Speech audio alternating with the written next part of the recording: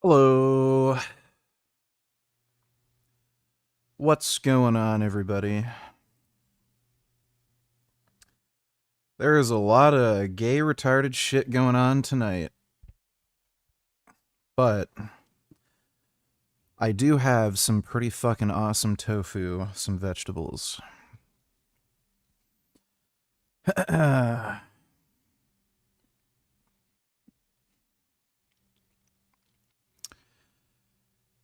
Yeah. So the Australian shooting is kind of fucking crazy. Father-son jihad. So it was a father and son who committed a mass shooting in Sydney, Australia. This was during a Jewish Hanukkah festival. So yeah, clearly Muslims who did it. Clearly also probably motivated by all the pro-Palestine horse shit. And as is typical, you know, they waited for a Jewish holiday to do some of the shit, sort of like the October 7th attack. Canada. Prime Minister Mark Carney posted his condolences on X, saying Canada stands with the people of Australia and Jewish people everywhere in sorrow. Conservative leader Pierre Poilievre says this attack is the result of... Fuck you. Fuck this piece of shit, Mark Carney. This guy is an anti-Semitic fuckwit. Mark Carney decided to give Palestinian statehood. This is after the October 7th attack.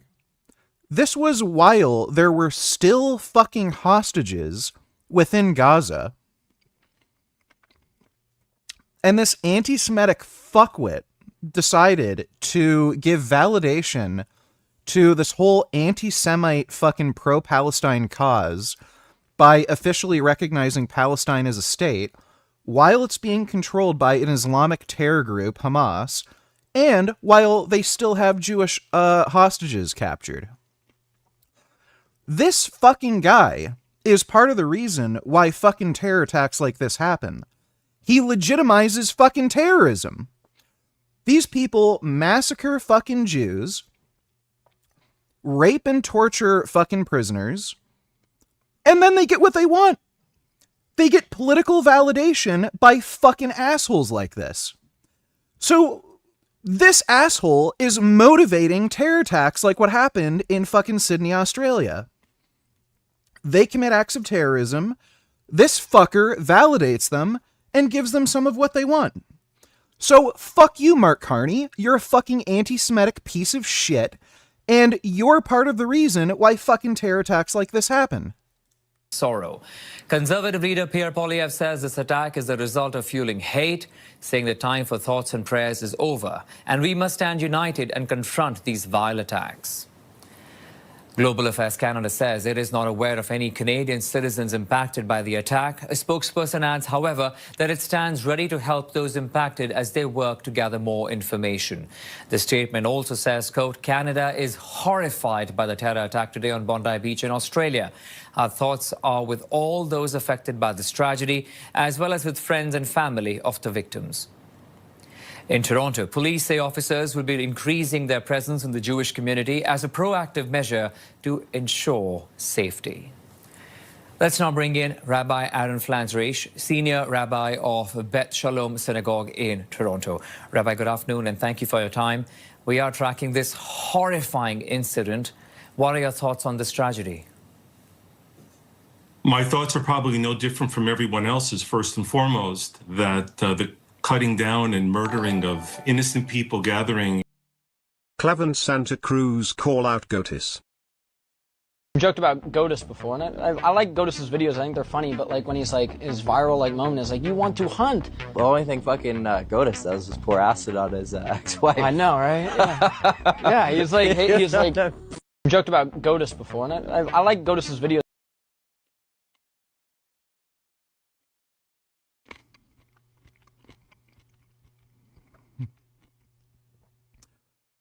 It's kind of weird to me that he'd talk about the GOTUS situation like this. Like, the guy knows that he tried to murder his ex-girlfriend and his son. First with a firebombing, and then secondly by pouring acid on her. And then, like, the first thing he says, well, I liked his videos. Like, imagine if somebody asked you about Hitler, and then you said, well, you know, I liked his speeches and the way he talked and how charismatic he was. And then you went on to say, but, you know, the whole Holocaust thing, like, yeah, that's really bad. It's just fucking strange. I don't know where, like, this guy is a literal fuckwit. Thanks for the donation, though, nigga. At a religious function with peace and joy, with the message of Hanukkah, that being of warmth and light, not only to the Jewish community, but really to the world as a whole, is horrifying and heartbreaking. What are you hearing from Jewish community members in Toronto today? What we're hearing from the community is a difficult conclusion, and that is, it is impossible to make a distinction between the anti-Zionistic rhetoric that we've seen in the city and in the country and anti-Semitic attacks. When you hear violent words, when you hear anger, and when you hear threats being spoken against Jewish people anywhere, be it if they live in Tel Aviv or if they live in Toronto, that the threat is real. And the attempt at trying to splice and dice that what happens there doesn't affect what happens to Jews. Oh, dude. Like, hopefully it doesn't happen and the police are able to get ahead of it before it does. But, it's only a matter of time until some fucking Muslim here tries to commit a mass shooting at, like, a synagogue or some Jewish event. There is rampant anti-Semitism within the Muslim community here. So, like, for one thing, like, we've all seen the pro-Palestine rallies. I did that whole video interviewing people at the pro-Palestine rally in Ottawa. They scheduled the event. They wanted to schedule the event on October 7th, but it fell on a weekday, so they just scheduled it for the weekend. They literally held it, like, they wanted to hold it on October 7th as a celebration of the October 7th attack. And, like, I interviewed the people there. None of them were against Hamas. They all said, oh, no, yeah, like, I support Hamas. They refused to condemn the October 7th attack. Like, these are the most vile, psychotic, anti-Semitic pieces of shit you can possibly fucking imagine. And there were hundreds of them there. Fucking hundreds.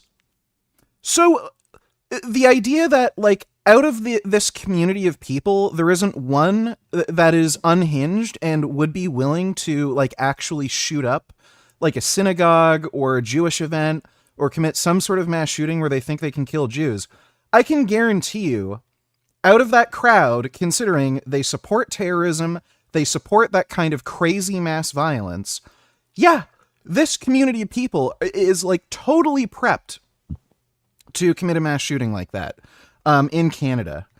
On top of that, in Toronto specifically, there's a lot of Muslim anti-Semites. There was a Muslim private school, think about a decade ago, that was found guilty of literally spreading Holocaust denial. It was a Muslim private school.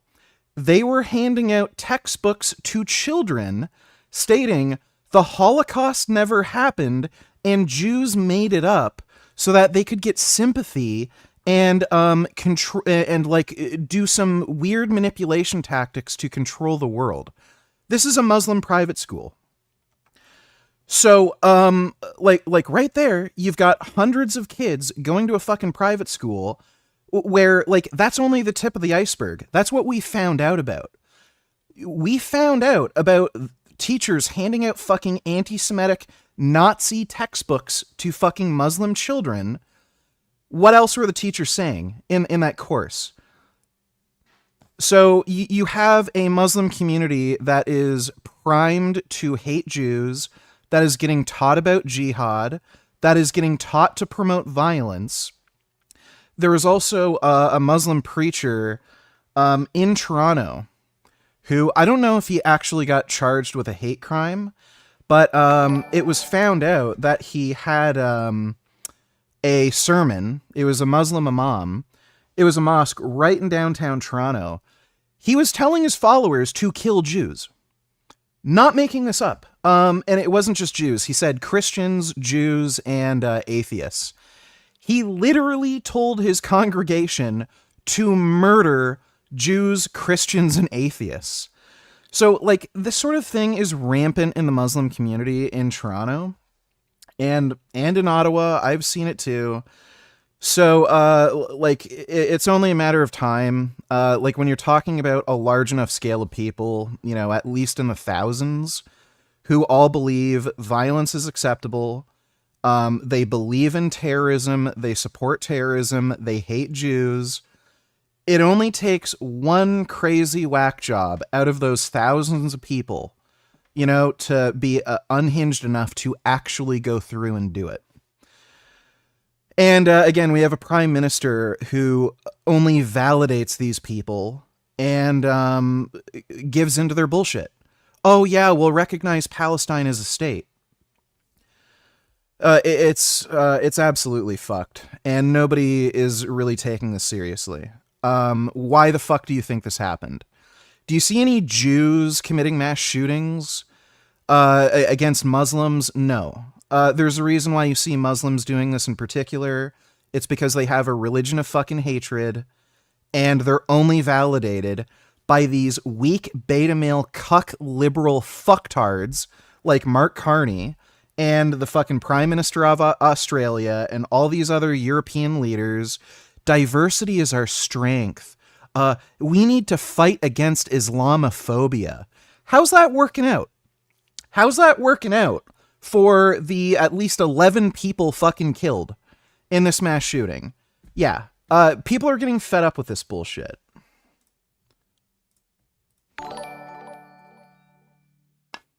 Clav versus Santa Cruz fight.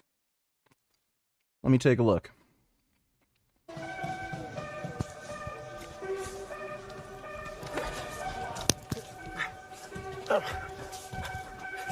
Does Clav actually do jiu-jitsu at all? Okay, it doesn't look like Clav actually does jiu-jitsu. Yeah, Santa Cruz is going easy on Clav.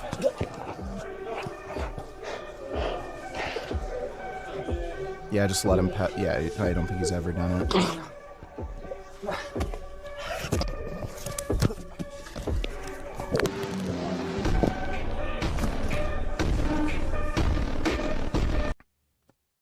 Yeah. Yeah, I don't think Clav's ever done jiu-jitsu. Thanks for the donation, nigga. Everywhere else in the world, and of our particular concern, of course, is the welfare of people in Canada. I think that it's a terrible slippery slope. Like we were saying, Rabbi, today is, of course, first day of Hanukkah. It is the festival of lights. How will it be different today in the light of this event at the synagogue? For us as a whole, the Jews, sadly, are very well schooled and experienced in learning how to celebrate and engage in light and happiness in the shadow of deep darkness. Of course, there'll be a significant and dark pall over everything that we will do this week. We will keep the losses in our hearts. We will support and think of the families who have lost their loved ones, who did nothing wrong other than being Jewish and being at a religious ceremony. But we will celebrate this holiday because it is a holiday not only of light, but it is one of courage. And there is no despair in the Jewish community. We are strong and we're unified, and we are deeply appreciative of the many, many Canadians of good heart and of good faith who support Jews wherever we are in the world. With anti-Semitism on the rise across the world, how would you like to see... The one shooter had a shotgun, the other shooter had a bolt-action rifle. a change come about? I'm trying... And it was a father-son duo who did it. to ask you what more needs to be done, because an incident happens, we get several reactions from leaders all across the globe, but unfortunately, maybe days or weeks later, a year later, we see it happen again and again. Vegangains vs Islam was one of the best videos you ever made, Emo. You ever plan on making videos like that again with your little costumes and characters? I found those videos helpful in showing friends that you are a rational and worth listening to. I am going to. I am going to again.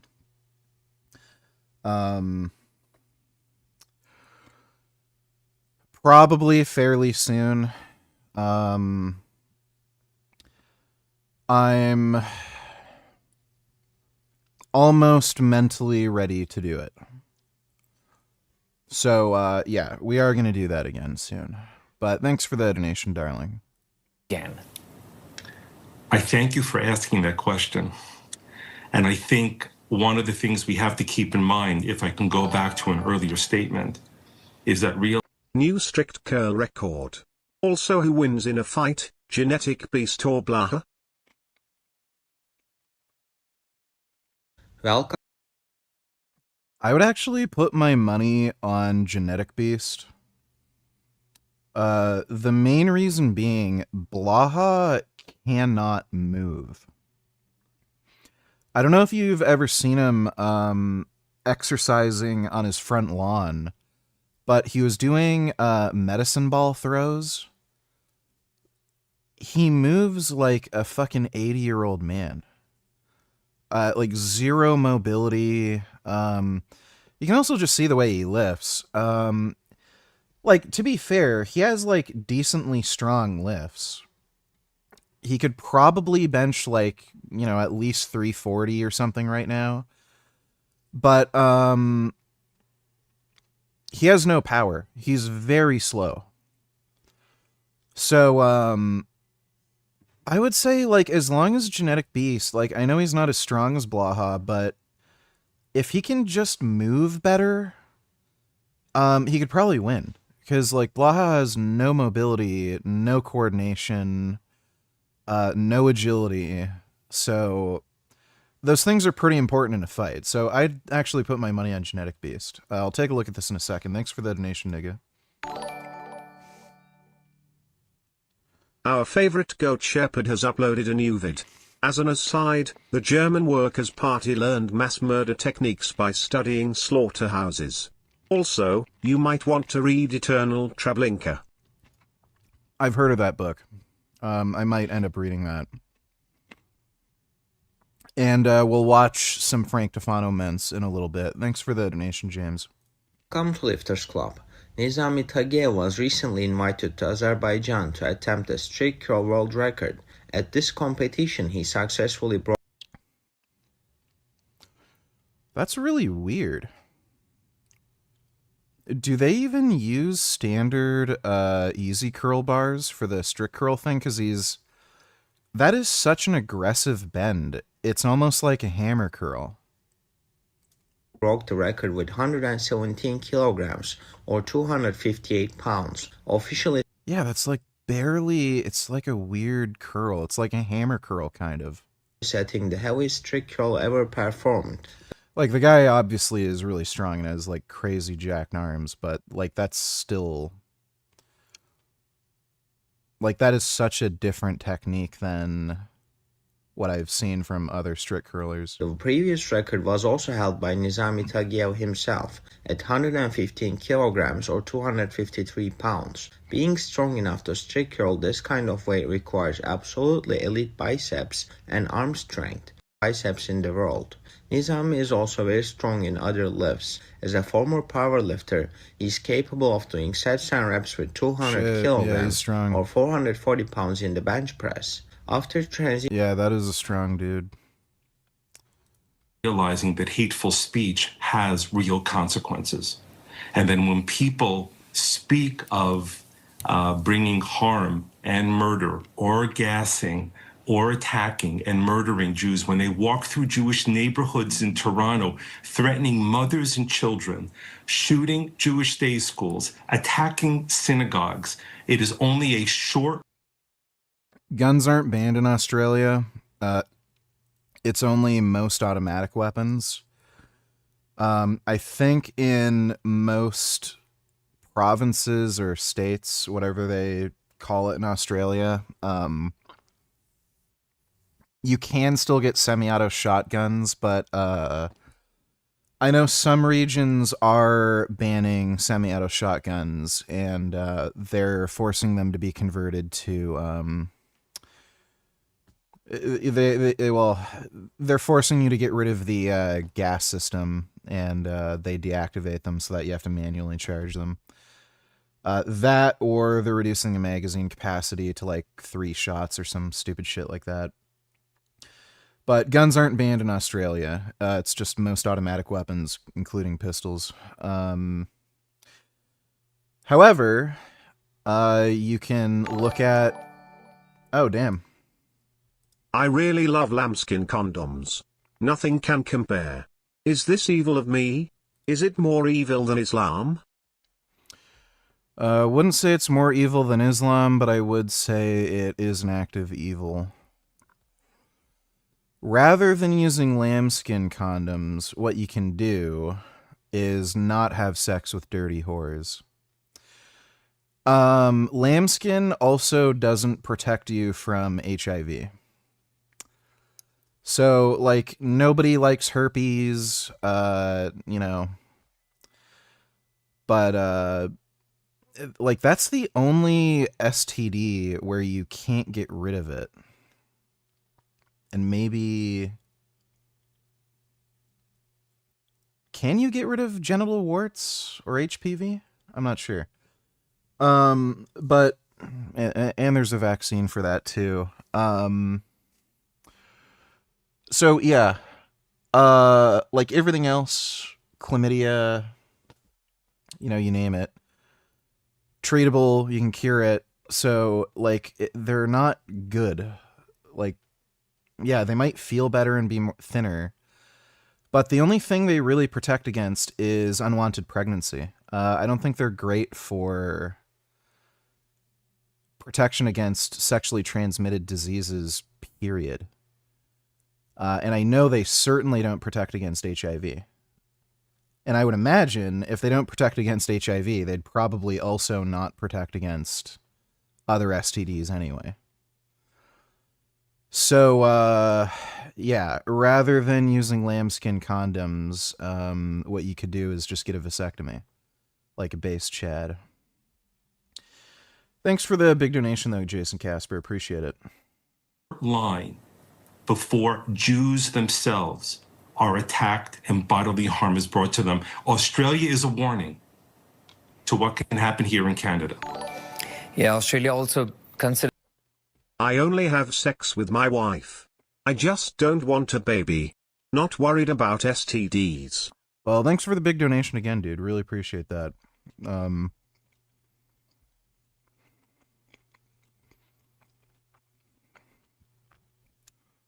Get a vasectomy.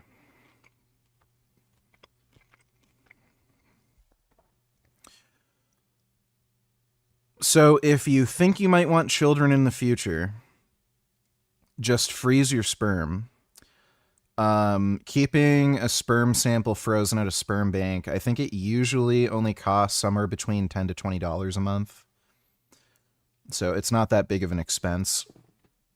And then you have a perfectly good sample that you can always use no matter what. And like as you get older, who knows what could happen? Your fertility could decrease just randomly. So probably just good anyway to have a sperm sample. And then once you got the vasectomy, you can come wherever the fuck you want. In the pussy, on the tits, on the face, on the mouth, in the ass, on the ass. Wherever, without a care in the world, and it's pretty fucking great. So I would recommend getting a vasectomy. They're pretty dope. Thanks for the donation again, though, Jason. Appreciate that. Ghost donated $2. I think this is the most retarded influencer on Instagram. Let me take a look. Well, his hair does suggest he is retarded. Be a hot take, and a lot of y'all might not agree with this, but I'm a firm believer, bro. If you're a gym rat in 2025, come on, bro. I feel like you should not be spending more than about 1 hour to hour and a half in the gym. I say 30 minutes to an hour, pretty much max, bro. Because it's like, bro, you can be buff as crap. You get what I'm saying? Spending 2-3 hours in the gym per day, but be completely broke in all other areas of life. You feel me? And I know a lot of people like that. They'll spend 2-3 hours in. I know a lot of people who spend 8 to 10 hours a day working a job, and they're broke. So, yeah. You can be broke lifting weights 2 to 3 hours a day, and you can be broke working 8 to 10 hours a day. Kind of all depends. So, chances are, if you have enough free time to train 2 to 3 hours a day and also, dedicate, other time and finances to like supplements, the food you're eating, gym clothes, steroids, good chance that you do not have any problems making enough money. Good chance. So this is just fucking stupid. In the gym, because I used to be one. I don't know if you can still tell, but I spend like 30 minutes to an hour every 2 days in the gym now. Yeah, we can tell you're not very big. And I make over 150K a month. But it's like, bro, the dudes who spend like 2 and 3 hours in the gym, it's like, he makes over 150K a month. I'm gonna guess that translates to 6,000 or 7,000 a month.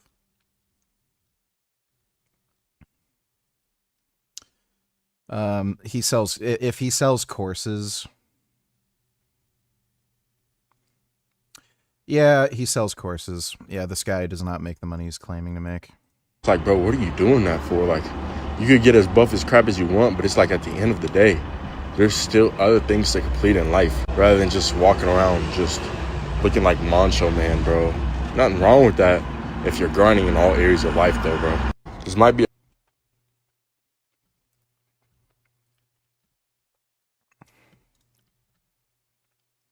Oh my god, I love your car. Oh, really? Yeah. Come here. Hello. Fake. That is a woman they hired or a friend of his. Hi. What's your name? I'm Matt. What's your name? Claire. There ain't no bitches who are going to tell you you have a nice car because you have a nice car. The only time women are going to compliment you for having a nice car is if they think you're attractive and they just want a way to talk to you and flatter you and go from there. So I wouldn't really focus too much on the car if you want to improve your attractiveness. There's also way easier ways to like get girls' attention with automobiles than spending a ridiculous amount of money on like a McLaren or Lamborghini.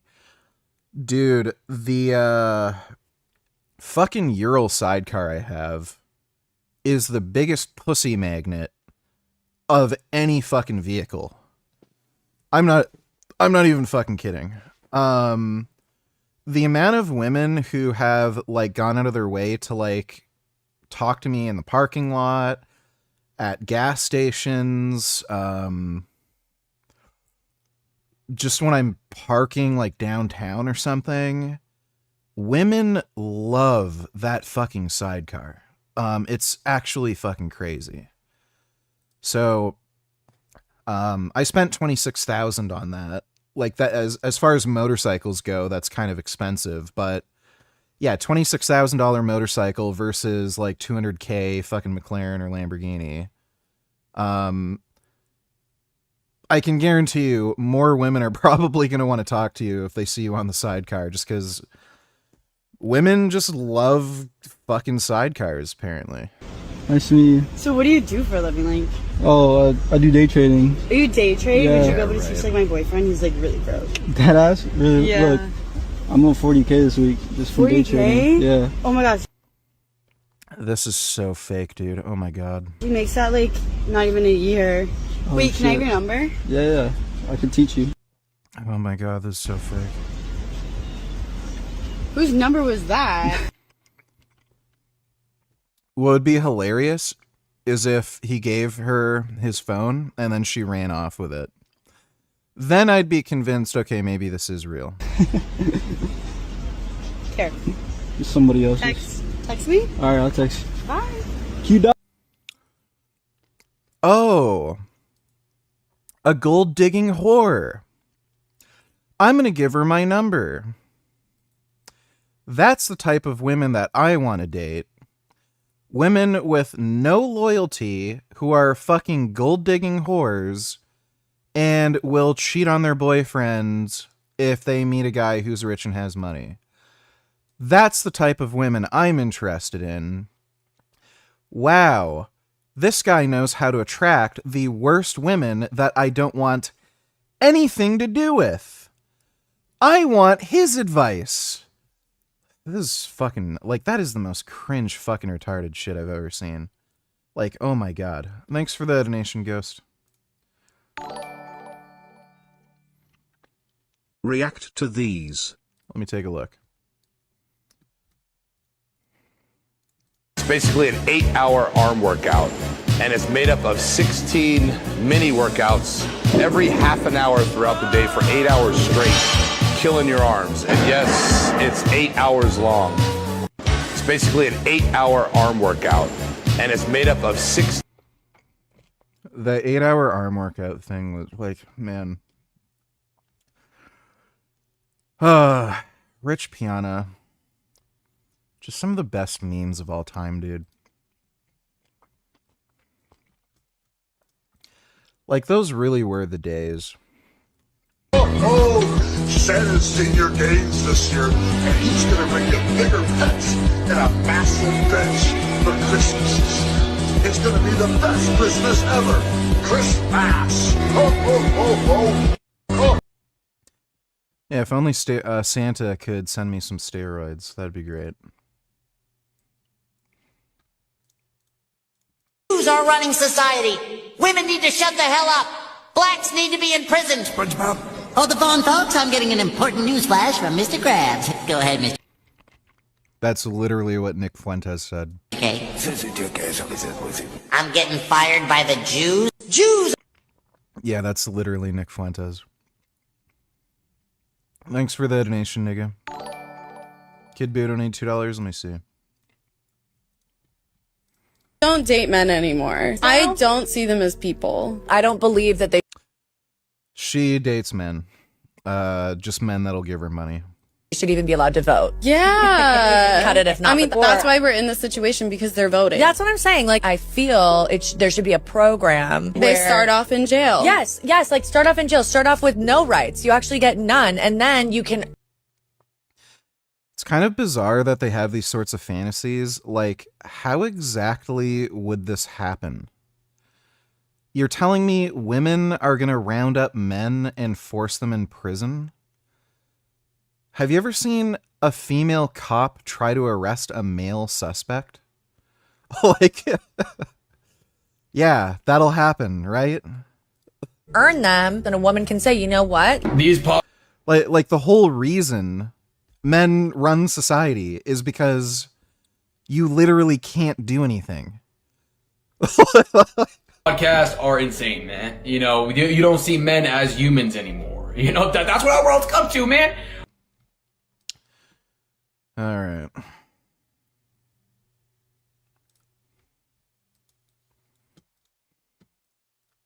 How do you write women so well? I think of a man, and I take away reason and accountability. That's actually how you write for female characters. What as good as it gets. I gotta watch that. That's actually hilarious. I'm gonna That's pretty fucking based. Thanks for the donation, Kid Boo. Is the 8-hour arm man juiced? Yes, he is. He also injected some kind of filler. Nobody knows exactly what it is, but it was like PMMA or silicon or something into his muscles as well to make them look really ridiculous. But yeah, he was also on steroids. Thanks for the donation, James. Considered as one of the safest countries, and mass shootings are extremely rare over there. My last plea to you, your message today, Rabbi. My message today is I share shock with everybody who's of good soul and good heart. I know that there are many people who have deep allegiances to the Jewish people and to the Jewish state in this country and throughout the world. And I want to tell them that there is no despair, there is no giving up, and we should maintain our hope in a better world and life for all of us, both here in Toronto and in Canada. And our Well, good luck with that. We have a prime minister that legitimizes terrorists, so we're not really going to get too far with that.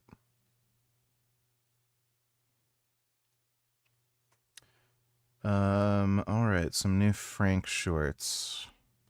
Which insurance company is the hardest to get money out of? State Farm. State Farm sucks. I actually had a friend who got into a pretty bad car accident, and I think he had State Farm. And he was surprised. They actually gave him all the money he wanted back for his car. Even some of the accessories he got. I think he spent like an extra 10 or 15K in accessories, and they even gave him money back for the accessories. Wish I knew this before my accident, and if a lawyer's calling them out, you know it's bad, because lawyers are the worst shill sellouts for big business. They're always trying to steal money from people, so if he's saying it... Dude, he's made like 5 videos about this specifically, and he keeps mentioning it in his like normal videos. He's really fucking butthurt that he didn't get the money back for his piece of shit car. With the frequency this guy gets into accidents, it seems like he did this intentionally, and he tries to scam insurance companies. You know it's the truth. Please, if you have State Farm auto insurance, switch immediately. My car was totaled 2 months ago. Still haven't been paid for it, and I had a home insurance claim where the underground electric line to my house failed, and they wouldn't pay to relocate the electric meter. They wouldn't help at all. So that's something like that doesn't even make any sense to me. That sounds like something the city would do for free. anything State Farm related, I've never been paid for. I've learned my lesson. Don't use State Farm insurance under any condition. They won't pay you for the most horrific things. The most horrific things you think you'll get help with, they won't pay you. How long have you only had one kidney? And she's like, I have 2 kidneys. He goes, no, you have 1 kidney. And then contacts the other 2. This is pretty obvious anti-Turkey propaganda.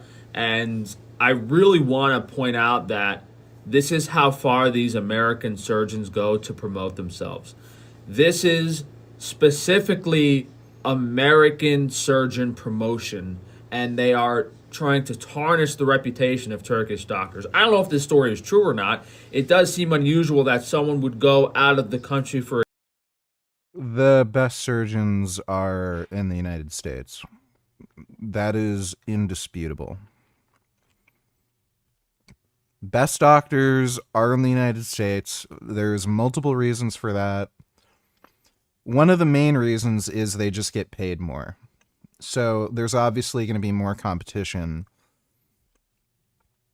to become a doctor for the money-making opportunities. And since only so many people can graduate, get into medical school, get their license, it's kind of like why the best fighters are in the UFC. So all the best people are obviously going to go to where the money is. Also, just the way the institution works and how it's governed, minimal corruption. So I do know of a lot of cosmetic surgery tourism to Turkey. And you can absolutely find really bad cosmetic surgeons in Turkey. Look what happened to Greg Doucette. He got the hair transplant in Turkey. If you want the best hair transplant you can get, you'd go to the United States. There's no reason to go to Turkey if you have an interest in getting the absolute best procedure you can get. The only reason why there's people going to Turkey for those hair transplants is because it's cheaper. And they want to save money. That's it. There's no other reason. And these people know. Dumbasses who are kind of brokey go to Turkey to save money on hair transplants. So you see a lot of these surgeons, they have these big social media campaigns, and they'll invite people over with big social media followings like Greg to go to Turkey, and they'll say, oh, we'll do it for you for free, just if you promote our stuff and make like a couple videos. And then they end up having a horrible fucking procedure from it. Greg's, like, his hair transplant was fucking botched. So, no, Turkish doctors are not as good. Again, for a variety of reasons. They don't make as much money. And because it's Turkey, there's just, there's more corruption and everything like that. And yeah, you're just more likely to get fucked over. For a gastric bypass. And, what kind of shady, cheap clinic are you going to that they're going to steal your kidney? And more significantly, you would probably notice your kidney was missing if these girls were so important about their appearance. Like the scars on the kidney removal, they would feel really strange. Like, getting a kidney removed is a really intense surgery. So the story kind of does. If you got a kidney removed, you know you got a kidney removed. Doesn't add up, and it seems like BS. Yeah, it's a stupid story. I have a very unique, objective experience of infraorbital implants that I don't think anyone else has. Because I've actually had orbital implants put in and then removed. So it's not, playing guessing games on whether I look better with or without them.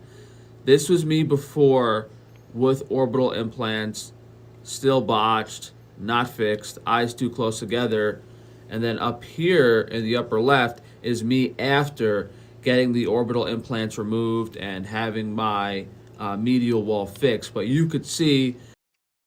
To be fair, he does look better. Especially when he had those like weird cheek implants. He looked really fucked up. That widening my cheeks, widening my face, made my eyes look way too close together, and that I actually look better without the infraorbital implants, despite having hollow cheeks and people saying, oh yeah, no brainer, you should get infraorbital implants. So I don't know if I just needed smaller implants, but I look way better without them regardless. I have a very unique objective. We get fresh beef in every week on Frankie's Free Range Meat, but depending on the breed of the cow, how rich the pastures are, we don't always see as much high quality fat as this. This is from a Jersey cow, and they tend to show the carotenoids in their fat. So the yellow color is not necessarily due to the cow being grass fed. It has more to do with the breed of cattle. That is fucking gross. Because Holstein and Angus, a lot of the time, they do not show as deep of a carotenoid color in their fat, regardless of the diet they've been on. So I would say this is a decently high quality. You can tell it's, a rich yellow fat, and you do have some larger pieces here, but you can also see that, there are some thinner pieces. That's mainly because of how we trimmed it, but decently average fatty cow. Yeah. Well, that's these. Gross. That is fucking gross. Alright, this is some fucking insane footage. Two gunmen were seen firing from a bridge towards people on the beach, and they used several types of guns. When did Frank get his first surgery? I feel for the animals. Was it 2 years ago now? I feel like it's been about 2 years. It's been a little while. And yeah. It's really sad that some cross-eyed retarded fuck is killing all these fucking animals. Thanks for the donation, James. Let's just watch some of the footage that Sky News has obtained. This is crazy that somebody was willing to film this from this close. Ghost donated $2. Bro looks like he's never lifted weights a day in his life. To expose the dark side of getting rich at such a young age, and it's literally what no one talks about, bro. I'm 21 years old. You know, I'm wearing one of my dream watches. I live in a resort style high-rise. If you're rich at 21, there's only two possibilities. You made the most dumb luck, retarded investment imaginable, where you had $500, you put it into some worthless cryptocurrency, and then the cryptocurrency exploded, and it's 1,000 times higher than what it was when you bought it. Only other possibility is your parents are rich and they give you money. Like, that is just not anywhere near enough fucking time to generate wealth. No one's building a fucking business. And, you know, all this fucking shit, like, oh, I'm a business guru in financial investments and blah, blah, blah. You're not doing that at 21 and becoming a millionaire. It's just nowhere near enough time to generate wealth. Rise here in Brooklyn, Miami. I escaped my hometown, what some people would say. I'm living my dream life, bro. I retired my girlfriend. You know, it's enough credibility. Oh. He thinks that's a brag. You're 21 and you gave a fucking bitch you've only known for a few months money? Like, wow, okay, so you're a fucking beta male simp and a fucking retard. Jeez, like, is that your first girlfriend, buddy, and you gave her fucking money? You're not even fucking married? And you're just throwing your money away for some dumb bitch who's probably gonna leave you eventually? Wow. Oh my god. He actually thought that was a brag. What a fucking loser. Fucking beta male. For now, no one ever talks about the sacrifice that it actually took for me to get here. And that's the reason that not everyone is in my position, bro. I had so many nights where I would sacrifice to get here. You're 21. You didn't have to do shit. This guy's fucking lying.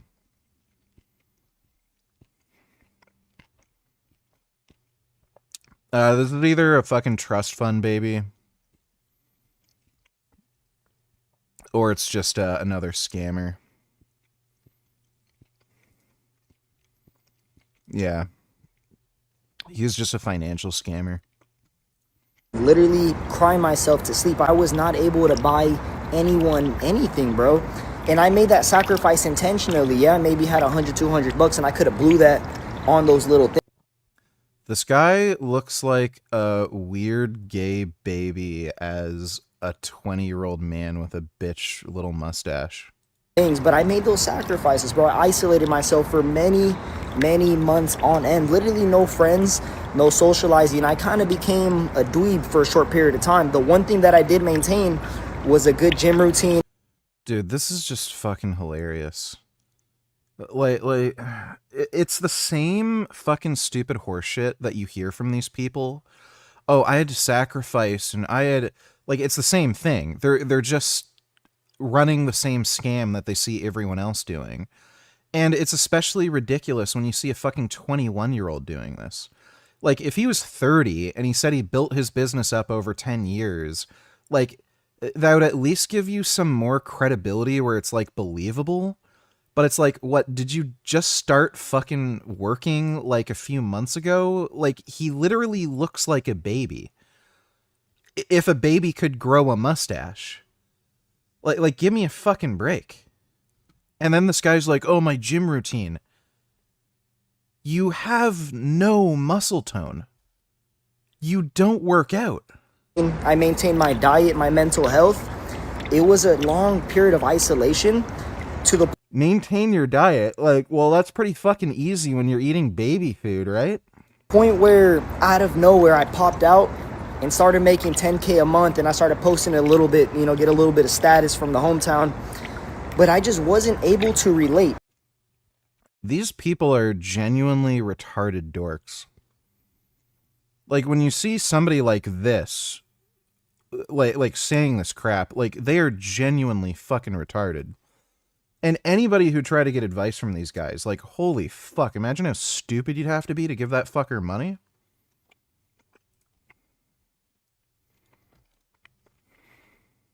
Young and rich is like one of the weirdest things, bro.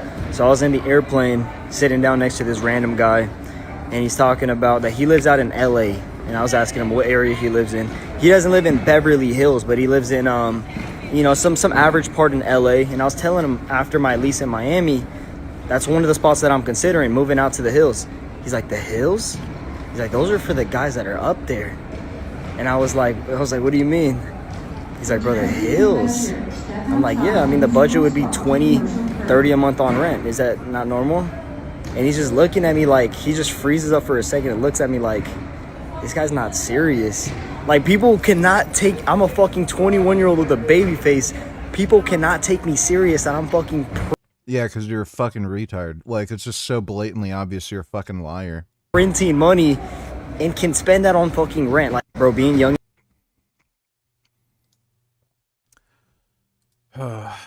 Yeah.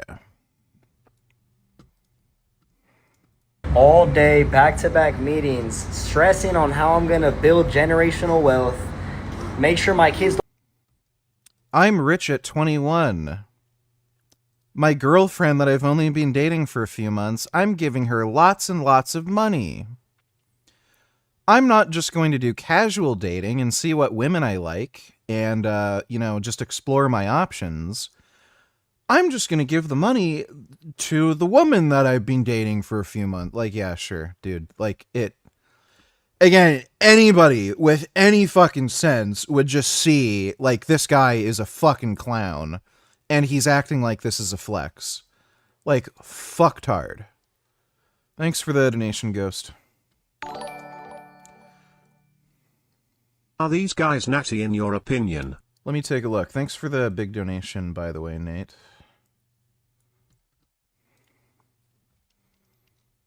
This guy is definitely not. No chance in hell. Yeah, absolutely not.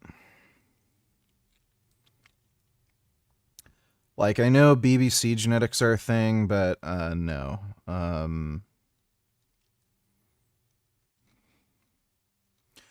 There's footage of this guy, like, benching 4 plates on the incline, then that's just a dead giveaway.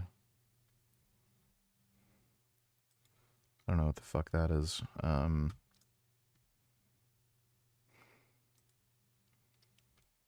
1, 2, 3, 4, 5. I mean, presumably, if he actually knew how to bench properly, he probably could have lifted that. Like, he's actually legitimately benching close to 500. Like, that's when it's like, yeah. You're talking about, like, 0.01% of natties who could do that.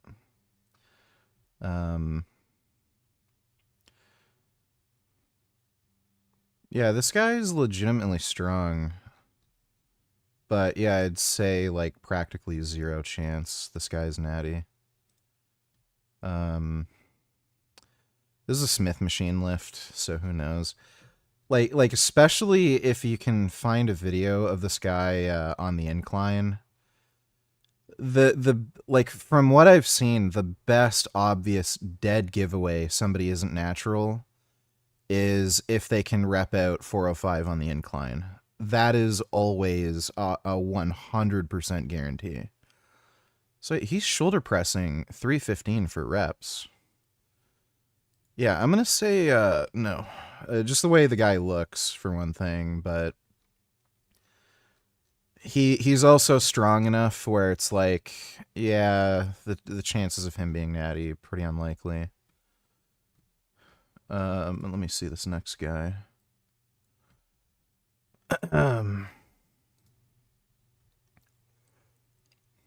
From the way this guy looks, it's a little more believable that he could be natty. I'd just have to see his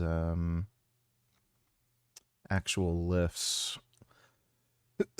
200 kilos. That's definitely doable as a natural. Like, I've gotten close to 200 kilos. I think I did 186. What's his total? 17.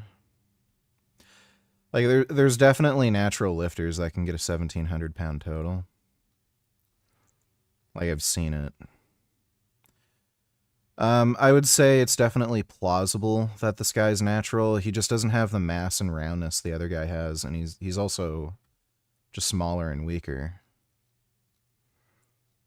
But yeah, I'd just say it's definitely much more plausible that this guy's natural. Just like he's either a very genetically gifted natural lifter or yeah, like he's on steroids, but more plausible. Thanks for the donation though, Nate. Here's some more. Let me see. Clive, my girlfriend's going to ASU next year. Well, if she's going to ASU next year, you know what you could do? You know what you could do, chat, to one-up your girlfriend who's going to ASU? Instead of waiting for her to get f***ed by a black guy, you could f*** a black guy yourself. You know? That's how you get one up on your girlfriend. That's real advice. Real advice before she does it to you. Or you could just fuck a black dude together.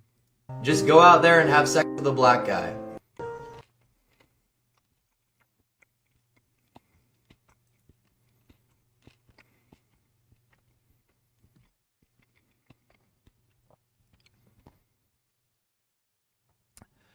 I've had this happen once on my OnlyFans. It was a really weird message. I don't know who sent it, but he said he's a big YouTuber. And he's made videos about me. And he said he secretly had like a crush on me. This guy was married, and he wanted me to fuck him and his wife. Obviously, I didn't do it, because I don't want to fuck a dude. But I've always been curious who that was. Apparently, this guy is a closeted homosexual. Or at least won't, like, say it publicly. Like, I'm sure his wife knows if he's hooking up with dudes with his wife. But yeah, I've always been curious who that was. He said he was a big YouTuber, and he's made videos about me. Complaining about me. So that was strange.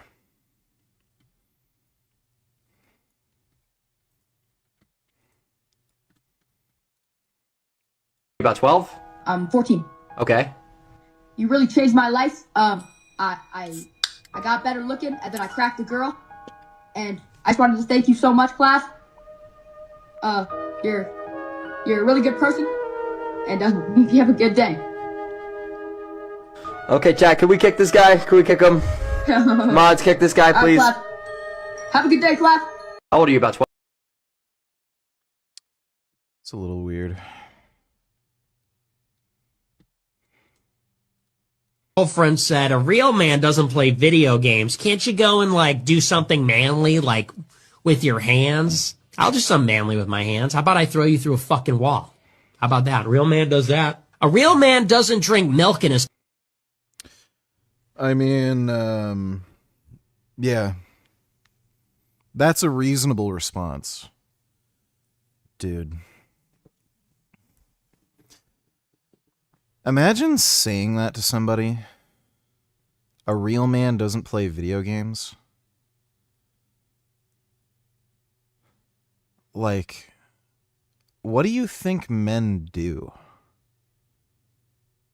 Like, dudes kind of do, like, everything. We watch movies, play video games, read comic books, work on cars, build stuff, you know, like play with model kits, drive RC cars. Women don't do fucking anything but fucking complain. So I guess I'd be fulfilling my role as a man by doing whatever the fuck it is I'm interested in, and you're being a fucking bitch by being a bitch. So, what the fuck do you know? Coffee. How about a real man's gonna fucking break a coffee cup over your stupid bitch face? What do you think about that? Girlfriend said a real man.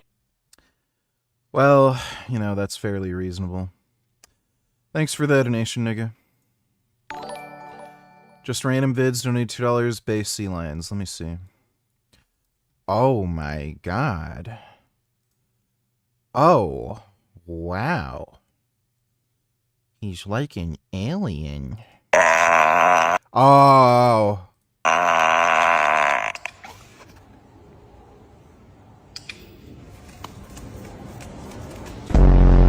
Oh my god.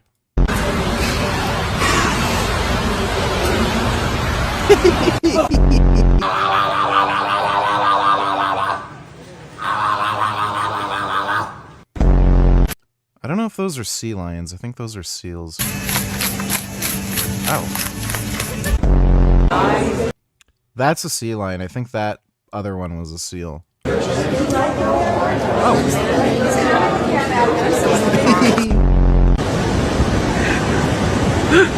Is that drool coming from his mouth? Some of these aren't sea lions. Some of these are seals. That's a sea lion. Oh my god, he's so person.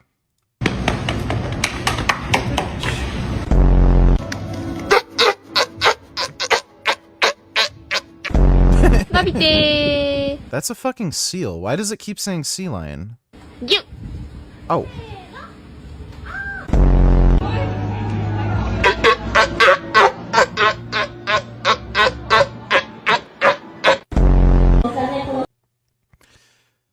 You know, it'd be really cool if you, like, had a magical power where you could be friends with any animal. That'd be so sick to just go to a bunch of sea lions and just chill and hang out. Oh my goodness. Well, those are some pretty amazing animals. Base Ricky B. What we're gonna do is make retard great again. Not just for the United States, but the whole entire world. I'm on a mission to make retard great again. Oh look, I'm a fan, slow down. Yes, yes, let's go Canada. Let's make retard great again. Is Ricky Barwick Canadian? I didn't know that. Yes. So what we're... I didn't know Ricky was Canadian. Where's he at? Huh. I guess that explains why he's funny. There's a lot of funny Canadians. Base Puerto Ricans. Let me see. Right, this is America. If you hate this country, get the fuck out. All right, get the fuck out. What, you want me to be nice about it? I ain't gonna be nice about it. They're not nice about it. 24 years ago, they took the World Trade Center down. All right? They were jumping for joy in Palestine. They were giving out candy and they were happy about it. And now they're parading our city with fucking... Well, dude, there's so many people who were born after 9/11 and far enough after where they, like, it's not, you know, it's like, it's sort of like telling somebody about Vietnam who was born, like, in my era, right? Like, it's just, it doesn't really compute. So, yeah, there's a lot of, like, dumb young people who just don't really register 9/11 as a thing.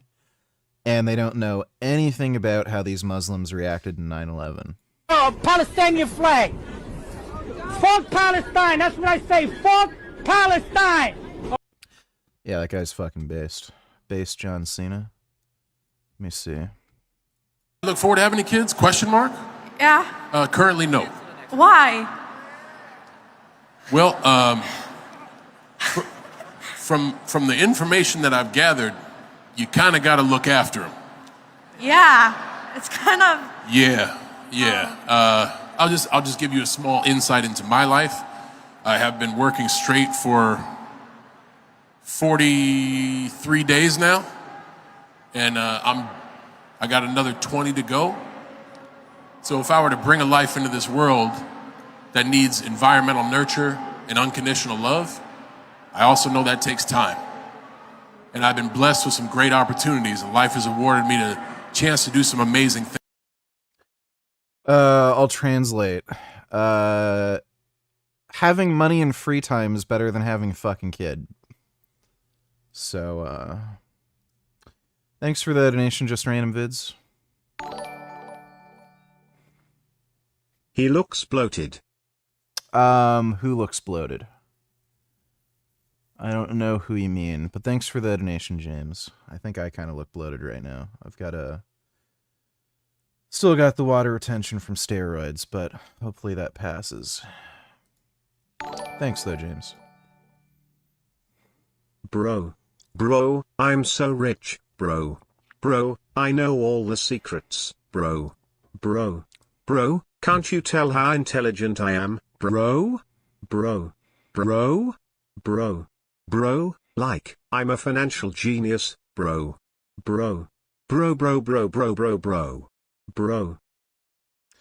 Apparently if you say that enough, some dumbasses will believe you and give you money. Thanks for the donation though, Tyler. Nero donated $2. Has your hairline changed at all since starting steroids, thinking about getting on the juice? No. I've had absolutely no hair shedding. I've also tried Masteron for the last few weeks. I don't think it's been quite a month yet. I think it's maybe been 2.5 weeks since I've tried Masteron. I didn't have any hair shedding.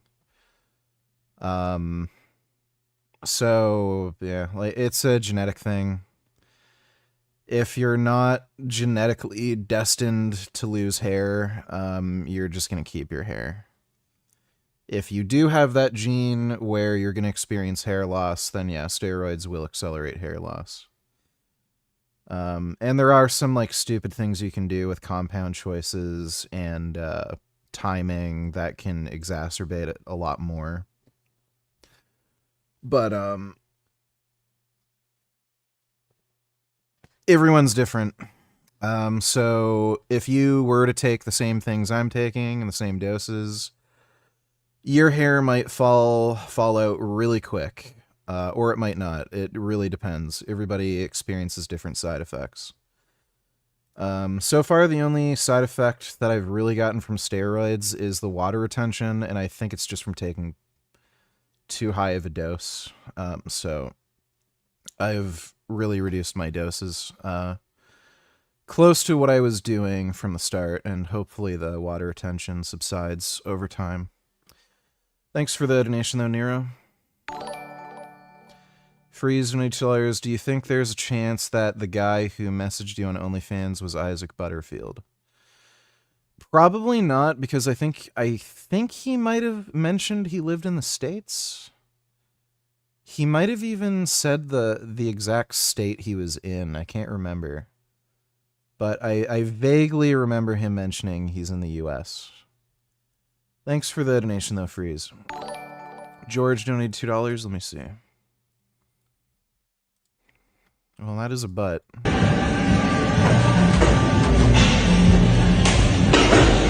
Ugh. Oh. Yeah, that's not good. Oh boy. A lot of the time, those sorts of breaks don't really hurt for some reason. Sometimes they do, but I've seen a lot of arm wrestlers break their arm that way, and I've heard it doesn't hurt that much sometimes. Looks like she's got a little bit of an owie, but yeah.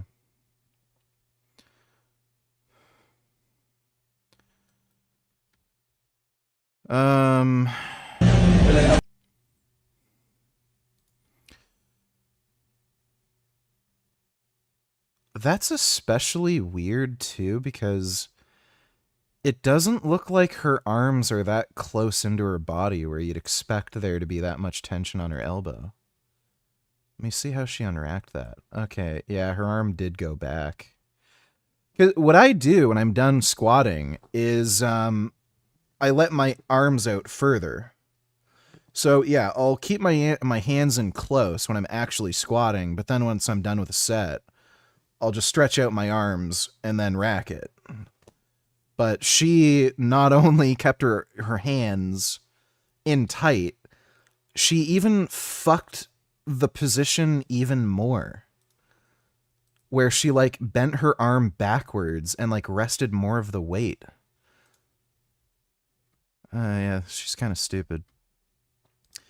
That's a bad one though. Thanks for the donation, George. This guy analyzes iShowSpeed's vertical jump performance. The newest episode of Speed Goes Pro has him testing his running vertical jump with Kevin Durant, and the results are bad, but good at the same time. When Speed tested a 40-inch standing vertical with Tom Brady, the numbers just didn't quite add up to me. But what about his running vertical jump? In the episode, they actually measured him at 5 feet 10.5 inches, but he was wearing shoes and it looks like the ruler was just sitting on top of his hair, so I still think his standing reach would make sense at around 7 feet 6 inches, but here's where it gets really interesting. One of the first jumps you see Speed do is apparently a 36-inch vertical. Right now I'm at a 36. I know from experience, touching 10 feet 6 inches gives you the height you need to just start dunking. Based on the shot and Speed saying he jumped 36 inches, that would mean that the top tab in this clip is about 10 feet 6 or 10 feet 7 inches. But of course Speed didn't stop there. He ended up testing a 41 3/4 inch vertical. But that's the part that really doesn't make sense to me. If you've used a Vertec before, the device Speed's using to measure his vertical in these clips, what you can measure only goes up by 1/2 inch every time, not 1/4 inch. If Speed's vertical is really 42 inches, that means he's touching 11 feet. People who touch 11 feet can usually dunk pretty easily. You're getting high enough above the rim where you don't even need great technique to be able to finish the dunk. Obviously Speed's a great athlete, and I think this measurement makes a little more sense for his running vertical, but what do you guys think? The newest There's a lot of problems with those vertical leap test things. I saw a big thing on like it was like a mini documentary on it. Apparently they actually have a new tool to measure true vertical leaps.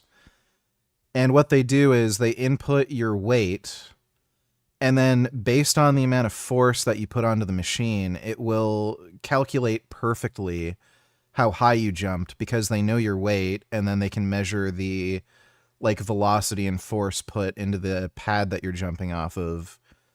And then they use a calculation to determine your vertical leap. And apparently those things they use massively overestimate vertical leap, and people also they cheese the system where like you're supposed to reach up and like they tell you to reach as high as you can so we know like what your arm span is, and then they'll like fake it and not reach quite as high. So. But you know, like you're always going to see like weird discrepancies with things like that. 36-inch standing vertical is pretty good. And yeah, if he's getting over 40 with a moving vertical, that's still quite good. So he is like a good athlete. Thanks for the donation though, Poopy Dick. Appreciate it. Is there more, Frank? That new food looks disgusting.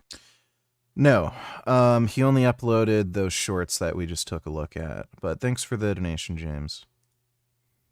And yes, I don't think that was food. I think that was the cuts of meat from, or cuts of fat that they trimmed off. Thanks, James. Ghost Only Chillers, where were you originally? Heard the news about 9/11. What was it like? I was in school, elementary school. I think I was in grade 5 at the time. And yeah, they took us out of class to watch the news. It was pretty crazy. Like, huge terror attacks like that don't really ever happen. So it was pretty crazy news, especially like right in downtown New York. Thanks for the donation though, Ghost. How do you go about avoiding nerves/veins/bones when injecting? Do you just go for the most muscular area of an injection site and hope for the best? Slightly hit a nerve today when going for my rear delt, and it felt gross. Also, do you take HGH sub-Q ever? I've done sub-Q and intramuscular, and I started off taking it sub-Q.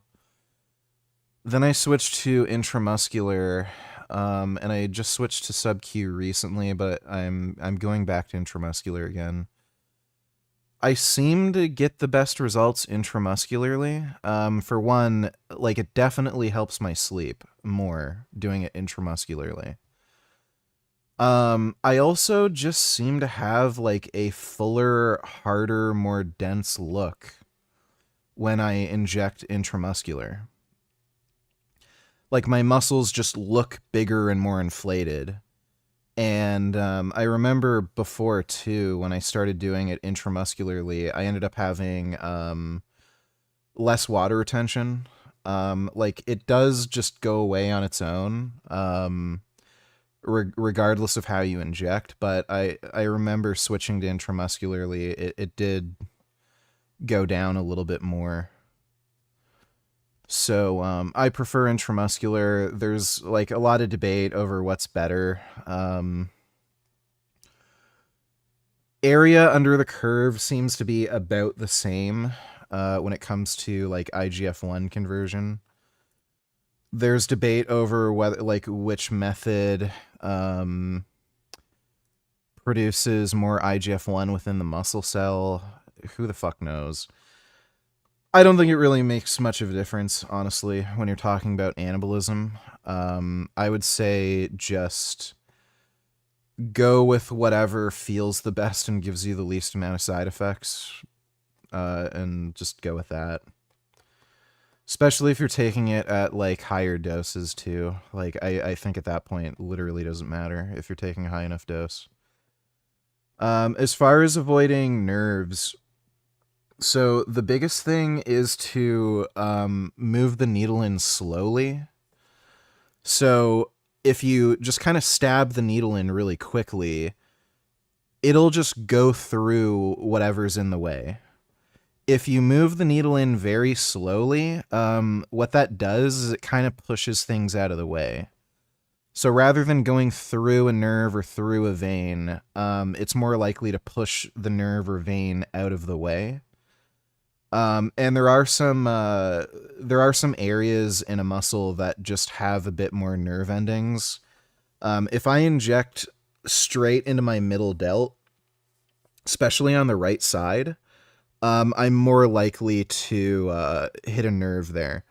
If I go a little up or a little low, I'm less likely to hit a nerve, and front and rear are the least sensitive. So, like, you'll kind of find spots where you just have more nerves that are harder to avoid. Aside from that, like, there's the recommended injection spot on your glute. The big risk with glute injections is hitting the sciatic nerve. If you're using a 1-inch needle, it's pretty fucking unlikely. And I'm also using 30 gauge needles, so it's, again, pretty fucking unlikely that you're gonna hit the sciatic. If you're using like a 20 gauge needle that's a 1.5 inches, that's a bit more likely. But I found, like, glute injections are pretty easy for just avoiding nerves. And it's pretty much impossible to hit a bone. You'd have to be, like, anorexic. Thanks for the donation, though, Gummy Gum. Appreciate it. Hope that helps. Lost and Found on H-Tellers, can you react to this, or is it too boring? You're really fit, like... Thank you. Yeah, that is far too boring and stupid. I don't care enough. Not gonna watch that. Thanks for the donation, though, dude. So this guy had a shotgun, and it looks like a semi-auto shotgun. And given the rate of speed at which he was shooting this, that seems to be a working semi-auto, not one of those like deactivated ones that has the gas system removed. I think anyway. This was one of the weirdest things I saw from the footage. There's like random dudes just standing there as this guy is shooting, and they're very close. Like, this was really bizarre. Oh my god, get down, boys, get down. Oh my god. And there he's reloading the shotgun, taking shells off of his pouch.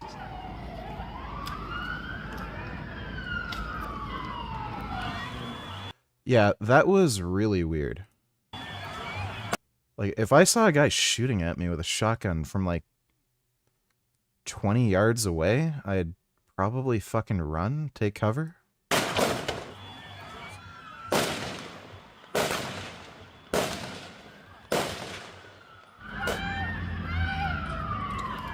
Yeah, dude, they got so close to these shooters. So this guy had a bolt-action rifle.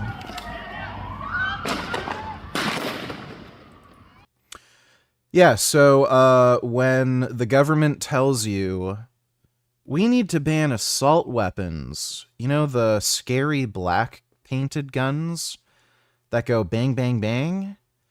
If we only had, like, bolt-action rifles, no one would ever get hurt, ever. Ask the people who got shot by this guy what they think of that. You know, at least the ones who lived. You can't ask the ones he actually killed, can you? So, according to police, 29 injured. As of reporting a few hours ago, they said 11 were killed. I think it might be up to 13. I saw some reporting recently in the last like hour that said it was 13 who died. New Larry Wheels video. Let me take a look. Oh yeah, he was arm wrestling Smaev. We'll take a look at that a little later. Thanks for the donation, nigga.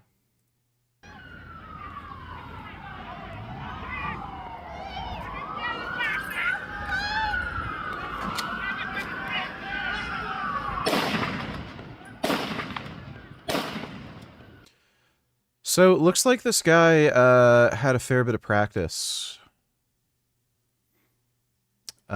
He's shooting that pretty proficiently. Didn't look like he was deliberately aiming so well there, but he's shooting pretty quick. No, looks like he's actually aiming. Yeah, he's seems to be a pretty proficient shot where he was practicing. Like, we're gonna learn more about who these shooters are. It wouldn't surprise me if these are Syrian refugees.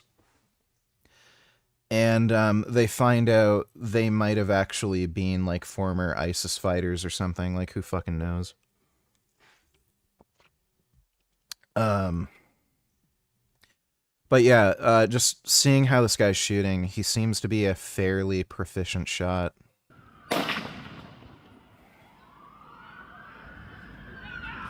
Like, those are pretty quick successive shots with a bolt action.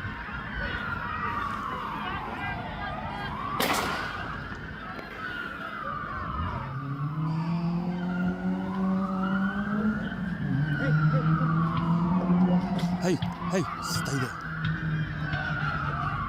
Stay. You're okay, stay. I don't know if it's a live weapon or not. Islam's the religion of peace, everybody. Just because 98% of worldwide terror attacks are committed by Muslims, that doesn't mean the religion of Islam is inherently violent. So, diversity is our strength. If you're gonna fucking say that Muslims are violent and they're a threat to Western society, you're Islamophobic. Okay? So, yeah, that happened. Good job, Australia. Last night I announced that I had determined that it was a terrorist activity and made a declaration as such as 9:36 p.m.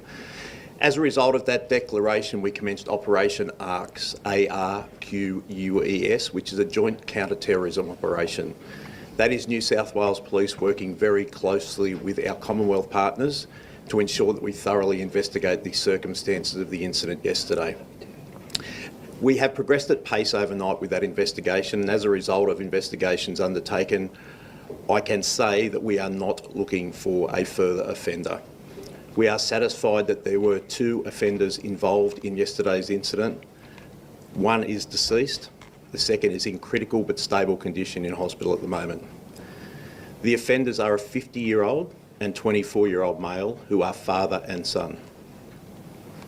The 50-year-old is deceased. The 24-year-old is currently in hospital at the moment.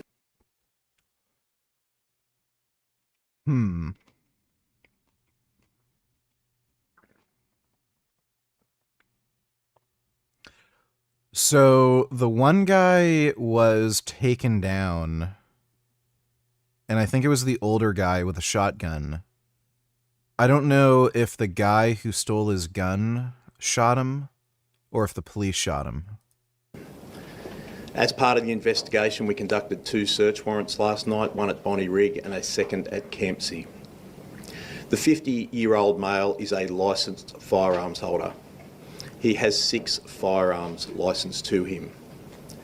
We are satisfied that we have 6 firearms from the scene yesterday, but also as a result of the search warrant at the Campsie address. Ballistics and forensic investigation will determine this morning that those 6 firearms are the 6 that were licensed to that man, but also that they were used in the offence yesterday at Bondi. We will continue to investigate this matter thoroughly. It's important for the community to have the reassurance that New South Wales Police, working with our Commonwealth partners, will not stop until we understand the reasons behind this senseless incident and take any available action that we need.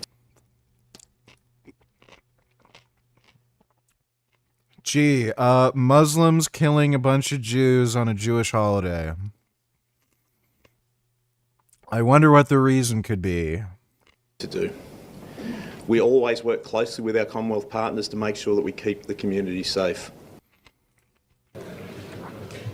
On August 17th, about 4 months ago, I sent Prime Minister Albanese of Australia a letter in which I gave him warning that the Australian government's policy was promoting and encouraging anti-Semitism in Australia.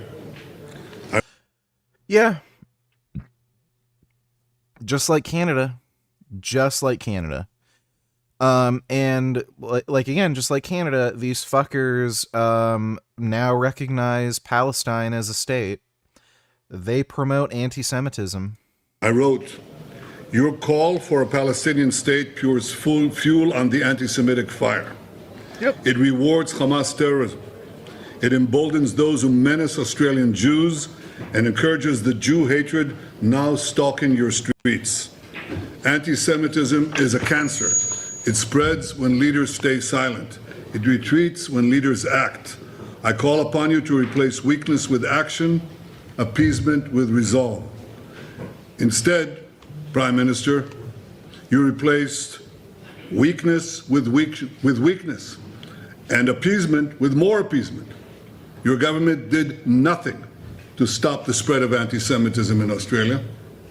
You did nothing to curb the cancer cells that were growing inside your country. You took no action. You let the disease spread. And the result is the horrific attacks on Jews we saw today. We saw an action of a brave man, turns out a Muslim brave man, and I salute him, that stopped one of these terrorists from killing innocent Jews.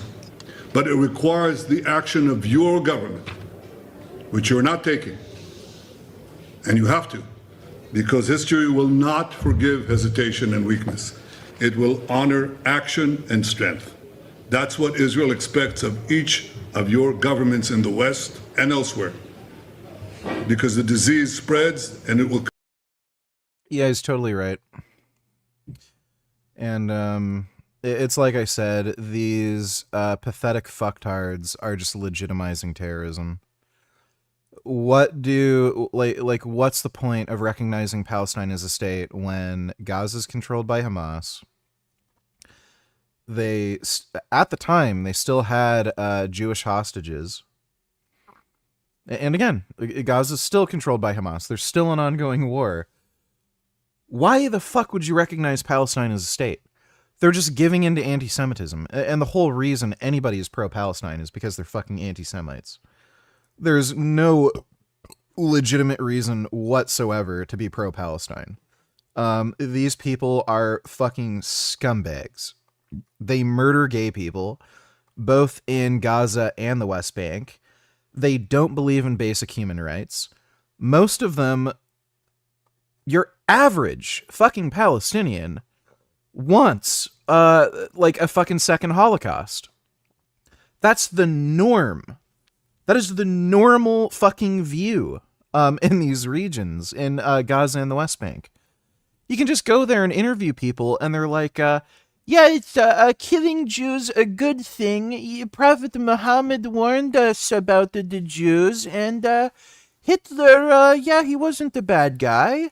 Like this is the type of shit you hear from these fucking psycho whack jobs. And again, they just hate non-Muslims and the West, period. Like, these are the same people who laughed and cheered and were throwing parties after the fucking 9/11 attack happened. Like, they're just the most vile fucking scumbag pieces of fucking trash. And these fucktards on these college campuses are all fucking free Palestine, free Palestine. They literally celebrated a fucking terror attack against your fucking country. And you're on their side? Like again, the only fucking reason the pro-Palestine movement exists is not because they actually believe Palestinians are oppressed or some shit. It's because they fucking hate Jews. And what do these fucking liberal cucks do? They support anti-Semitism. Oh, you anti-Semites want Palestine to be recognized as a state? Well, there you go. It's fucking retarded. Like, our prime minister is a fucking piece of shit, pathetic fucking joke. Hate that motherfucker. Hope he takes a fucking hockey puck to the fucking teeth. Extraordinary events unfold on Bondi Beach in Sydney today. One of the worst terror attacks in Australian history.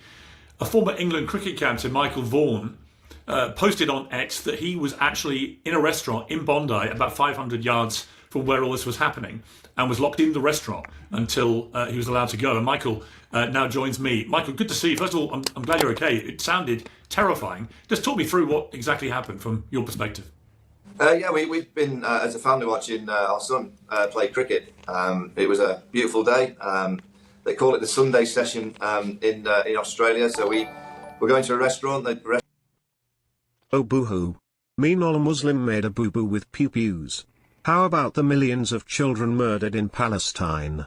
You Zios have more blood on your hands than we do.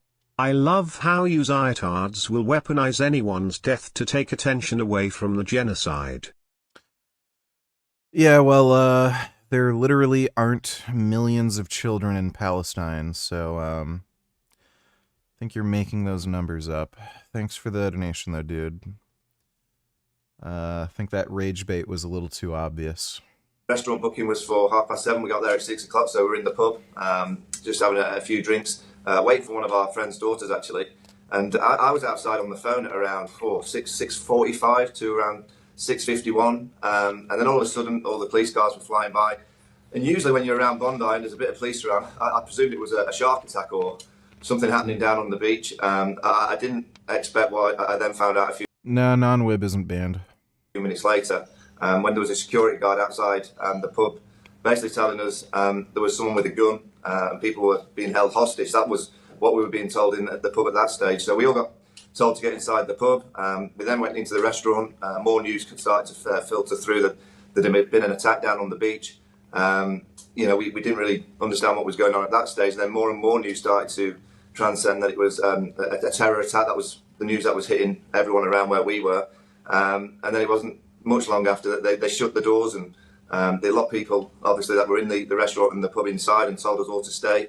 And we didn't really know what was going on. Then there was more news came that there was so much happening on social media that they said that there was more attacks going on around Sydney and around the city, which thankfully wasn't proven to be the case. But I say instead of free Palestine, let's nuke Palestine instead. Yeah, that would be preferable. Thanks for the donation, Dodo. For a period, we didn't have a clue really what was going on, and we were just locked inside this restaurant. And which restaurant was it? It was Totti's. I was in the pub, the Royal. You've been out here, Piers. The Sunday session is particularly when the sun shines. It's so busy everywhere in Australia on a day like it was, and to see so many, it was the young people that was in the pub, and everyone was on the phones, and people were shouting out. We did hear a few screams of people running up from the beach, and we didn't really know what had gone on. So for that, particularly when the security guards started to say get inside, and one security guard gave the kind of the look of a gun, and not in his hand, but in his hand, in terms of he was trying to tell everyone there's guns around. We didn't have a clue how many people were involved. So for a period and for quite an hour or two, we were all up in arms in terms of what was happening and how. Obviously, it's an awful, tragic event that's happened on Bondi Beach, but for a period we thought it was going to be even more because all the messaging, particularly on social media, there were so many people posting that there was more attacks and there was more people involved. We didn't quite understand what was happening. How far was the place that you were in, Totti's, from where you eventually discovered that the shooting was happening? Oh, I think 500 or 600 yards. We're close, and there was so many police, as you've seen on the television, and then the helicopters were above, and there was more than one.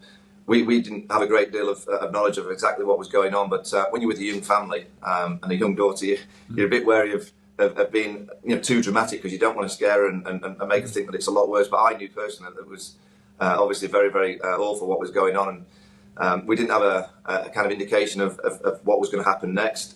When you see security guards kind of pushing people back into the pub and the doors getting locked, you do start to where I've been at home when there's been terror attacks around the world and in the UK, and I watch it on the television, and to be so close to one and to seriously, be in a position where... why do these SJWs hate Jews so much? What did Jews ever do to piss them off so much?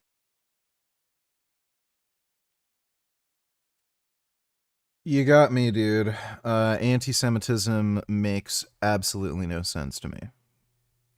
It's fucking weird how pervasive it is all around the world, cross-culturally, for no perceivable reason. Thanks for the donation, though, Dodo. A security guard's locking the doors of your restaurant. It's pretty scary. Very scary. When you found out the reality that there were two shooters who had opened fire on a Jewish celebration of Hanukkah going on the beach, it's an annual event, it's been going on for a few years, that there were hundreds of Jewish people, families, just celebrating the festival of Hanukkah. What did you feel when you hear that?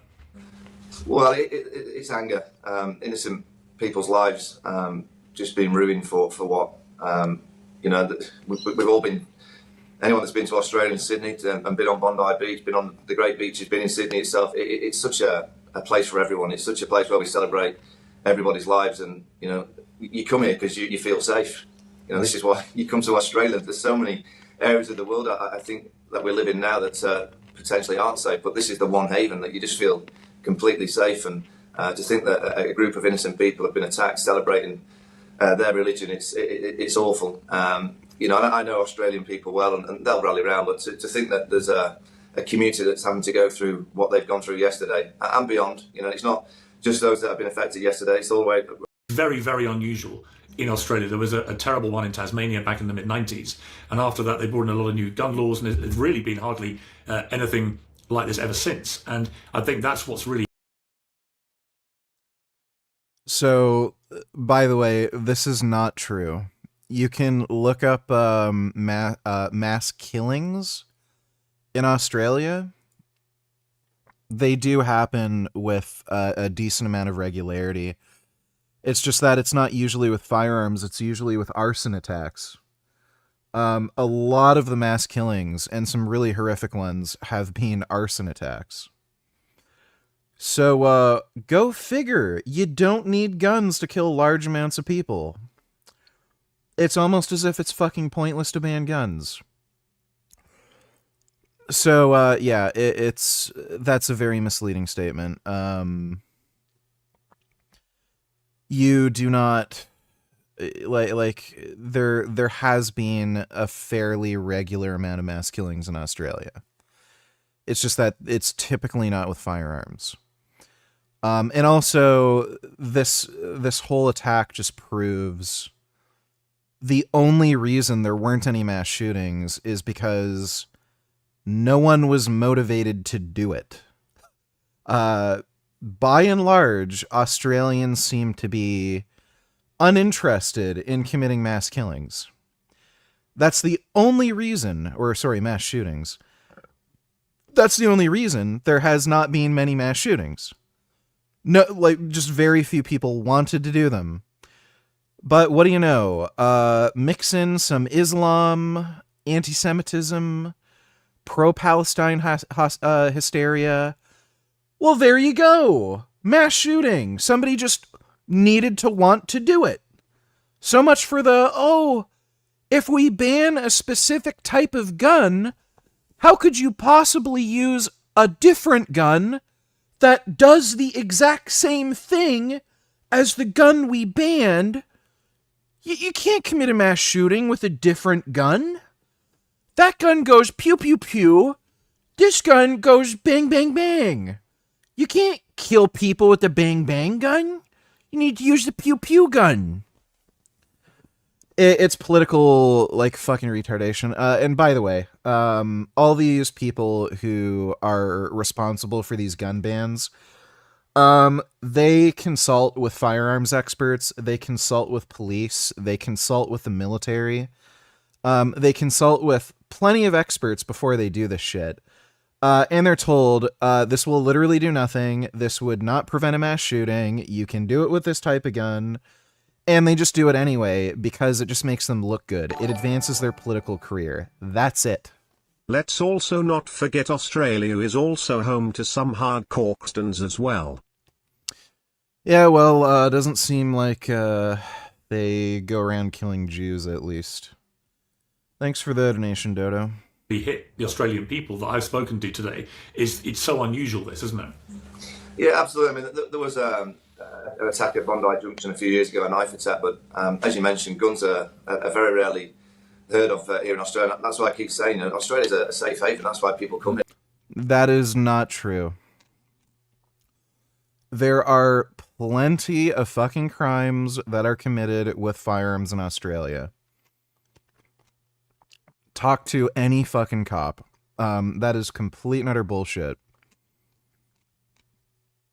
It's just that the majority of guns that are used to commit crimes are guns that are on the black market. They're either smuggled, which is a little rare, because Australia is so, weirdly isolated. Smuggling in weapons from other countries is a lot more difficult, but what you do find is people will make homemade firearms. So, people who have machining skills, you'll find a lot of improvised or handmade firearms, and with 3D printers, the police are also now finding a lot of guns that are made with 3D printers, but that's just... These people have no clue. What's hilarious is anytime you talk to somebody who's pro gun ban, these anti-gun cucks, they have no interest in firearms at all. Zero. To the point where they don't even know what the fucking laws in their own country are. So when you hear them talk about this shit, it is just so it's just so hilarious how remarkably ignorant they are. They don't know what guns are banned. They don't know what guns are legal. They don't know what different types of firearms are. They don't know how common shootings are. They don't know, like they know nothing about anything, like no statistics, nothing. And then like they'll just tell you, guns are banned here. Nobody can get a gun at all. All of them are banned, and there's never been a shooting anywhere. And then you look up the stats, and it's like, I don't know, it's pretty comparable to like any other fucking country with guns. Let me see if I can find the article. Australia, let's see, guns seized by police. Yeah, there's going to be a lot of Bondy stuff.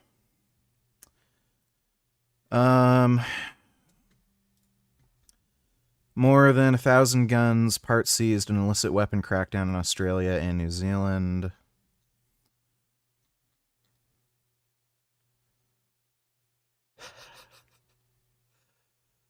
These are toys. Oh my god. These are literally airsoft guns. And they're not even good ones. Like on this one, the red tip gives it away. On this one, it's the little stupid safety screws. Oh my god. That is embarrassing. They've got yeah, so the 3D printer. So they found some 3D printed guns. Let me see if I can find the article I'm talking about, though. The police regularly confiscate homemade weapons in Australia. Australia, homemade firearms.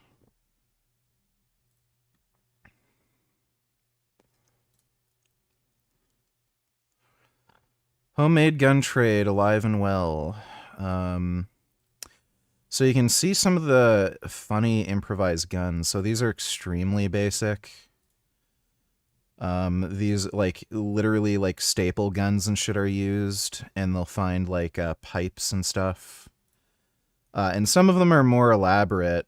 So these are people with like some machining skills that can make like Mac 10 copies and basic blowback. These are the majority of the illicit firearms that you'll find in Australia. It's very common. The only way to ban guns is to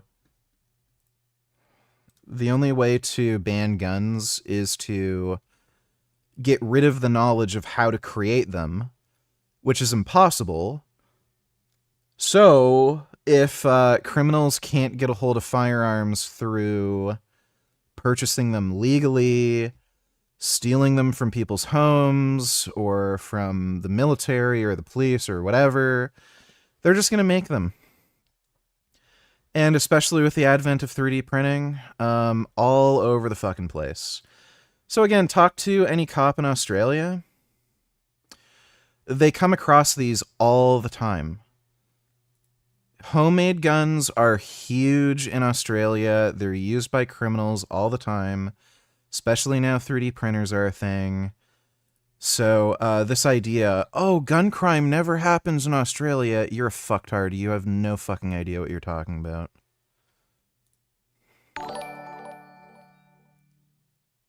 I made my late cat Gabriel, who was the cat love of my life, an AI video. Oh my goodness. Oh. Oh my goodness. Oh, that's a good kitty. Oh my god. Oh wow. Oh.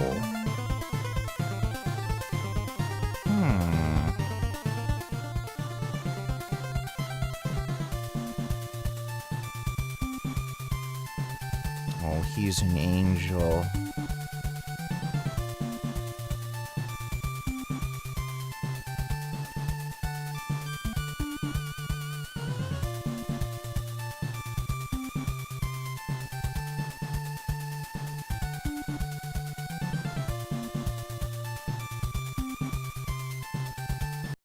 Wow. That's a good kitty. Thanks for the donation, Ethan, though. Appreciate it.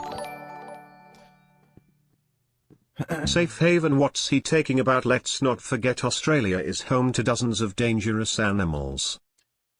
Yeah, I think when you have to piss in a bucket, because you might get bit by a fucking funnel web spider in the middle of the night. I don't think you can call Australia safe haven for anything. Thanks for the donation, though, Dodo. Sustabong, 250, donated 218. We know TRT is safe, but what about sports TRT? So walking around with 1,500 nanograms per deciliter 24/7 until you're old. The literature is scarce. Traverse use baby doses. Also, thoughts on this? Timestamped. There's no logical reason to think. So first of all, it's normal for dudes on TRT to be at 1,500. That's a normal thing. It's very easy to be at 1,500. You'll probably find your average person on 150 milligrams or 140, 160, around there, which is like a normal TRT dose, to be around 1,500 nanograms per deciliter. That's pretty normal. Some people are going to be lower. So there's different reasons for why people end up being lower. It has to do with like esterase activity and stuff like that. But your average person is going to wind up around 1,500. Some are going to be a bit higher. Some are going to be a bit lower. But yeah, if you're on like around 150 a week, which is pretty average, typical TRT dose, you're going to fall around 1,500. I know the Traverse trial used very small doses. There's a couple others that use smaller doses. I know there's at least 2 that used doses above 100 milligrams a week. And again, no adverse effects. And like, again, we know what steroids do, like especially testosterone. It's extremely well researched. So there's like, what? You have to worry about lipids. You have to worry about blood pressure. That's basically it. And then there were some concerns about certain cancers like prostate cancer, but that's being put to bed. As long as you can manage whatever downstream effects the testosterone has on your lipids or your blood pressure, there's no logical reason to expect that to be a problem. And there are people who naturally have 1,500 nanograms per deciliter test. So, like, are they at higher risk of dying? No, they're not. So, like, there's no logical reason to suspect that would be dangerous. And thoughts on this? Let me see. Oh, yeah, okay. So protein is made up of amino acids. There's 26 amino acids. That animal protein are higher in leucine, whereas leucine's pretty scarce in vegetable proteins. That's why vegan diets won't work unless they're fortified, in which case... Yeah, this is just... Like, why are you asking me about this? How many fucking videos have I made about this topic and you have to ask me? So, there's no evidence that vegan diets are worse for anabolism. There have been, at least 2 trials recently where they matched protein intake between vegan and animal-based diet groups. No differences in muscle mass, strength. I've literally made videos on this topic. You can just look at my videos on protein.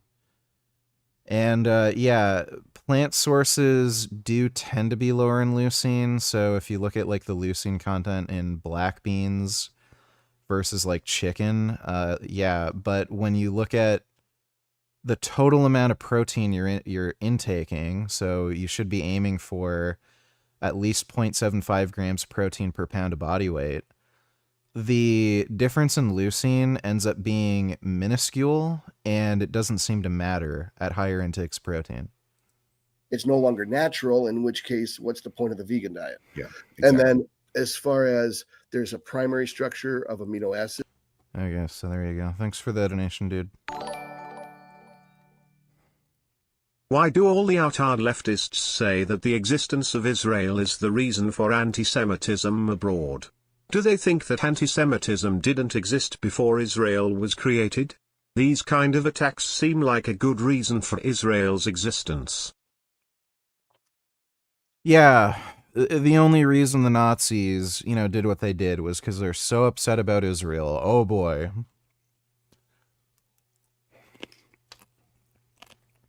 They're just full of shit, dude. They just hate Jews, and they just want to find whatever way they can to manipulate and gaslight people into supporting Jewish hate and getting rid of Israel and shit.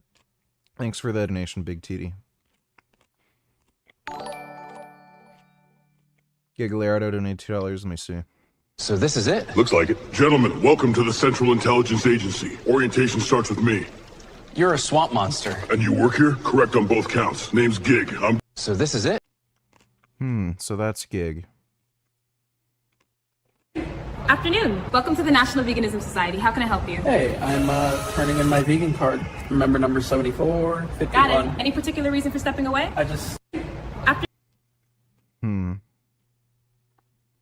Ladies and gentlemen, scheduled for 3 rounds, Aaron P. versus Vince Goodrum. There's the bell. Both men come out cautious. Quick jab from Aaron. Oh, right hand. Goodrum's hurt. Ladies and gentlemen. All right, you won. Congratulations. Aaron, I've been thinking a lot about us. What do you mean? I don't think I can be in this relationship anymore. It's not fair to You're either of us. breaking up with me? I'm sorry. I still care about you, but we need to end this. Aaron, I've been thinking. Well, sorry for your loss, Aaron. Thanks for the donation, Gigliardo. Let's also not forget there are signs near every body of water in Australia warning of crocodiles, so you are more likely to be killed by a croc in Australia than a gun. Yeah, there's that too. Thanks for the donation, Dodo. Animal Liberation donate $2. Is it true that overall gun deaths are higher in the U.S.? Is it true that overall gun deaths are higher in places with more relaxed gun laws in the U.S.? No. Chicago has some of the strictest in the entire nation, and they have the highest per capita gun deaths. Also, they manipulate the statistics so much too. So they'll mention California has really strict gun regulations, but they're what? I think they rank. What do they rank? I think somebody said they're seventh lowest or something. Gun deaths by state, U.S. Or sorry, I should say gun homicides. Wikipedia. So is this gun death rates?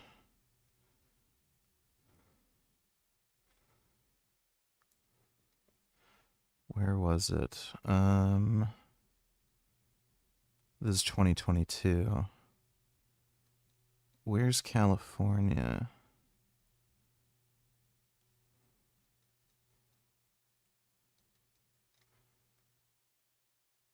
Yeah, so it's the 7th lowest. The issue is California is just such a huge state. And if you look at certain areas of California, it's extremely high.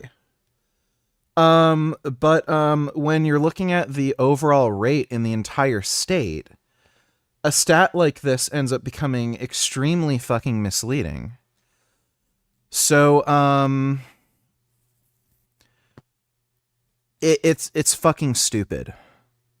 So, basically, there's a lot of fucking factors that go into, firearms homicides. Most of it has to do with, gang violence. And when they show you stats like this, like, oh, California has relatively low rates compared to other states with more relaxed laws, well, what area are you talking about? So, across the entire state of California versus some other fucking state, yeah, you can fucking make up some bullshit and say, oh, the rates are so low.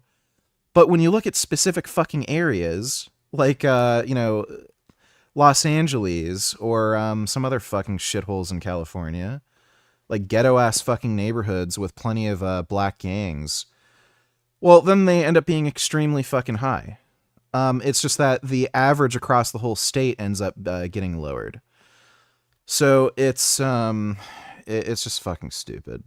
There's no association with firearms laws and rates of gun violence. None whatsoever. And in fact, what you typically see is after guns are banned, so you can look at the NFA in the UK, you actually see pretty typically, cross-culturally, increases in gun violence. After the National Firearms Act was enacted in the UK, I think there was a 40% increase in firearms homicides. Similar thing has been happening in Canada, too. After they enacted the gun ban, there's been a pretty sharp increase in gun violence. So it's just silly. Also, what's your response to people saying that Netanyahu conspired to let October 7th happen so he could stay in office longer? It's... show the evidence. Where's the evidence? Like, it's just conspiracy, dumb, retard, fucking horseshit. Like, by the way, when you're talking about security matters like this, Netanyahu isn't some, like, godlike being that just can see things. Like, he's not clairvoyant. So he would have, like, generals, police agencies, they have their special operations kind of teams, like they have the equivalent of the CIA, FBI, in that country. Like, he'd be talking with all of these security experts. If he had, like, planned to let the October 7th happen, and you have, like, a dozen or so people having meetings with him telling him, there's going to be an attack on this day, we have the intelligence, we need to do something about this. And then, suspiciously, he does absolutely nothing, tells everybody to go home and just do whatever. The idea that nobody would come forward and blow the whistle on this and say, hey, he was acting really weird, why didn't he act?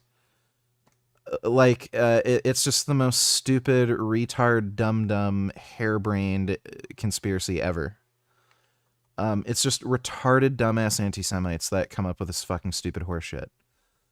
So, unless they have any kind of evidence, it's like, why the fuck would you take that seriously? Again, like, he's not clairvoyant, so he would have to be working with dozens of people on these sorts of security matters. And if there was any indication that this, like, he was somehow obviously at fault because he acted irresponsibly and didn't act on good information from, the security services in Israel, then somebody would fucking say something and you'd hear about it. But obviously that didn't fucking happen, and these people are full of shit. Thanks for the donation, though, Animal Liberation. Appreciate it. BTW, I wish we could feed some of these pro-Palestines to those crocodiles in Australia. Yeah, that'd be great.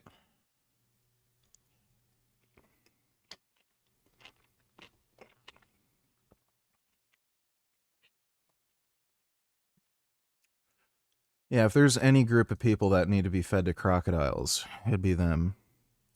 Thanks for the donation, though, Dodo.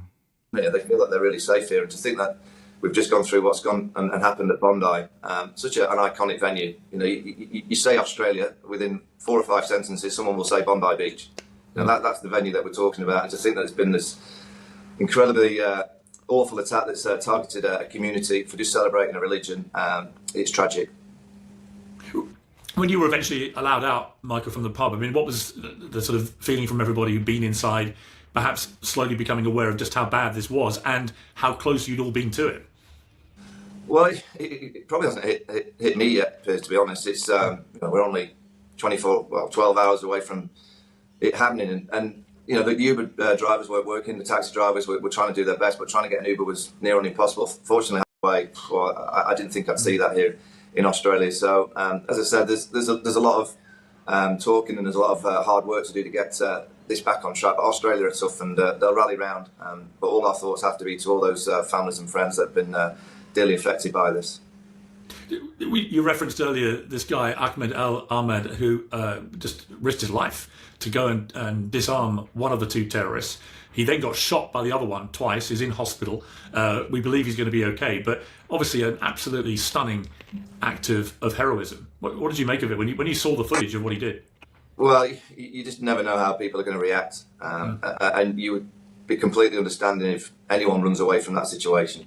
That's probably the way that most people would react, is to get themselves safe, to make sure that they're fine. But to think that he's going to run and then jumps on the back of someone with a gun, and then he's managed to wrestle it off him, and then he didn't shoot him. He just held the gun and then he put it down and then he got shot himself. I can't, even for my life, think of what I would do in that situation. But I pretty much guarantee, Piers, I don't think I'd have done that. Right. An heroic I don't act. think many people would. No, well, you just think of yourself and you probably hide. I don't currently have any friends that are gay, but I've had gay friends. Under the car, or you just run away. Just think that he's, in that moment, reacted in that way, with a huge amount of bravery but calmness to deal with that and think, right, I'm going to go and jump on his back. And look, he looks a big fella as well. He managed to wrestle him down, but it was the fact that he didn't shoot him. He kind of was calm himself, which shows what an incredibly human being. Dude, that is so fucking stupid. Yeah, and that dumb motherfucker ended up getting shot. That guy wrestled the gun out of one of the shooters, and he didn't shoot him. Imagine being that fucking stupid. And then he got shot by the other shooter. Like, that's just gay. That's not being a decent human being. Like, that's just being a fucking idiot. Like, oh, he had so much restraint, so much humanity. Like, buddy, that's dumb. Yeah, and he might die. Like, the guy got shot, so he might die. Sustabong donated 250, 218. Loads of docs take their patients off tea when they get above 900 nanograms per deciliter. Ridiculous, but 1500 is nuts. No, it's not. There are people who walk around naturally with 1500. The first blood test I got when I was on testosterone, I was on 210 milligrams per week, and my test was at 2,220. The highest I've had my blood taken, was, I think, a little over a month ago now. I tested at 4,000. I think it was 4,100 nanograms per deciliter, and that was on 350 milligrams of test. And I was also taking Boldnone at the time. I was on 200 milligrams Boldnone. Boldnone's not going to raise your test, but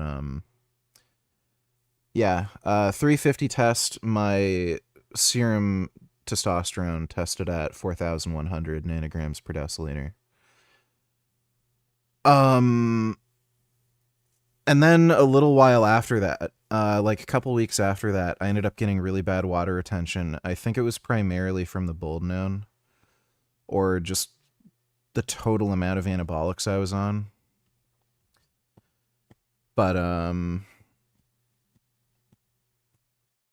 felt fine.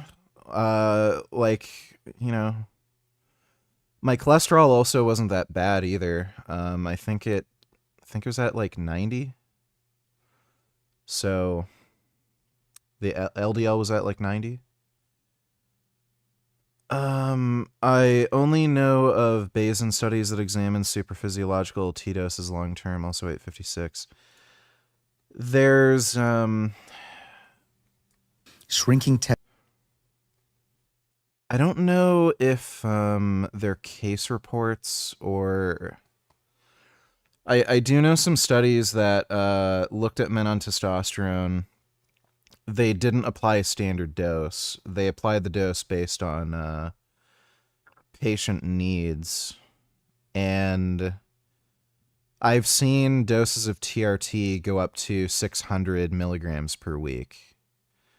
I don't know what their serum levels were, but I've seen doses of TRT prescribed up to 600 milligrams. testicles, not something I think many of us would want, and increasing red blood cell protection. What did he say? Which could lead to prostatic hyperplasia, a risk for men in particular. Known fact is your testosterone can be turned into estrogen, which is a risk for men in particular. That's why you control your test dose. There's also aromatase inhibitors. You could also take other steroids that control estrogen, like Masteron or Primobolan or Boldenone. And you can also like supplement with zinc, calcium D-glucarate. You can make sure you maintain a lean body mass so you don't aromatize too much. When people say these sorts of things, like, it just shows how fucking, like, ridiculously ignorant they are. And, like, I mean, this guy's a fucking pencil neck little fucking beta male. And then he's like, if you take testosterone, your estrogen can get too high. That's a problem that could happen. Okay, faggot, then don't have that happen. Particularly, you can have what's called benign prostatic hyperplasia, so a bigger prostate, need to go to the bath. Yeah, that can happen when you're not on steroids too. So if that worries you, then cut your balls off. Plenty of men get benign prostatic hyperplasia without being on testosterone, especially if you live long enough. That usually ends up happening anyway. So if that's a problem for you and it's so bad, then cut your balls off. Bathroom at night.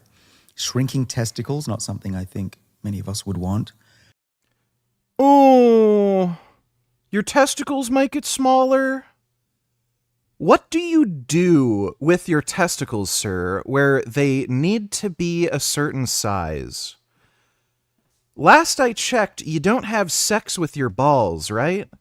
Have you ever tried to stuff your balls inside a woman's pussy? Has anyone tried doing that? Like, do you really need your balls to be as big as possible so that they can fill your girlfriend's pussy up as much as possible? Why the fuck would that matter to you? Like, you'd think what would matter is, like, I want to have more muscle mass, more energy, I want to feel better, I want to have more, like, sex drive. Like, all these benefits you can get from TRT, but, oh, my testicles might shrink by 15%. Well, I guess I'm going to be, like, miserable and have no energy and lose muscle mass and be fatter, sicker. Like, what fucking retarded reasoning is this? And increasing red blood cell protection, which could lead to blood clots. And you... Oh my god, this is so fucking retarded. This guy literally has no fucking clue what he's talking about.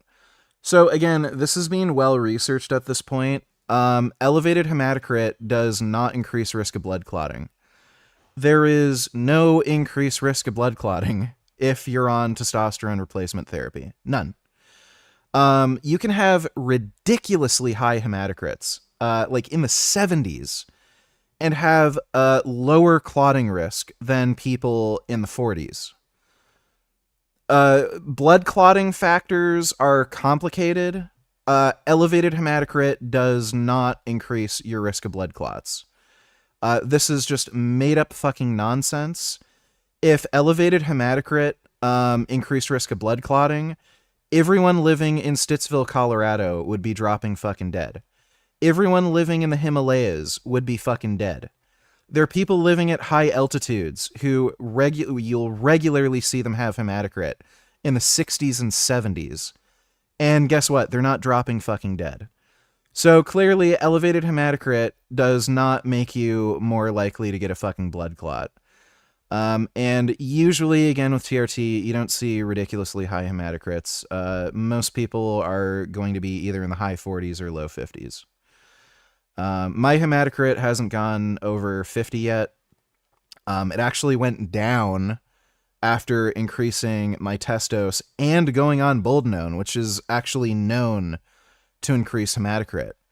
I was on 350 test, 200 Boldenone, and guess what? My hematocrit went down compared to when I was just on 200 test. So, this guy has no fucking clue what he's talking about. He's just making up horseshit, and he's a neurotic, pedantic fuckwit. If you're already predisposed to prostate cancer, you have cancerous growth already, this could actually aggravate the tumors. Nope.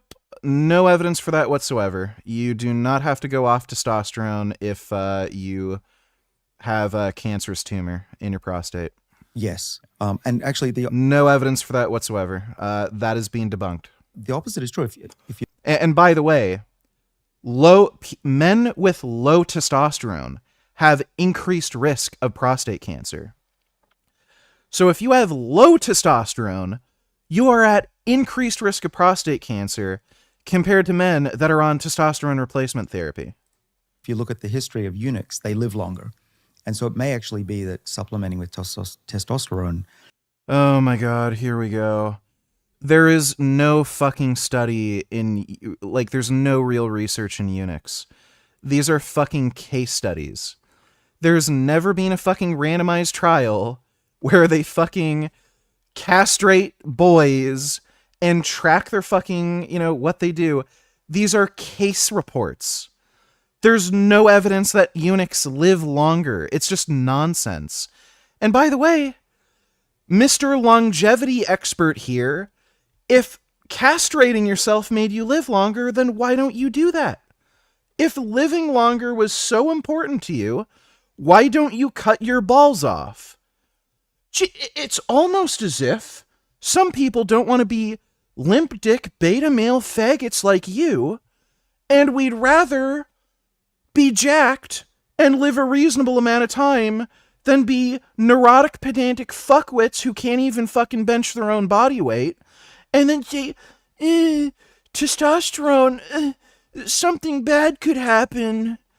What a fucking dipshit. Is not conducive to longer life. Okay, so this is an important... Yes, so that's why men with higher testosterone live longer, right? So you can look at long-term prospective cohorts like the Framingham study. Men with higher testosterone live longer. You fucking idiot. So if low testosterone helped you live longer, then why do the longest living men have higher testosterone? In every age strata, by the way. So again, complete and utter fucking nonsense. Important principle here, and we're going to come back to this a couple of times on this episode, which is just... Like, these people are just completely fucking retarded. Outrageously fucking retarded. Did I watch the part, that you wanted me to? Just stupid. Thanks for the donation, dude. Why do these kinds of people hate masculinity so much? Well, it's because they're gay. They're just fucking lame-ass losers, dude. Just so fucking gay. Thanks for the donation, Dodo. Have my balls shrunk? Not to a degree that I can perceive. They might have, but they don't feel any smaller to me. So if they did, like, I don't know, it would be by a small amount because I can't tell. And he must be delighted to say, I hope he's absolutely fine, because as I said before, I have no idea how many lives he's saved, but he saved plenty. Yeah, I mean, he's a father of two. He's 43 years old. He runs a fruit shop. This is all the reporting we're getting, including from his family. And one report I read just before we started the interview is that the reason he put the gun down was he didn't want the police, who were now on the scene or coming, to think he was one of the shooters. So he was obviously very quick thinking. He'd never had any experience, according to his family, with firearms whatsoever. So it wasn't an astounding act of courage. I mean, it's gone massive around the world, this on social media, so you're probably aware. But I would imagine that for Australians, he's going to be a national hero, isn't he? Yeah, without any question, he's going to be lauded. But we shouldn't be living in a world, Piers, where this happens. But to think that he's acted in that manner, he will be awarded every honour that he can possibly get. But I'm sure. No, my jaw or hands did not get bigger from growth hormone. Thank you for the stupid fucking question.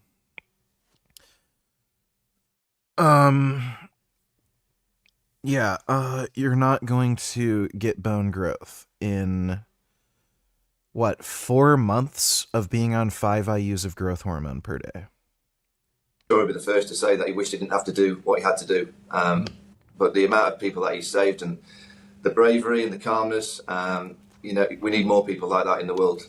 Not the two that attacked the innocent people. We need more people like him. You posted that you'd been there. You then went to bed. You're waking up now. All the front pages I've been seeing, obviously just completely wiping out on this dreadful attack. One of the darkest days in Australian history. They're calling it, I think, in the Australian. The backdrop, of course, as to why you're there is you're there for the Ashes series. Cricket obviously suddenly seems very insignificant. Back down to terrorism. What reaction have you had from Australians, Michael, since obviously it was you revealed that you'd been there? I know it's early days there now, but I'd imagine you've had a lot of message exchanges with probably quite high-profile Australians. Dude. This is kind of fucking hilarious how nobody wants to touch the subject. Haven't seen anybody from mainstream media mention the ethnic and religious background of these attackers. Fucking hilarious. What has been the general reaction? They're angry. I think they felt and feel that this wouldn't happen in their country. There's so many of my team at Fox Sports that living around Sydney, around Bondi, and they were on messaging services last night. They just can't believe what's happened, and they're in shock, I think, in terms of it happening so close on their doorstep. And I reckon Jews should arm themselves and learn self-defense to protect themselves from these insane Muslims. There has actually been a huge increase in Jews buying firearms in the U.S. So it looks like they are doing that. Thanks for the donation, Dodo. I think that's the reaction to many. As I keep saying, Australia it's the beach, it's the sunshine, it's people being jovial. Everyone's happy here because they've got the weather, they've got pretty much everything that you require, and it's a safe place. And to think that this has happened at this iconic venue where we all just go and hang out and chill. I don't see many people in Bondi Piers that aren't smiling, and there's a reason. It's because it's such a special place, and the smiles, they'll come back.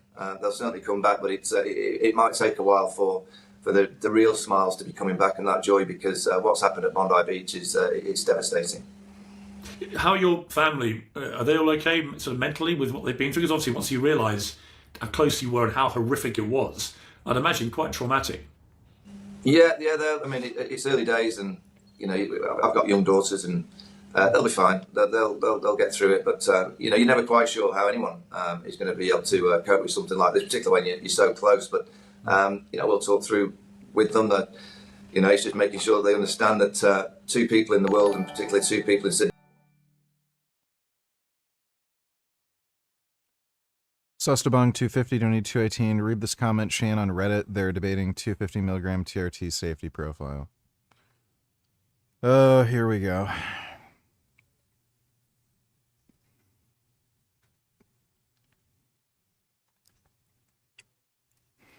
Dude. Are you fucking kidding me?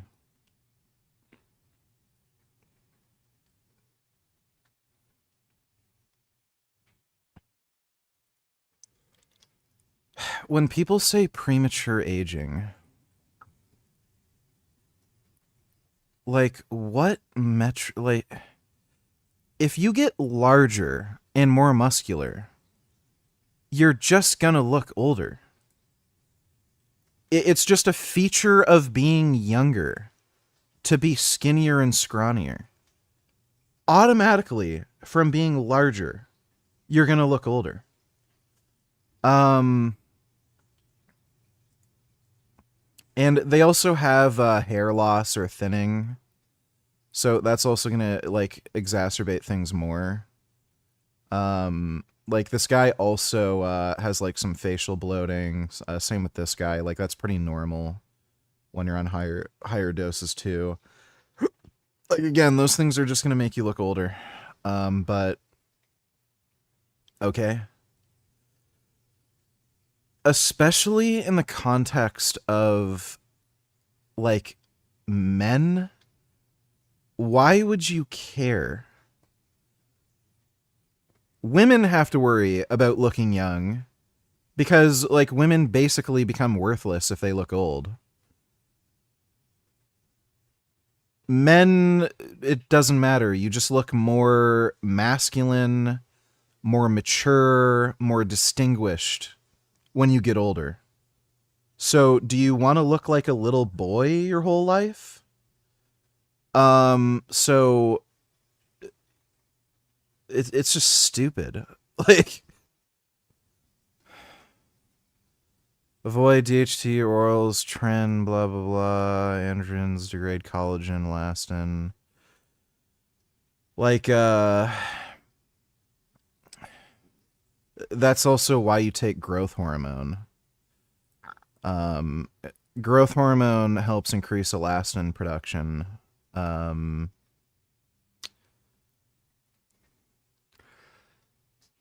DHT, like DHT derivatives, by the way, are not necessarily bad for skin or aging. Primobolan helps increase collagen production. And people generally report having better looking skin on Primo. And that's a DHT derivative. Same with Anavar. Anavar is a DHT derivative, but it seems to be at least neutral for skin. It seems to help with wound healing quite a bit. It's still actually prescribed for burn patients. So it seems to help with skin.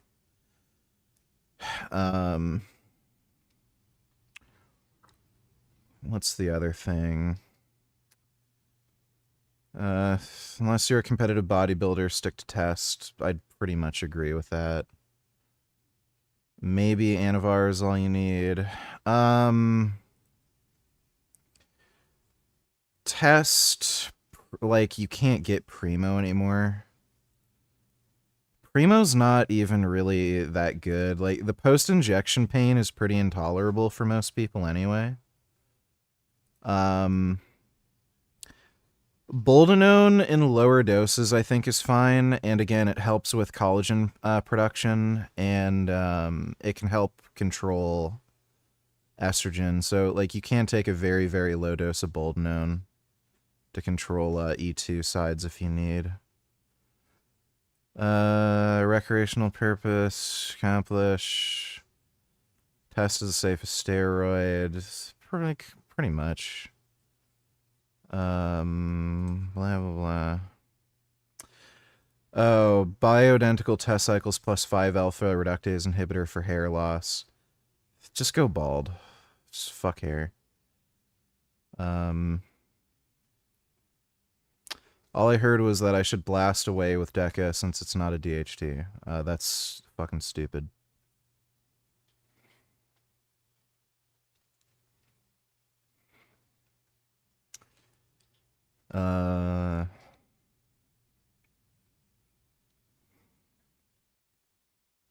So yeah, this guy's pretty much right.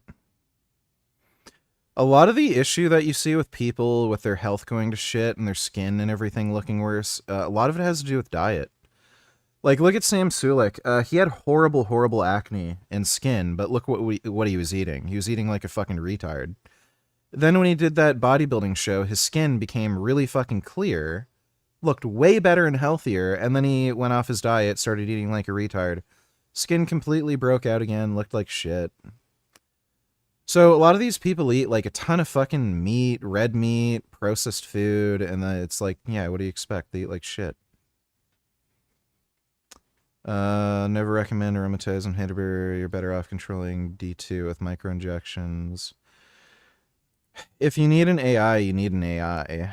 They're not like the devil, but I mean, it's always better to just control E2 by just modifying the dose, daily injections, zinc or calcium deglucarate supplements. Like, that'd be preferable. A lot of these fucking dudes are like terrified of losing their hair. Who the fuck cares? Yeah, 250 test's fine. Test is just fine. Yeah, whatever. Thanks for the donation, Sestabong. Is there any potential risk or downside to having supratherapeutic testosterone levels?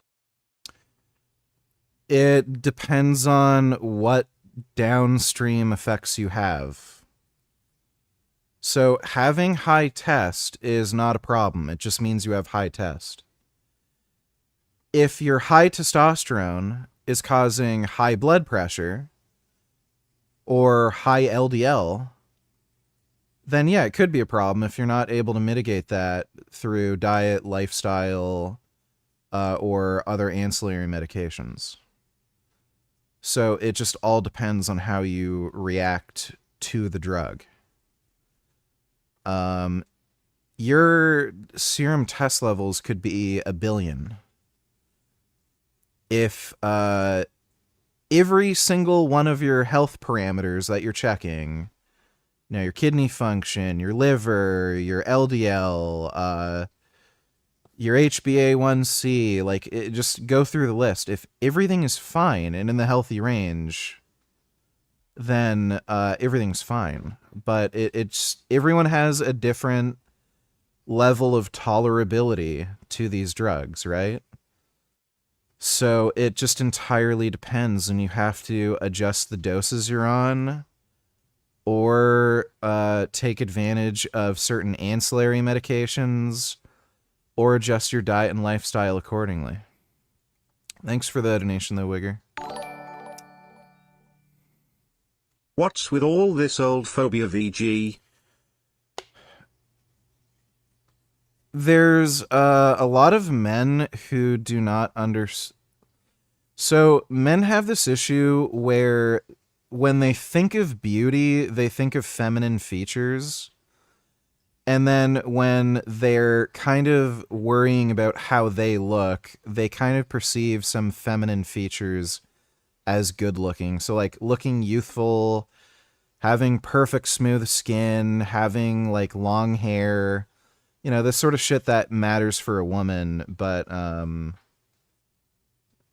you can look older as a man and get bitches. Like, women like older men.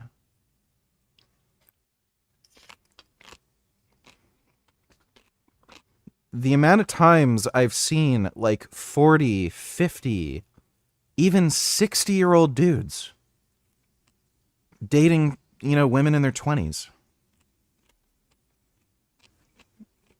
Women either don't care or they prefer older men. It's fine to look older as a dude. It might actually help you get women. Again, it just makes you look more mature and distinguished and shit. So, yeah. Thanks for the donation, though, Dodo. Emma donated $2 facts. Yesterday was proof that you're wrong about everything on Muslims. Free Palestine. Muslim people love Jews. Muslim people protect Jews. And if there's anything... Yeah, that's why there was that mass shooting in Australia just now. ...that has verified and solidified this statement for me... Literally every Muslim nation has targeted Jews and tried to kill them. Which is why all the Jews that were living, like, in Iraq, Syria, all these surrounding countries, they all left. It's because they were going to be killed. So yeah, Muslims have always protected Jews. That's why all the Jews are gone from Muslim countries. And for the world, it is what has happened in Australia at that mass shooting. Who is the man that stopped the mass shooting? Ahmed, a Muslim man, stopped the shooter. Stopped a bunch of Jews from being killed at a Hanukkah event. Don't you dare say that Muslims hate Jews. Muslims verifiably hate Jews. Don't you dare say that Islam is a threat to Jews around the world. Yeah, there's a reason why no Jews live in Muslim majority countries, dude. Free Palestine. It's always the usual suspects. Twink, pencil neck, beta male faggots. Always, without fail. And like 99% of the time they're white because, you know, the whole white guilt thing. But, like, again, just gay retard. Like, exactly who you'd expect to say this. Thanks for the donation, Emma. Kenny donated to our super real video. Let me see. Oh, yeah. Come on. Oh, hey! Wait, hold on! Hey! Oh my God!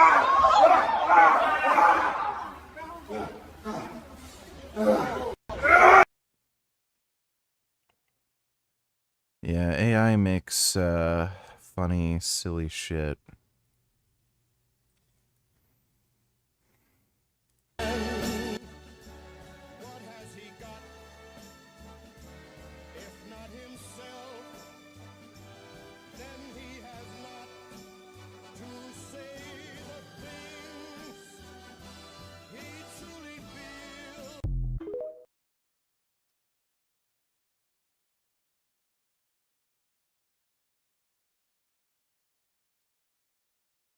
Alright, well, that's good. The cat graduated. Thanks for the donation, Kenny. They can't affect, you know, the whole nation. You know, and that's what's trying to happen here. That's what they want us all to kind of react with. They want us to stop our lives. They want us to be scared. We have to fight on. You know, you have to accept that these awful attacks have been happening. You know, two people, as I said, that are utter cowards to deliver what they've delivered on a Sunday evening in Sydney. It shouldn't happen, but it's happened, and you know, we all must fight on and make sure that you know, we support all those people that have been. Hugh Hefner has been getting bitches until his time ran out, and he was old as dirt. If there is an afterlife, may he get some golden pussy in paradise.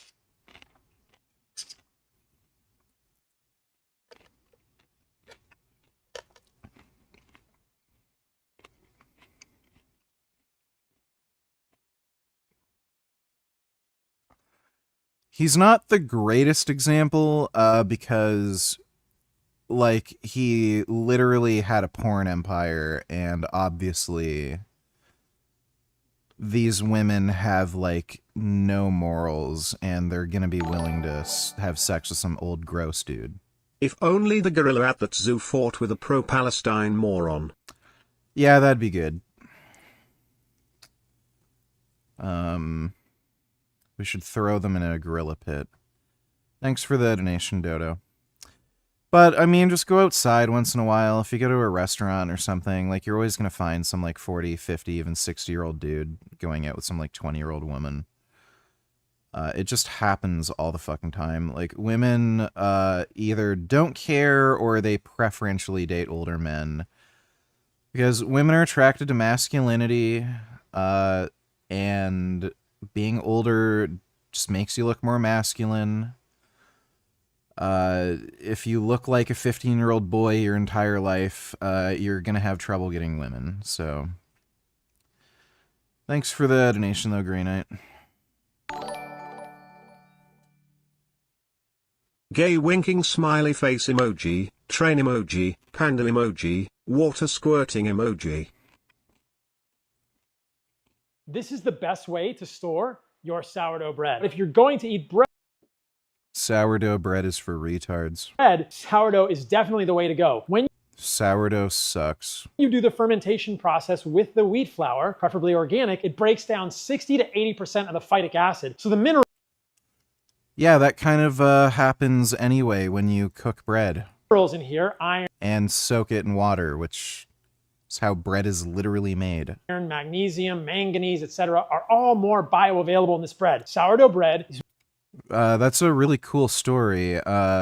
Bread is bread, last I checked. more nutritious than regular bread, but don't make It is not more nutritious than regular bread. this mistake when you're storing it. When you get sourdough bread, don't store it in the refrigerator. That's going to cause it to dry out too quickly. Put it in a paper bag or a linen bag and store it on the counter. On the counter.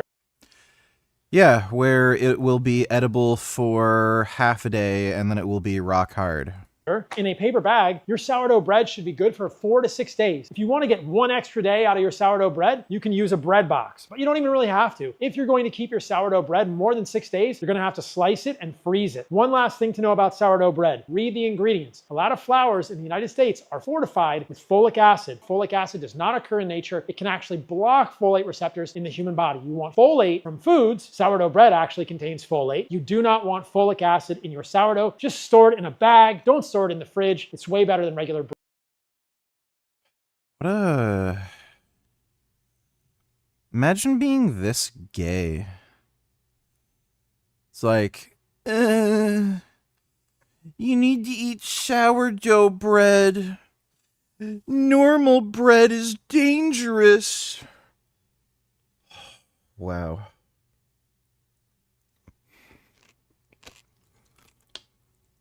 Fucking pussy. This new trend of raw dogging is actually awesome. I love that people are sitting quietly and doing nothing. Our attention spans have become far too shortened and fractured by our frenetic world. But guys, if you're going to raw dog, please do it in nature. Don't just sit in your apartment or inside, do nothing. It'll help with your attention span and resetting dopamine levels. Go to the beach, sit in a forest, sit in the jungle, sit in the rain. Raw dog in nature. Let's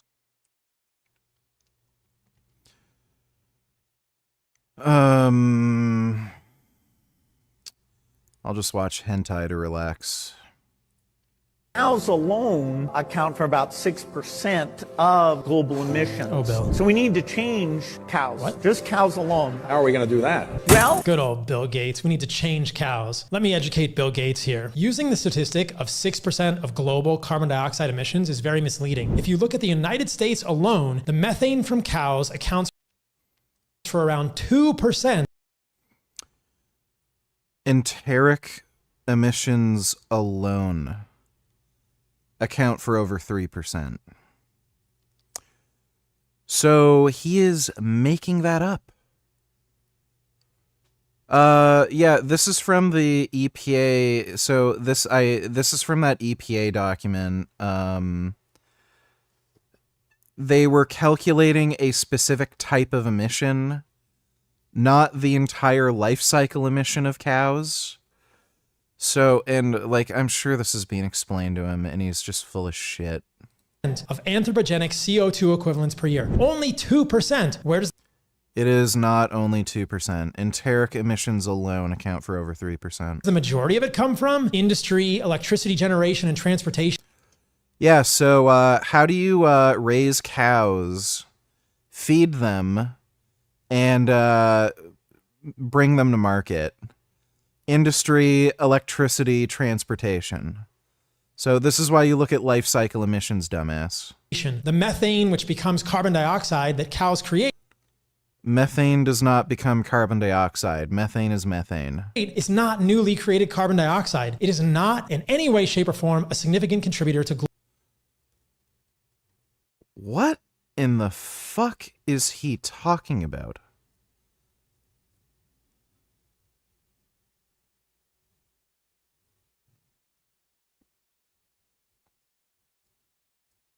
That just like completely went over my head. Like, what in the fuck could he possibly mean by that? global anthropogenic climate change. The planet hasn't burned up in the last 100,000 years when there were 50 plus million bison, elk, antelope, deer, and pronghorn in the United States producing Yeah, there also weren't, like, cars and shit. 86% of the methane emissions that are produced today follow the money. Real problem is that Bill What in the fuck is this guy on about? Gates is invested in vegan plant-based meat alternatives, which we know are garbage. Grass-fed, grass-finished, regeneratively raised meat is carbon neutral or carbon negative. That's how humans thrive. So tag Bill Gates in this. Yeah, that's also not true. Show me one farm that's carbon neutral or negative. There isn't a single one. There was that meme farm, what was it, White Oak Pastures or something? And it turned out they're fudging their numbers. They basically calculated every animal on their farm as a cow, and they literally lied. When they actually calculated the emissions from their cows, it was worse than a normal fucking farm. Like, this guy is just such a fucking manipulative, lying dickhead. Thanks for the donation, kill yourself, faggot. I cruise on 500 milligrams, donate 218. How much better is your erection quality hardness on gear? It's fairly comparable to when I was on Cialis, when I was natural. Did some compounds improve it more than others? Really just test seems to, you know, be the only thing that affects my erection quality. So far I've done test, obviously. I've also been on Buldinone, Masteron, and Anavar. I can't say I noticed any difference in my erections when I was on Buldinone, Masteron, or Anavar. And escalating test doses up or down doesn't seem to really change anything either. So, yeah, I know a lot of people say they get way hornier on Masteron. Like, maybe I was taking a fairly small amount. It was just 200 milligrams a week. So maybe I'd need to take much higher doses to notice anything. And it's Masteron and Enthate too, so I know some of the shorter acting esters like Prop, that might also change things. But yeah, test seems to be the only thing where I notice a difference, but being on higher or lower doses of test also doesn't seem to really affect it, just that I'm on test. So I think beyond a certain threshold, it's not really doing anything for me. Also, what are your thoughts on HCG on cycle to offset neurosteroid downregulation from testicular atrophy? I wouldn't bother taking HCG. I would just supplement with, what is it? DHEA and pregnenolone or whatever the fuck it is. HCG just has so many potential side effects. Like, why wouldn't you just supplement with the neurosteroids, you know? By the way, life starts at 2,000 nanograms per deciliter, never mind 1,500. Yeah, seriously.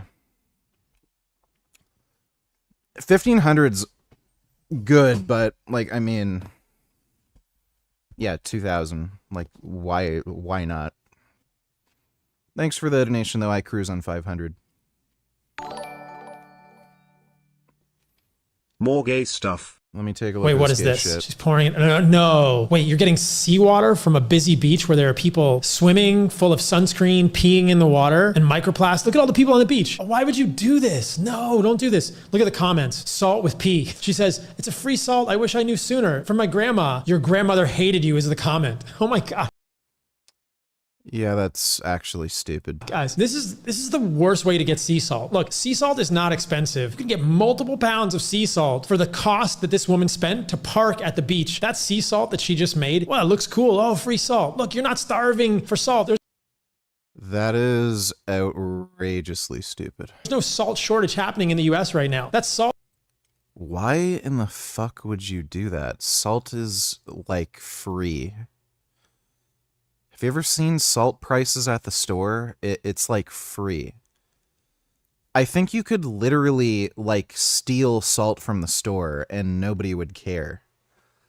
Literally just steal the salt and walk out the door. Nobody's gonna stop you, because it's just not worth it. Just like, if anybody says, hey, you didn't pay for that, just say, yeah, it's salt, I'm taking it. They're just gonna stand there and be like, okay.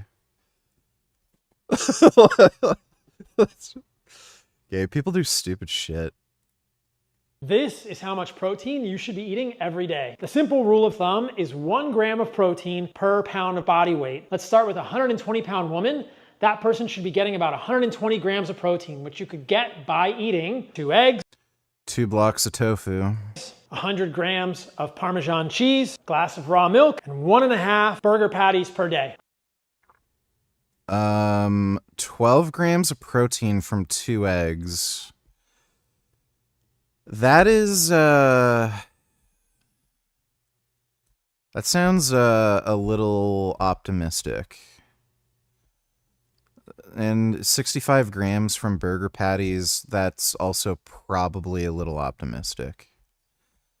Depends on how lean it is, I guess, but yeah, that's optimistic. All these foods are absolute shit for you, by the way. So, yeah, you could just eat, like, 2 blocks tofu, and you're good. Patties per day. 160-pound man, 160 grams of protein. You'll get there with 1 more glass of raw milk, plus 1 more egg, and a little bit more red meat, or chicken. Yeah, or you could just have more tofu. Or fish, or whatever protein you want. And if you're a 200-pound NFL linebacker, you might add another egg or 2. 200-pound linebacker. Pretty sure they weigh more than 200 pounds, dude. A little bit more steak. And if you really want to smash your protein,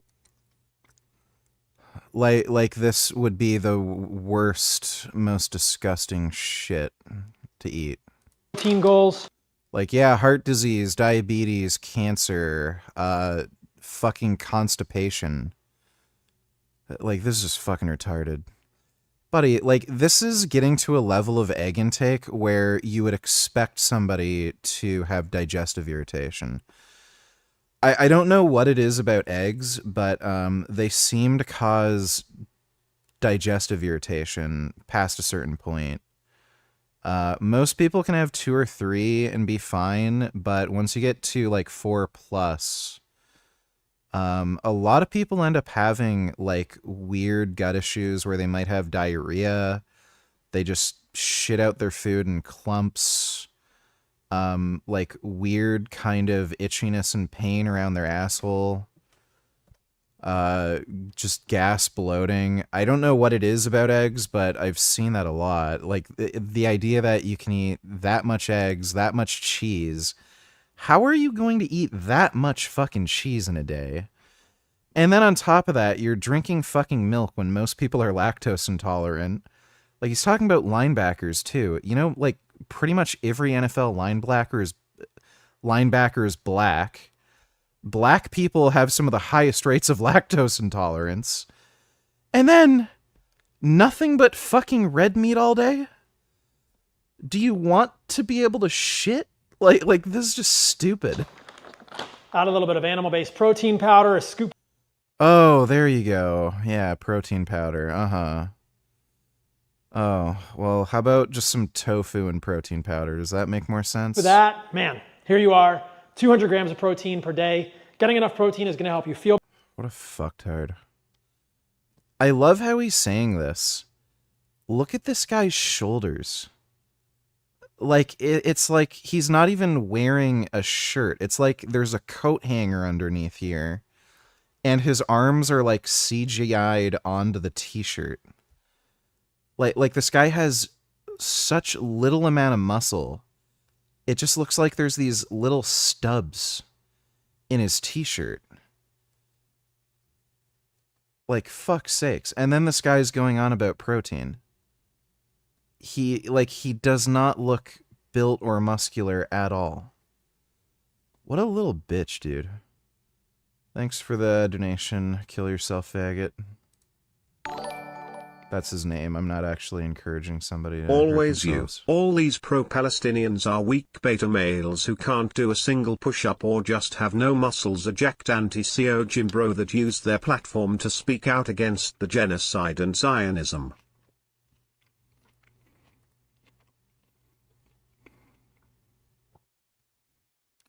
The civilian casualty rating in Gaza is 85%.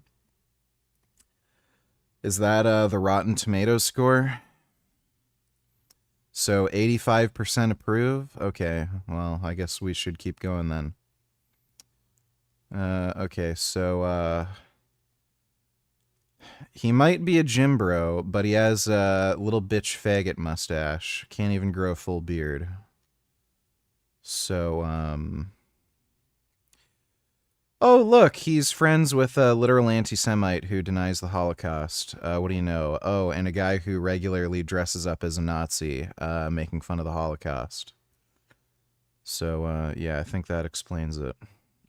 Thanks for the donation, Ton. In Blah's live stream earlier I was mentioning that you mog him into oblivion with much less gear use and he thinks you are lying.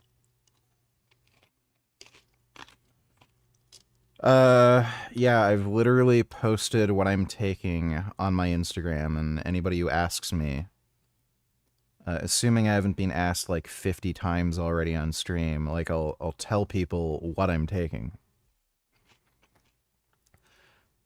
Not sure why I'd be motivated to lie about how much steroids I'm on, like if I'm on steroids anyway.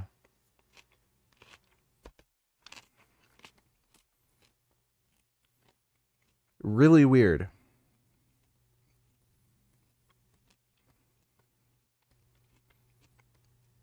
And I literally just started taking them. Like, the idea that I would be running, like, close to a gram when I've only been on them for a few months, like, there's no fucking way I'd be able to tolerate that much. If I was running a gram of fucking gear, something bad would happen. I already had the, like, bad water retention running about 500 milligrams total. So if I were to run double that, I can only imagine, like, I'd probably not be able to move. I just feel like shit and just be so bloated. So yeah, currently only running 300 milligrams. I might even drop it lower. Oh yeah, and I guess the Anavar too, so 300 milligrams plus 20 milligrams Anavar pre-workout, but he's just a jealous lying fucktard, so thanks for the donation, Body IQ. Kill yourself, faggot, donate $2, you skipped the last short. Oh, my bad. I heard someone say once, you don't have an insomnia problem, you have an artificial light problem. And I think this cannot be overemphasized. Artificial light does not interfere with sleep. That the light environment, the light that you are consuming, is critical for the quality of your sleep.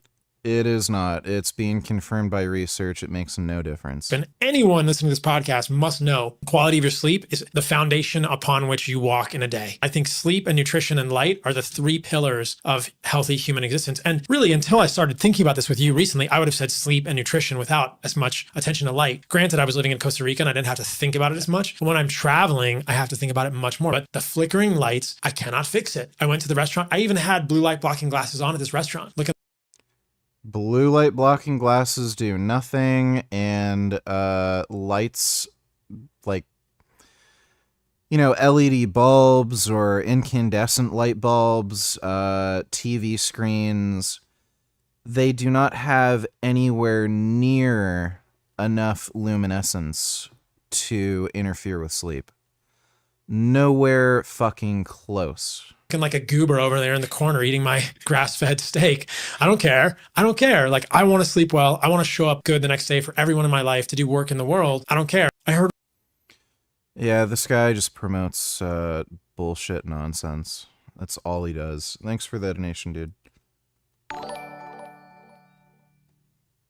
All three of those men in that picture just shown all these to get run over by a truck and have their worthless carcasses eaten by vultures. Yeah, I agree. They're complete scum. Thanks for the donation, though, Dodo. Appreciate it. Horribly affected by this. And of course, it's worth noting, I think, that the reporting at the moment suggests that you've got two Islamist attackers, gunmen, committing mass murder of Jewish people because of their faith on the day of their festival. But you also had the hero who disarmed one of them. Turns out it appears he is a Muslim himself and was as repulsed by what was happening as everybody else. And that, I think, is an extraordinary part of this story. Yeah.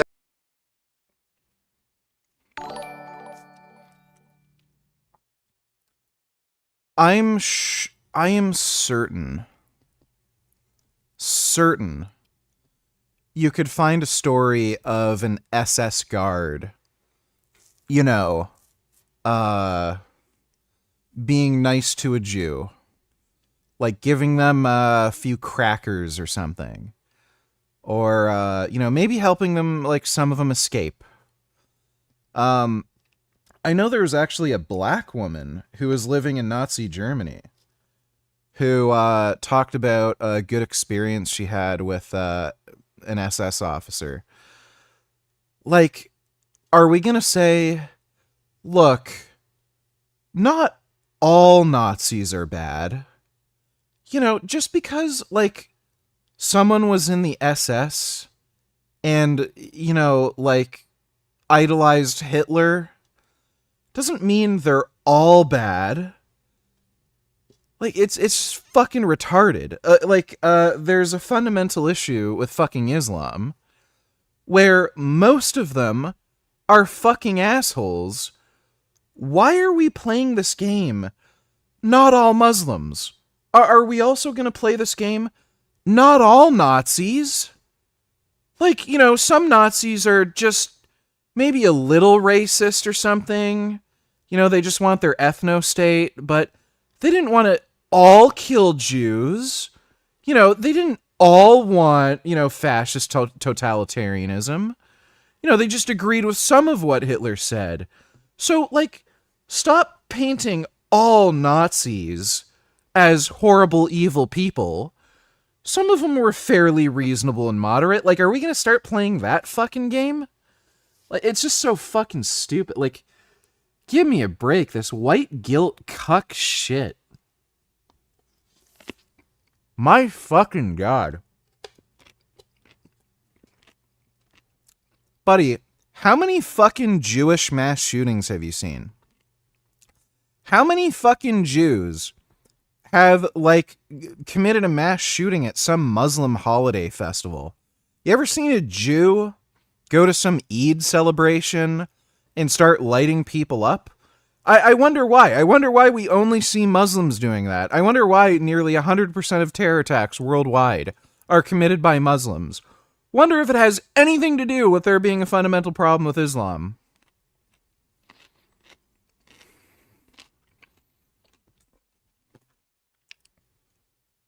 Jesus. Anadrol Skittles donated $2.94. Did you lose muscle from dropping the dose? No.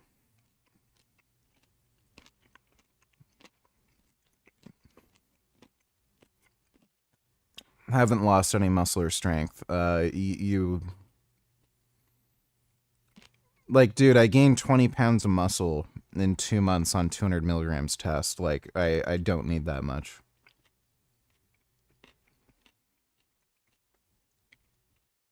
Oh yeah, and when you met up with Alex recently, did you guys talk about gear off camera? Yeah, a little bit.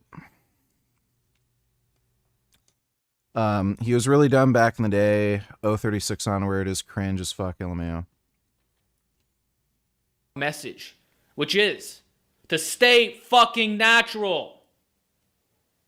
In case you didn't know, this is a natural channel, and I'm opposed to drugs. I don't even believe in low dose. I think you should stay away from it, period. Because in the long run, what are you really getting out of it? Let's see, increase muscle mass, strength, mo bitches, better sexual function, improved mood, cognitive function, executive function. Your life is just better in general. For one, your gains are not permanent. Yeah, they are. You have to stay on. I do not understand this argument. If you take steroids, your gains aren't permanent because if you come off, you'll lose muscle. Okay, if you go to the gym and lift weights, the muscle you gain is not permanent because if you stop lifting weights, you'll lose muscle. So don't go to the gym. Don't exercise. So keep lifting weights. Keep taking steroids. You're telling me I shouldn't stop? Okay. You got to cycle on and off. You got to be on it for long periods of time. The moment you get off, bye-bye gains. Sure, you're going to retain the nuclei in your muscle cells. That's true. The science has confirmed this. But you're going to shrink back to natty size. And many times you see all these guys on YouTube and even Instagram, they get off the cycle, they look like shit. Why? Because you see where the true colors are. Now we get this. The only time I've ever seen any enhanced lifters shrink is when they can't get their supply. That happened to Mike Rashid, Cali Muscle, Mark Lobliner. They were getting their steroids from some UGL, and it was a specific fake doctor who they were promoting on social media. It was really weird. And I think the FBI got involved. And I think Mark had to testify in court or something because he was directly responsible for some of this, and he ended up cooperating to avoid jail time or some shit. But yeah, all these dudes ended up shrinking because they couldn't get steroids for a little while. But that's the only reason they shrank. That's the only time I ever see anybody shrink. It's just when their steroid dealer gets busted or something. I just have to go take a piss and a shit. I'll be right back.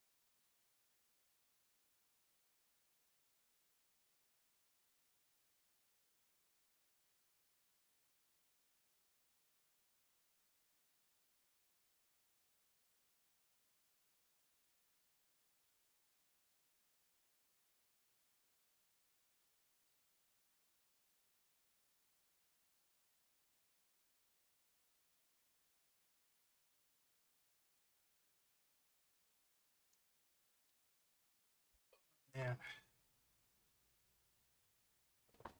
Ugh.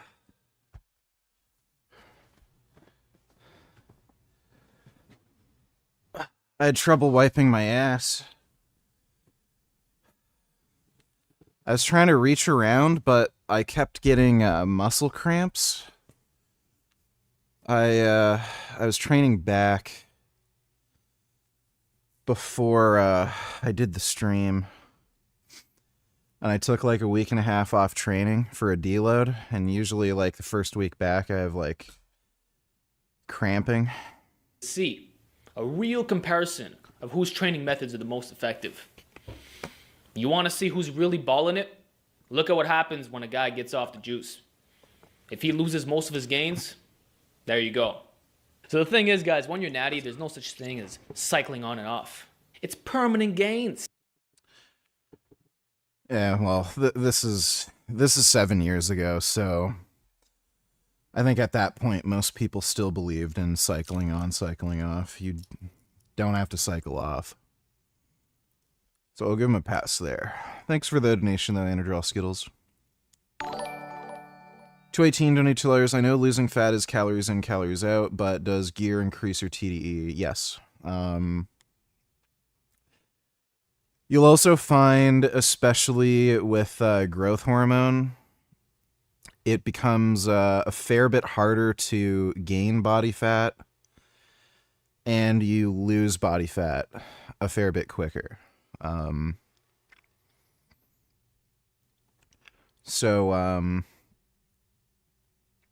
At least with me, like everything I eat just either gets turned to glycogen or it just is used for anabolism. So it improves your nutrient partitioning. You're less likely to store body fat. You're more prone to just storing glycogen in your muscle tissue. And you burn off fat much easier, especially if you add in growth hormone.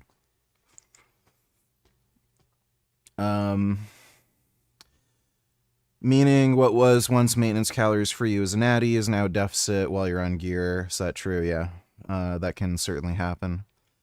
How did gear affect your ability to get / stay shredded?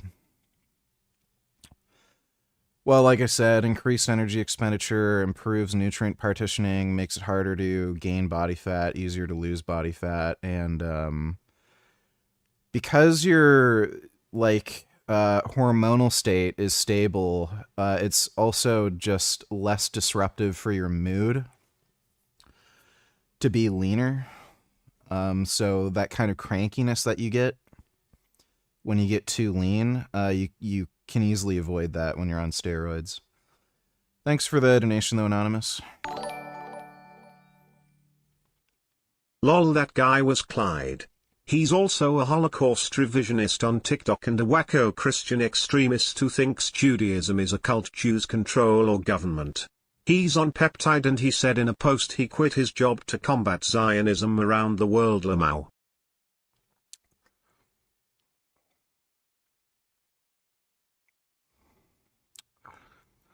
So, a real pizza chit. Thanks for the donation, though, Green. Yeah, doesn't surprise me.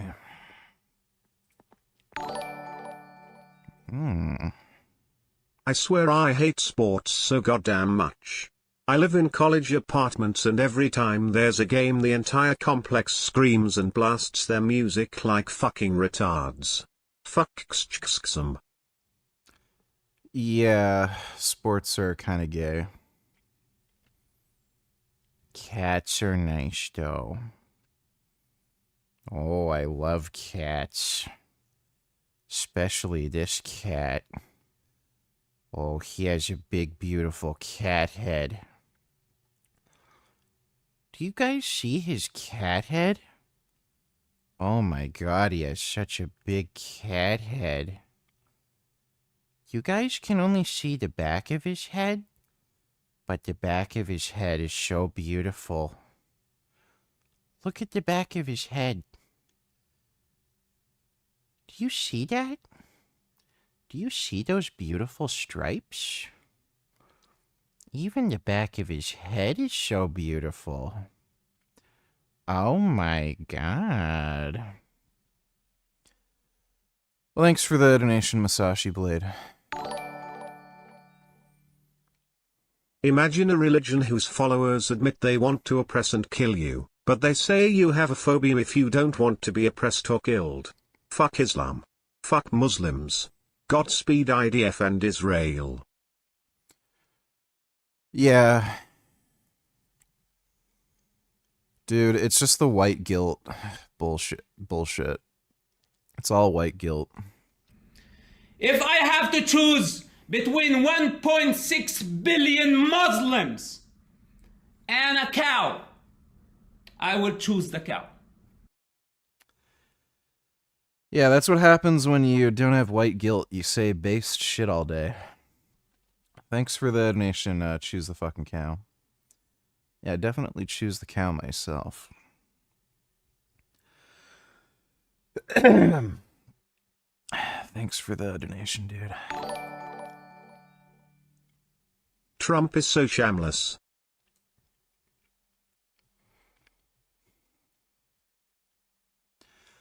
Olivia Rodrigo condemns Trump administration's use of her music for racist, hateful propaganda.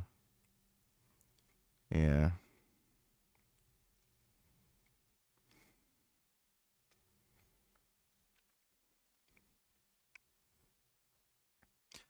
This is just so fucking common, especially with Republicans. They always use music, and every fucking time these artists say, please don't use my music for your fucking horse shit. I love how this woman's Filipino, too, and then he... Like, it's so fucking retarded. Jeez. Trump's a piece of shit. Like, I can't wait till that guy's out of office. Like, I feel like things just have to get better once he's gone. How could they not? Thanks for the donation, though, Dodo. Yeah, absolutely. You know, it's always hard, you know, when you start talking about religion, because I think you always, in this kind of incident, put everyone in the same basket. We're talking about two... Not all Muslims. Only 90-something% of all terrorist attacks are committed by Muslims. Lots of scumbags, Piers. You know, and not everyone's like that. As the hero who confronted one of the terrorists has proven to be. The world is a great place, Piers. There's the number of people around the world from all religions that are absolutely incredible, and that'll carry on. But we shouldn't react. Yeah, buddy. Why don't you, like, kiss a dude in public in any Muslim majority country of your choosing and see what happens? Have a gay kiss in public in any Muslim majority country you want and watch what happens. And then tell me again. Not all Muslims. Uh-huh. Anadrol Skittles donated 218, but did your strength stop increasing / plateau when you lowered the dose or took away from compounds? No. No, did not notice anything. I only run 250 tests as my TRT because I don't want to build muscle at higher doses that I'd lose when I lower to my 250 TRT dose. Educate me, please. Everyone is going to need different doses to hold on to muscle. So, especially as you get larger, like if you push the drugs higher to get to a higher level, to maintain that extra size, you may end up needing higher doses. So, say you weigh 200 pounds and you're on, I don't know, 200 milligrams a week, and then that's kind of your limit. Can't get any bigger on that. So then you double the dose. You go on 400 milligrams. You get a bit bigger. Say you gain another 20 pounds, so you're up to 220. You may be able to maintain that size, 220 pounds, on just the 200 milligrams you were on before. Now, let's say you wanted to go higher. You wanted to get up to 240. So you go on, let's say, fucking, I don't know, 800 milligrams of steroids. So then you get up to 240. Now that 200 milligrams isn't going to sustain you at 240. You might have to stay on like 300 milligrams. Just kind of the way it works. Like, it's something you have to like sort of see and figure out, but I seem to be fairly sensitive to these drugs, and I've only been on them for a few months. So, for right now, I don't seem to really need much to grow. I just don't need much at all. So going from about 500 to 300, it doesn't seem to really matter. Thanks for the donation, though, Anadrol Skittles. Appreciate it. Ghost donated $2, smartest kid alive. Let me see. Oh, this, is this another financial scammer or some shit? This stupid fucking crap. How much money did you make this month? It's been a low month. I've got scammed. Many things have happened. I've paid fines, but I made around $11,000. And for everyone who's watching, how old are you? I'm 14 years old.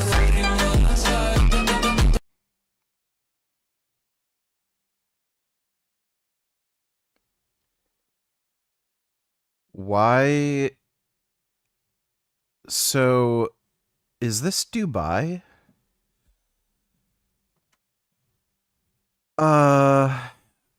That's like a good amount of money, but it's not like money where, oh, look at me. I have a private yacht and I can afford a Mercedes G-Wagon and I'm flying out to Dubai and I'm renting out a penthouse. 11,000. Like, then why the fuck are you showing all this like weird luxury shit? That's just like a good income. Like, it's not like you're fucking rich. Oh my god. Ugh. Kill me. Thanks for the donation, Ghost. It's all fake, dude. It's all fake. The Gills have eyes, Johnny Tillers. The innocent black man being brainwashed again. So sad, SMA. What do you believe? Do you believe there's one God? What? Do you believe there's one God? Of course there's one God. Good. Why There not? you go. You believe that Put it God together. sent prophets? Like Abraham, Moses, Jesus, Muhammad? They're all prophets. Yeah. They're all prophets. So you believe Bro, Muhammad's that's a how it prophet? goes. I feel Who you, don't yeah. know that's how it went? A lot of people don't That's how know, it man, went. but you What? know, Jesus man. was a prophet? Woo! Yeah. You on it, bro. So you already Muslim, bro. You already got the belief, bro. Hey, yo, look, hold on, man. Because I gotta do this with my page too. Go. All right, look. So if y'all don't got it by now, y'all gotta get it. Yes. Jesus was a prophet. Yes. Okay? In the Bible, it states a lot of prophet, not just the disciples, okay? So you believe in one God, you believe Jesus is a prophet, you believe Muhammad was a prophet, peace be upon all of them. You're already Muslim, bro. You can do your Shahada right now, man. Yeah. Arabic first or English first? How do you want to do it? I don't even know why the fuck they, like, it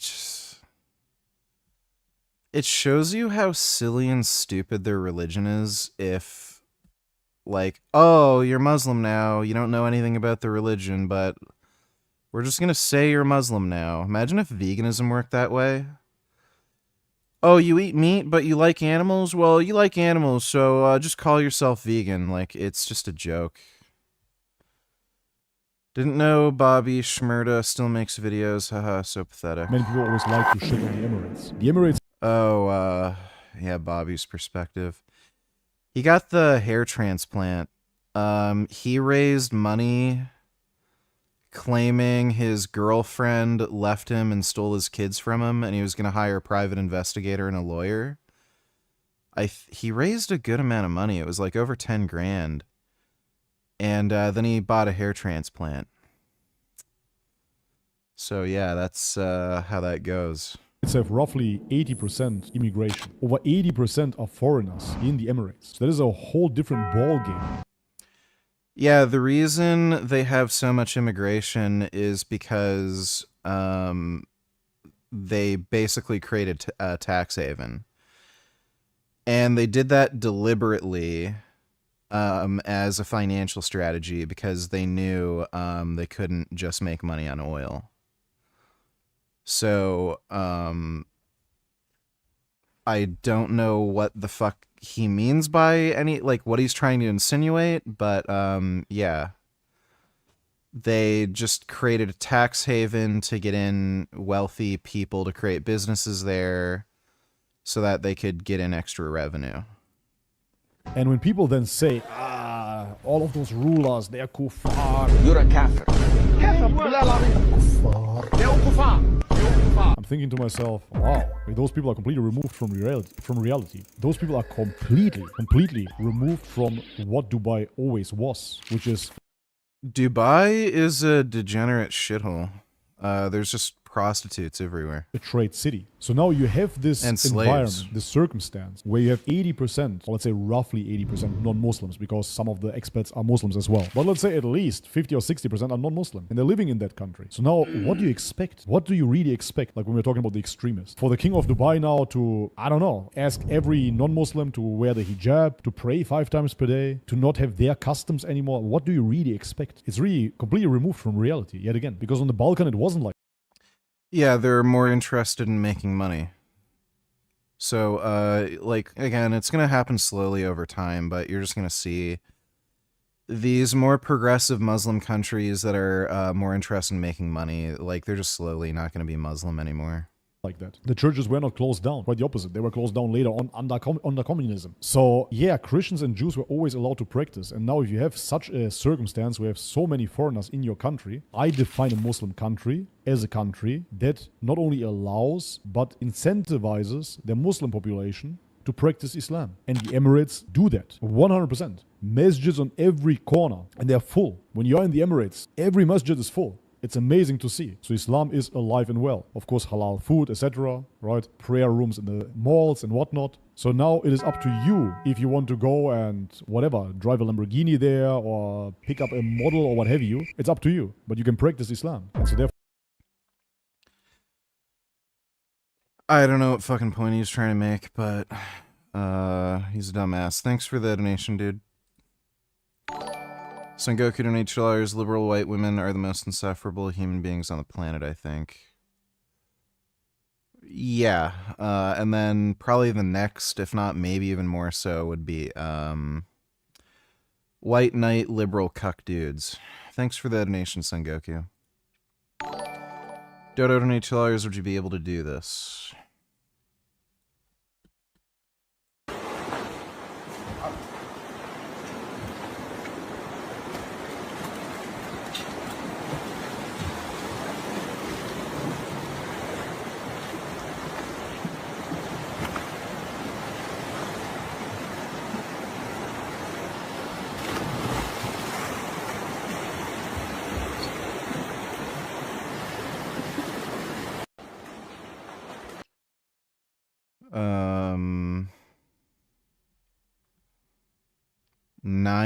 Degree River.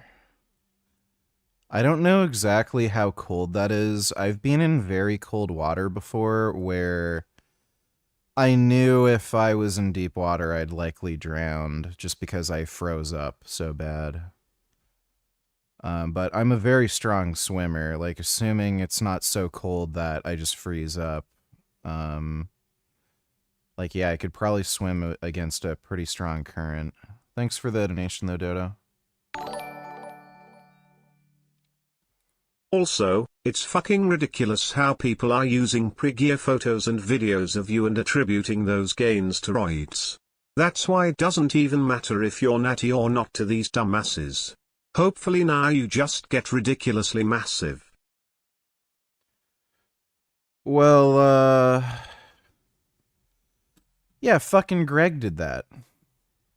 And he did that deliberately to be a dickhead.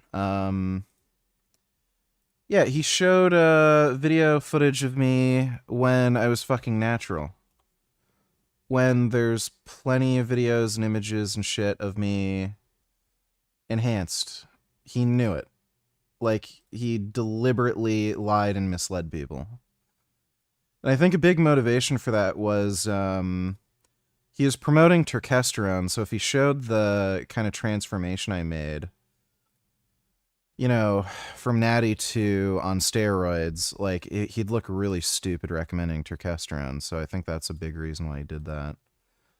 But nobody cares. Nobody gives a shit. Like, if Captain America was real and everybody knew he took some, like, super steroid, would anybody care? Obviously not. Everybody would want the steroids Captain America's on. It's just dumb. Thanks for the donation, though, Masashi Blade. There is nothing quite like Master Ninja mode of Ninja Gaiden 2. It is insane how determined Itagaki is to make you fight for every single step forward. And in fact, the game is... You know, the Ninja Gaiden games are both great and suck so bad at the same time. The first game, the first level was fantastic. It was pretty much perfect. And then level after level after level, the game got shittier and shittier and shittier. The levels just became more boring and uninteresting, stupid, just cheap. Like there would be like these dumb platforming sections with instant deaths if you fucked up in some way, and the controls also weren't great for the platforming. And because of the lack of autosaves and checkpoints, like you could get completely fucked over. And like, I don't care what anybody fucking says. A lot of the enemies that shoot rockets and projectiles, they're just unfair and annoying. It just does not make the game fun. Even if there's like some crazy, like fucking Ninja Gaiden autist fucktard who like, oh, well, you gotta dodge it in this way and then you won't get hit and blah, blah, blah. Like, the reality is, like, it's just not a fun enemy to deal with. It just sucks. So they just keep throwing, like, dumb, cheap shit at you, and it gets worse and worse and worse progressively. And even with cheats and stuff, it just got to a point where I was like, fuck this game. It's just not fun. They also have a problem with boss fights, and it got really bad with Ninja Gaiden 2. Like, there's some good boss fights in the first game, but Ninja Gaiden 2, almost every boss, like, actually fucking sucked, and some of them were just so fucking lame and stupid, like, it's incomprehensible. And I didn't get far enough in the third game to really comment on it at all, but yeah. But like the highs are so high and the lows are so low with those games. Like, it's just hard to have a strong opinion either way. It's like, it's so fun decapitating people and chopping them up into pieces, and you can have like really good moments, but then like when the game sucks, it really fucking sucks.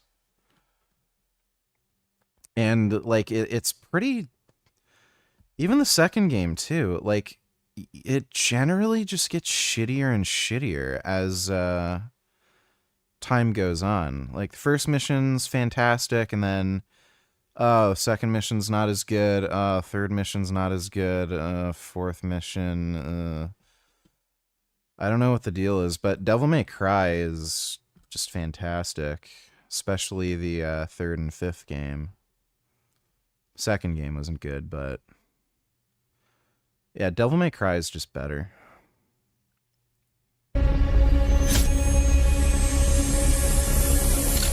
Welcome back to the channel, guys. I'm here with the legend Andres, my biggest forearms and hands I have ever seen, and I have the privilege. Do you prefer the wacky missions in GTA games or the more serious grounded missions? Kind of depends. I just like having fun. You can have grounded missions that suck. The worst ones are the tailing missions where you have to tail somebody and drive slowly. Like, those are terrible. Yeah, it just depends. I just like having fun. Maybe teach you a couple things here on the table. Yeah, the fifth game sucked. I haven't arm wrestled consistently for the last 3 years. I left Dubai, focused on business and other things in LA, and I gave the sport a rest for some time. So you're a hell of a hand. That really sucks that he got the bicep tear at the shoulder. I really hope that never happens to me. If I ever get a bicep tear, I hope it happens at the elbow, if it happens at all. They can't... I don't know if any doctors will repair this. I've seen it before, but I don't think there's like any that you can really find that will ever do it. So you're just gonna permanently have like a weird looking arm, and apparently, generally speaking, like, you know, they do these studies in normies, but apparently, like, bicep strength is the same because the other muscles can compensate, but I'm pretty sure if you're talking about, like, maximum strength, if you're, like, an actual athlete, your arm isn't going to be as strong. To grip up with after 3 years not pulling, but today we're not going to have a super match. I'm just going to... Yeah, the fifth game was kind of bullshit with the 3 characters. Especially V. The V missions... Ugh. The good thing, though, is on PC, you can mod the game and also use cheats and shit, so you can blow through it, or you can use mods where you can play as any character you want in any mission. See what your hands feel like, how strong your wrist feels. I'll pick up some information on where you're at with limited experience arm wrestling. Have you ever considered doing a tournament, a super match, just for fun? I know arm wrestling in Russia is quite big, yeah? Yes, here I meet Kirill, and we... Did you ever get into Tenchu? No, never got into Tenchu. At the time, the game had really shitty graphics, I remember. I remember looking at it and thinking, wow, the graphics, like, suck compared to other games. So, like, compared to Metal Gear or Splinter Cell, it just looked like shit, visually. And again, like, I was, you know, I was, like, 9 or something, whatever. So I was, like, broke. Well, I wasn't 9. I guess I would have been, like... Yeah, I would have been like 12, something like that at the time, when I got a PS2.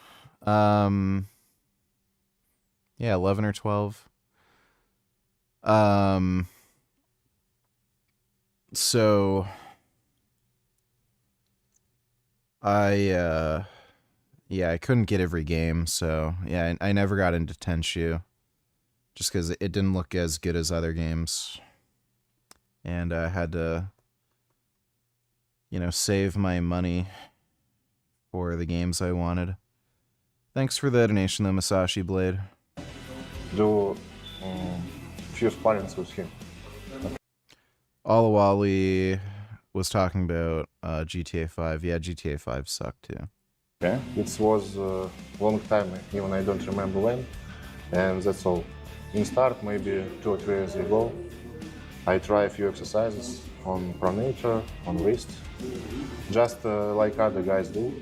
And later, you say, when you train every day, especially ligaments and joints start pain very much. You can bench, you can do pull-ups and other stuff. So I just finished and go back to street workout and other elements of my life. And that's all. Sometimes guys come, want to sparring. I say, okay, go. And that's all, yes. Has anybody been able to pin you yet in a sparring? Anybody challenge you? No. I mean, of course, I lose a few guys, yes, but for match, no one. Same. Wow. All right, well, let's grip up, see what that hand feels like. Okay, wow. There's so much coverage. So I've pulled Levon many times in sparring, and I couldn't move him. Many people can. But I feel like I'm going to have the same experience with you. All right, take a grip. Yeah, I'd get fucked up so bad if I tried to arm wrestle this guy. With a little back pressure. Wow, that's rock solid.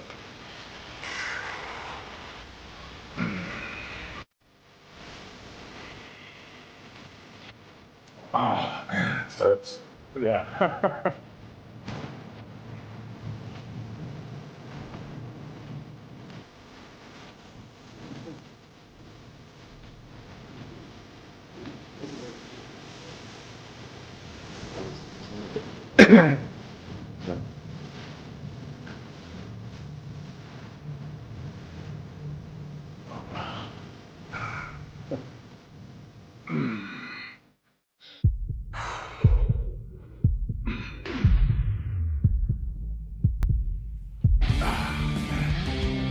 And you don't do any arm wrestling training? No. Oh, man. Little step. I can say my weak side. Да у меня весь сводит.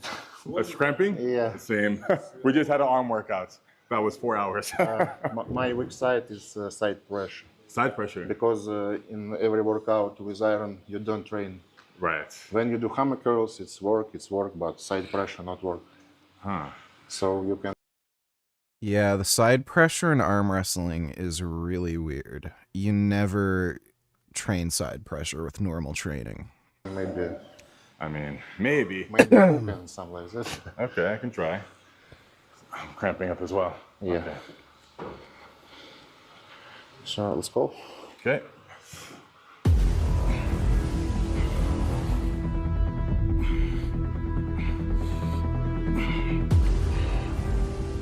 Oh, you take my hand.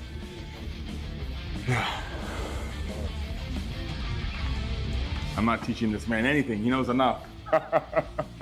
He's overpowered. Huh? What's that? To the left? He won't take you on try on left.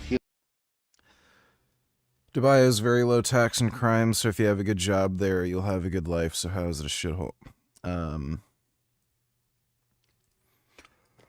Just because the taxes are low, that doesn't mean your expenses are going to be low. So Dubai is more expensive. So I don't know what you mean there. And it's just terrible. It has ridiculous urban sprawl. The city just sucks. Like, it's ugly. I don't know if you've ever seen anybody drive around Dubai, but it's just awful. Like, it just is. It's just a shitty city with lots of urban sprawl. And the only cool thing about it is some of the stupid attractions, like the weird water park thing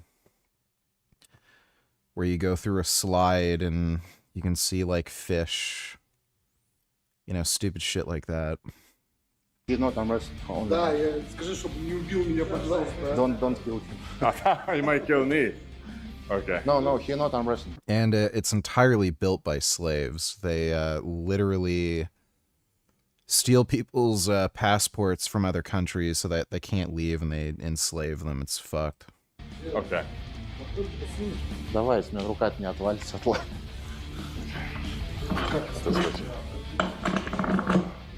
Okay.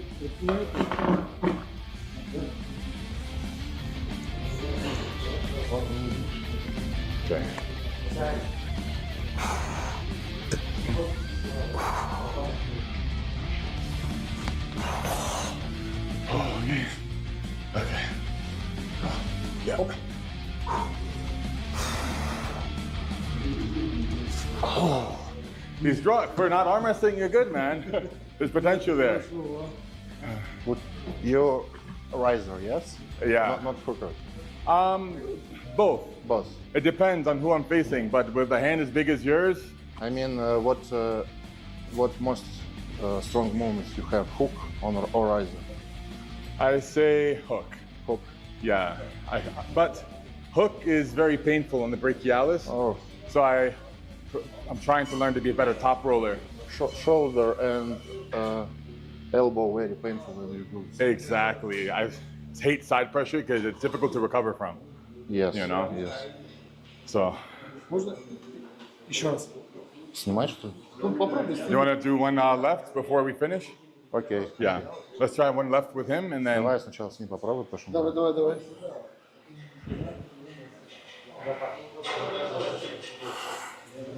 Так сказать, размял и вот себя. Yeah. Wow.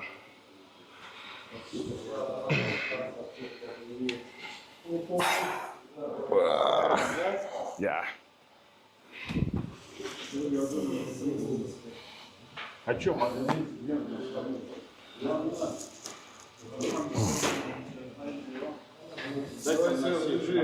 Давайте. Принести Андрюх могли? He choke. Choke? Okay. It's interesting arm wrestling after a long arm workout. How do you train side pressure? By arm wrestling, pretty much. You can set up like cable machines and shit to work side pressure. Devin Larratt said he's not a big fan of training side pressure, and he just ends up getting fucked up elbow issues from it. So he kind of just ends up working side pressure a bit when he just spars with people. Have you seen these Tekken 2 endings cursed by AI? It is really unhinged and cursed. My favorite clip is with Paul and Lord 333. You didn't give me a link. If you give me a link, I can take a look. Thanks for the donation, Vegan Gun. Strong guy. And thank you. With experience and technique. Yes. But your technique is good. You know how to grip up and everything. And you have good positioning. I mean, you're arm wrestling like a professional. Вот маленько, чтобы завижу вас.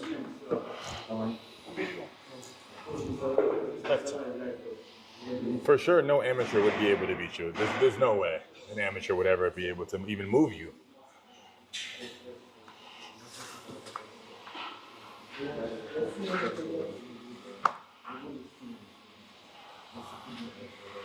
Оттягивай. Вот. Беремся.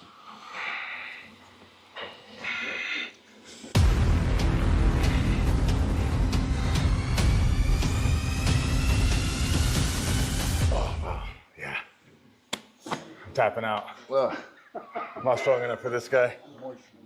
Unreal. And when's the last time you pulled? So this is just for fun, but when's the last time? Last time was Kirill, maybe a year or half year. Over 1 year, you haven't pulled anybody? No. That's insane. And then before pulling krill, I see there's lots of tables in this gym. Did you have anyone teach you? Because it seems like you know plenty already. Once, maybe 2 times, I go once time to Dennis, second times to Ivan Matyushenko. You see him? Oh, you spent plenty of time. Yes, I check in his gym some strange equipment for riser, for wrist. He have some specific checkers. Okay. And after I pulled some guys. Sparring, I mean. Okay. Yes, that's all what I And- have in my life. I mean, your level is very high already. If you wanted to just for fun jump in a tournament locally, I think you do very, very well. Very well. I mean, it's difficult to work with a hand this big because you get so much coverage that many people would have a hard time dealing with. And it's true, like the size of your hand in the sport does make a big difference, and you have a huge. I wonder how much his hands have changed. Let me see.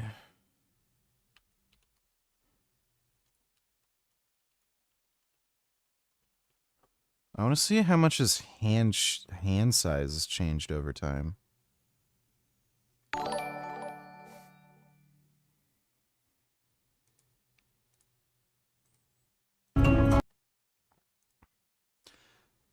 Doo-doo donated $3. Let me see. Parents versus children.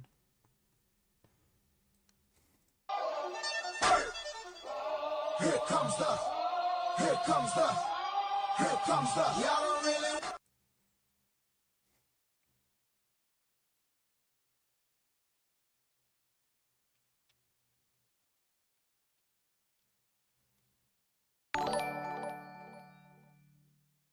Here is the link. Some of those were pathetic. Thanks for the donation, Doo-doo. Let me take a look. Vegan again.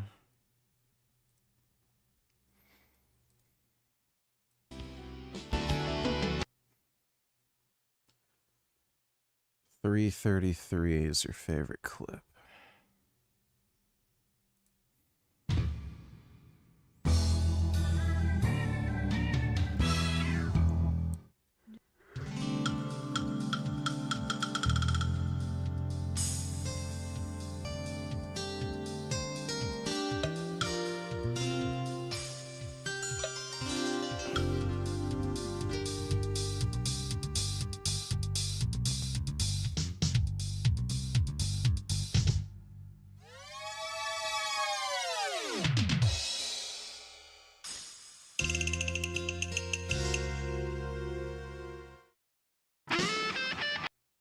Yeah, these are fucking weird.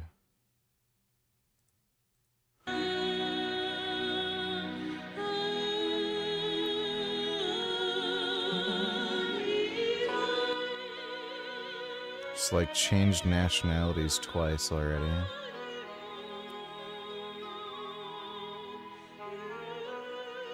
So she's like Cambodian now.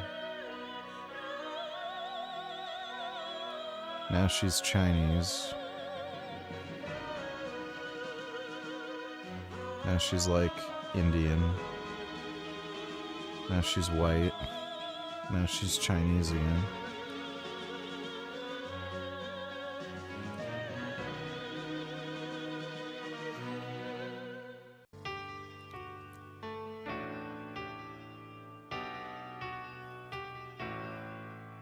Oh, the Jack ending.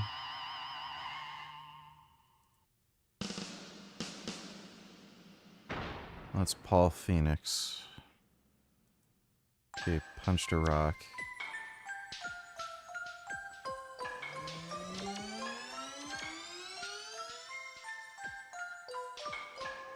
What the fuck is some of this shit?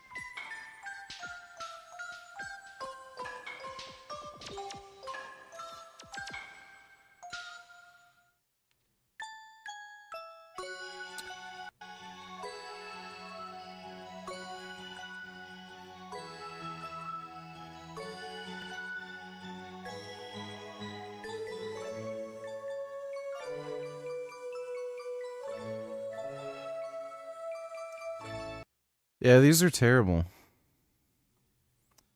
Thanks for the donation, Vegan Gun. Please notice me, I'm back. Well, hello, Aaron. Do you think Neon should go on steroids if he wants to get bigger, or should he stay natural first? Like, in all likelihood, Neon would benefit from just being on TRT. Like, the guy... I think he needs all the help he can get, honestly. Yeah, I want to see how much Smayev's hands have increased in size. Like, they had to have. So he looks like he has normal people hands here.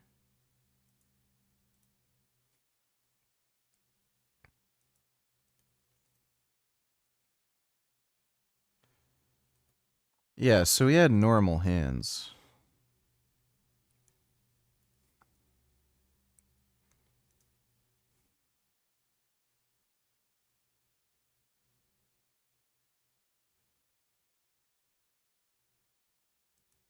So, yeah, like, his hands might have been a bit bigger than normal. Like, he does seem to have, like, some pretty chunky hands. But, that has to... The increase in his hand size has to be from, like, high doses of growth hormone.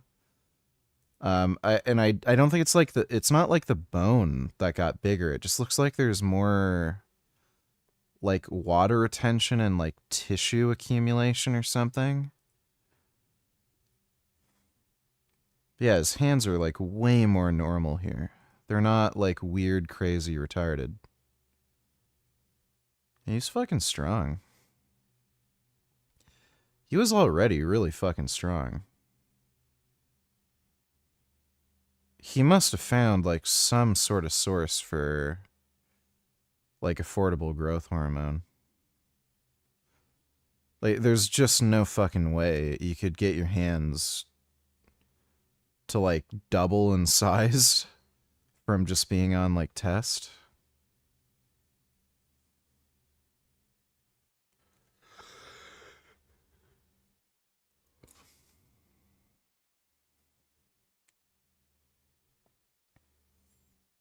Yeah, his hands just progressively kept getting bigger. For sure. I'm surprised he like they look so much bigger. Yeah, I wonder if he's ever had issues with his hands going numb.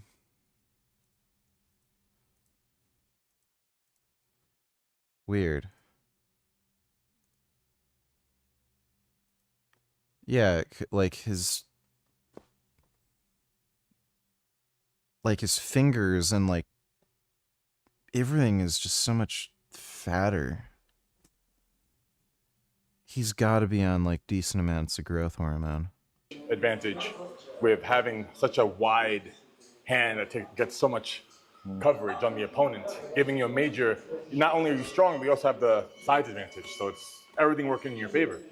Would love to see you hop in a tournament just to see what you can do with what you already know, let alone like preparing for it.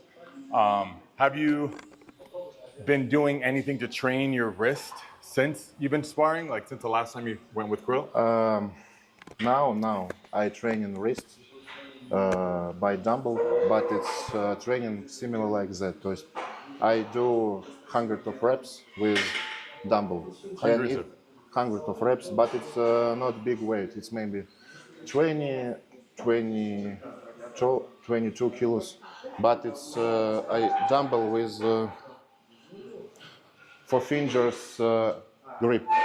I take special grip on dumbbell and start curling like this. And that's all. Only this? No riser, no. Only this, and that's all. Interesting. It's why maybe last time that's place. Yeah, dude, like his wrist. Like his wrists are just... It's like he turned into Shrek. It's so weird. Like he used to have normal people wrists, but it's like the... How does that even happen?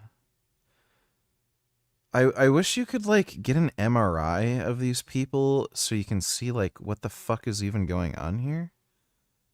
Like how are his wrists so much bigger? It's so fucking weird. Become a little bigger because I train in. Well, like he literally turned into Shrek. It's just so weird, his proportions. Like the joints are bigger. And joints. But mostly it's food I do for forearm. And the byproduct Like look at the size of his fucking forearms. It's so weird. is you happen to have world-class arm wrestling strength. So great. You do, honestly. So then, how often do you do that exercise? Is that once a week, every day? Now every day. Every day? Yeah. You do that every day? Yeah. And then, First basic workout. It's like I say you, for example, chest, next day back, next day legs, and second training before I go to sleep, I do wrist. And as I say you, summer, I add calves.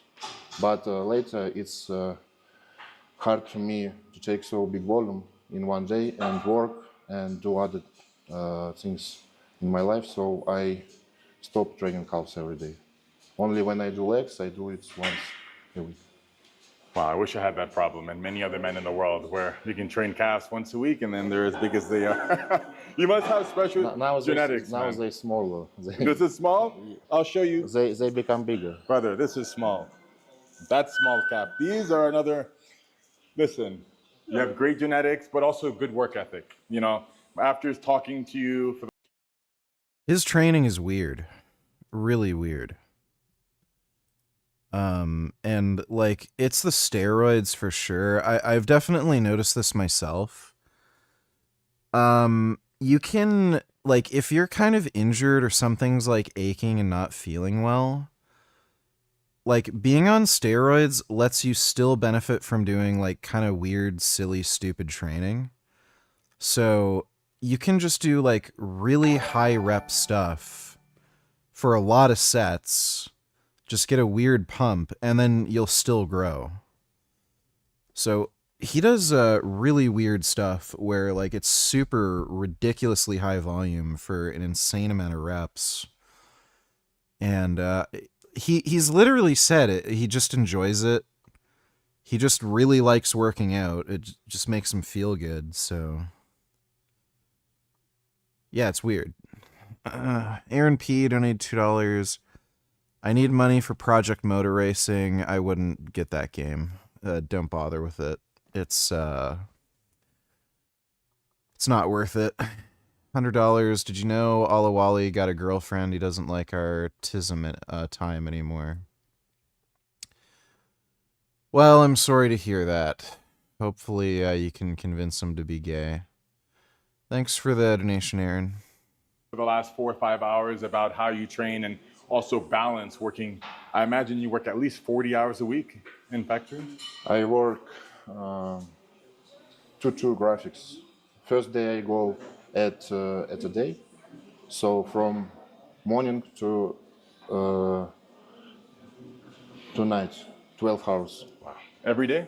No, next day I go like this, but at night, from night to morning. 12 hours? Yes, and next day I have sleep and rest, two. Wow. And is that 60 hours a week then? 50 hours? How many in the week, do you know? With it's 4 work day in week. Okay, 4 work day. 2 night, 2 morning, or 2.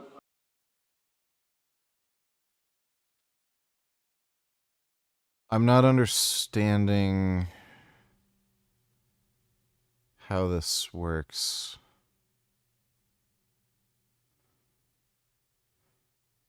So it's 4 12-hour shifts that rotate morning, night, night, morning?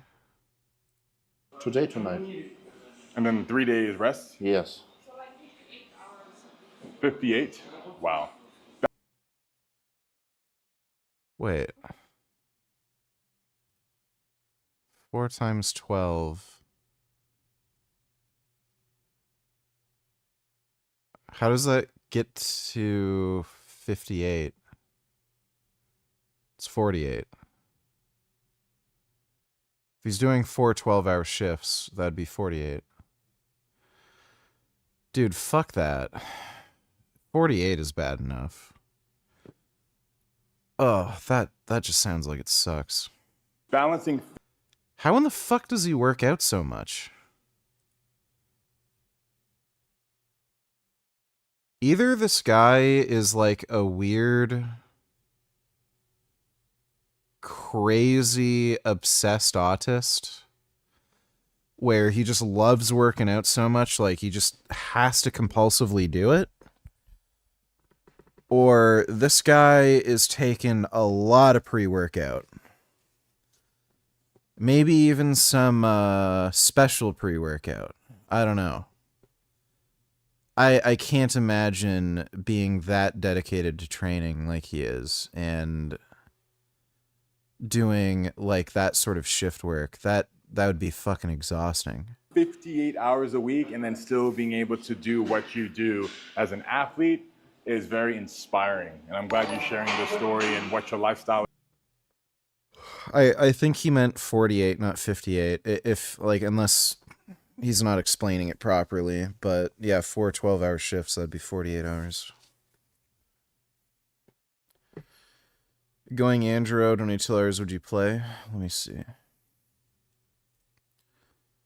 Bird Game 3 Extinction DLC just dropped. That piece of shit! And I already found a Toxic Eagle main.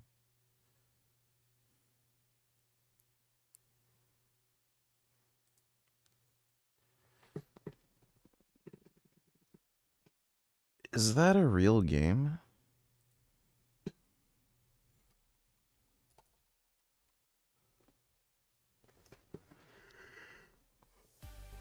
Coming soon.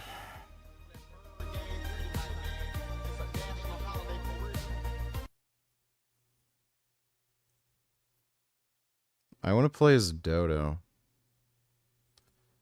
I'll add that to my wish list. Apparently it's not out yet.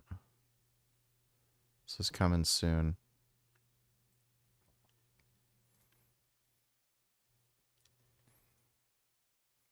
She got ass on.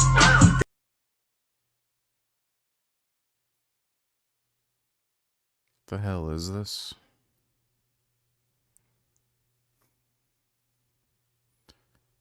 That looks weird. I'm assuming this is AI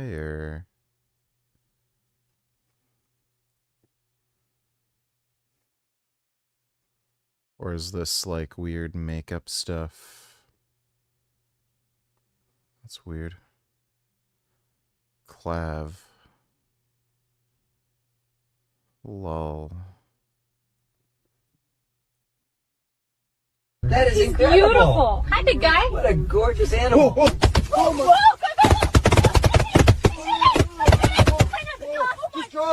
Look at him.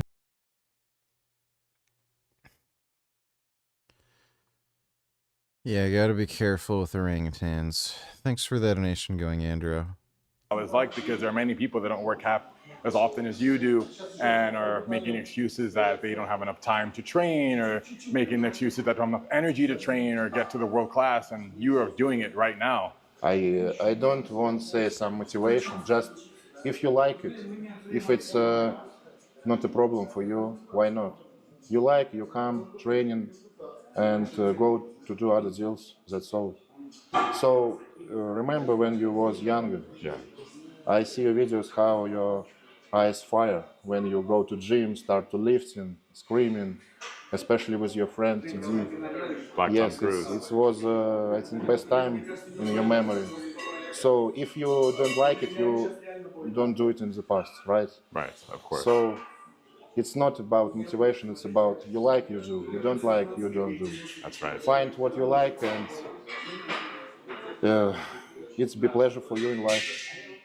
I was in love very quickly, and then as a result, I became so fixated on the sport and hours a day. I don't believe you have to drag your feet to train, right? For you, for example, I see that you're the same as me and you love training. Of course, for me, it's pleasure.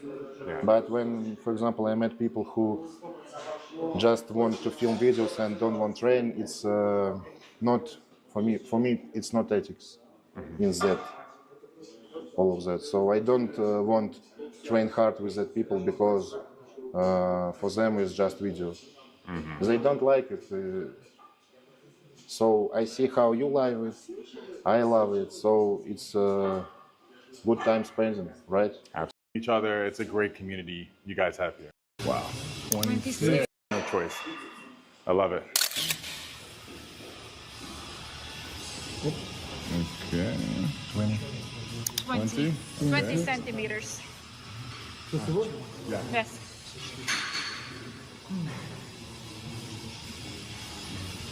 Wow. 26. 26.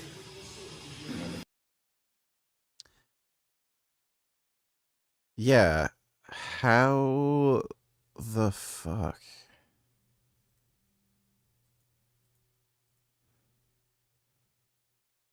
They're like, it has to be the case that there's some like amount of fluid accumulation in that area from like whatever steroids and growth hormone he's on. Like some of that has to be the gear and growth hormone, but whatever he's doing, I don't know, like maybe the growth hormone contributes to like some kind of tissue accumulation in that area. I don't know, like it's so weird. I don't think it's probably not bone growth. Like if it was bone growth, it'd probably be some weird fucked up shit happening, but yeah, it's so weird how like thick his wrists are. Like they look blobby and Shrek-like, so I'm assuming it's like water retention and whatever extra cartilage or skin and whatever the hell else. Because like there's a crease. You know how like if you're really fat, like you can see fat people who look like the Michelin Man and they can like get a crease on their wrist? So I'm assuming some of that is water retention and like some kind of tissue. Like skin and whatever the hell else is kind of in between there. Да, вижу, понял. 43. 43 centimeter. Oh, dude. His arm must be crazy.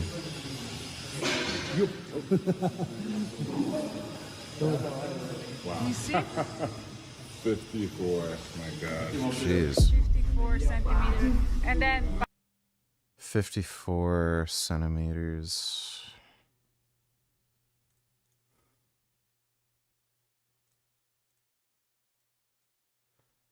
Whoa. So his forearm's 21.6 inches. His forearm is over 2 inches bigger than my bicep. Jesus fucking Christ. That is fucking insane. bicep. Holy fuck.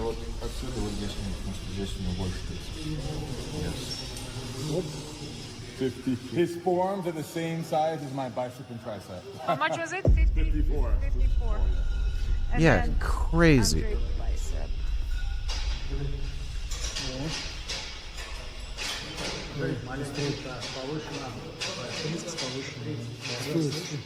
Вот здесь? Все. 1 second. 63. 63 centimeters.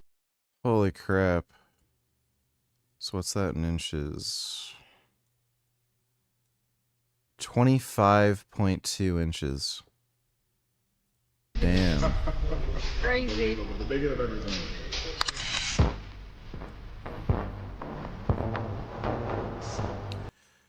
Anabolic cheesecake.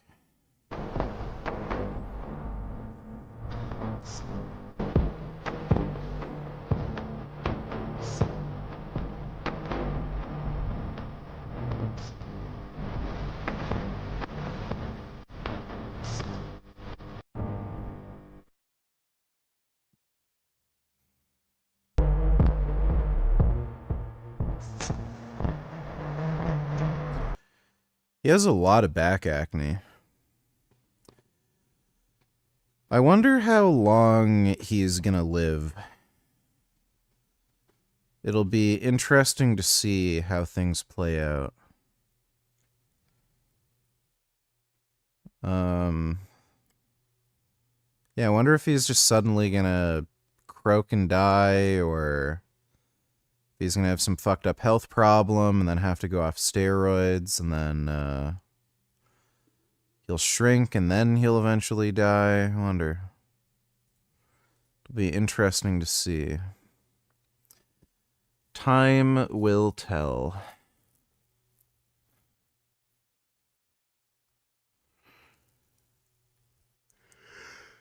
Oh, fuck. This is like an hour long.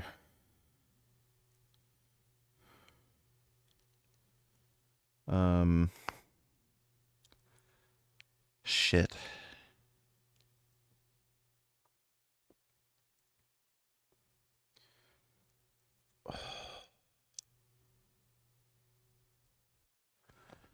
I don't know if I can, I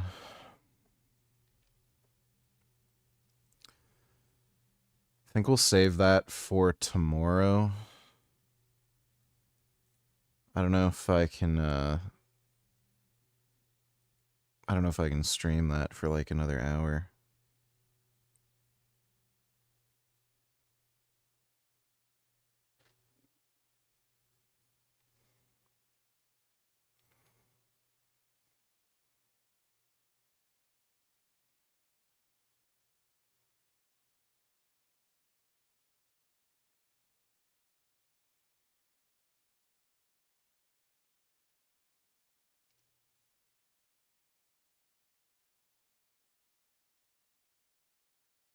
It was very scary. There was a person standing next to me that was actually injured a lot worse than me. And then I just grabbed my kids and just ran down to the beach and hid behind the wall. My wife and two other children actually ran a different direction and were hiding somewhere else. It was a very stressful, hour. None of us had our phones on us, so until we all managed to, put it all back together, and then I was in the Surf Lifesavers Club and I came back down looking for them, and there's, bodies all over the floor. Like, it was not something that you would ever in a million years believe that this is Bondi Beach. So I got a graze in the back, a bit of shrapnel in there, so I just came to the hospital. They dug that all out and bandaged it up for me, but I'm one of the lucky ones. But it was just a terrible event for everybody. Religion of peace.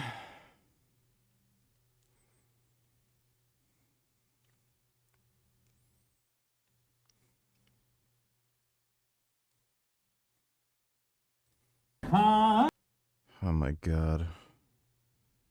Carney reiterates support for Jewish community.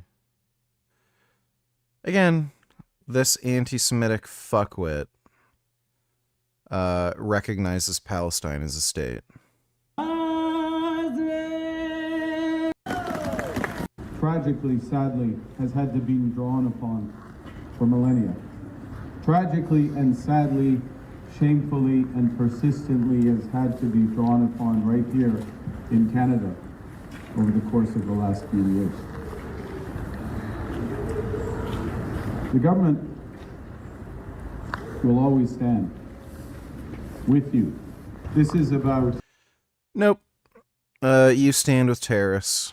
Fuck Carney. I hate Carney so goddamn much, dude. And I hope this guy goes to a hockey game and a puck flies into his fucking teeth. Fucking piece of shit.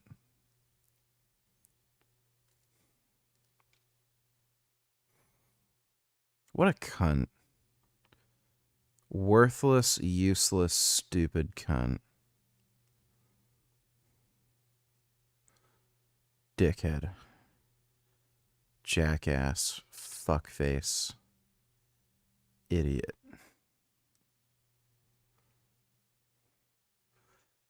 You know what I've wanted lately? I've wanted a pie filled with curry chickpeas. I don't know why, but I've really wanted a pie filled with curry chickpeas.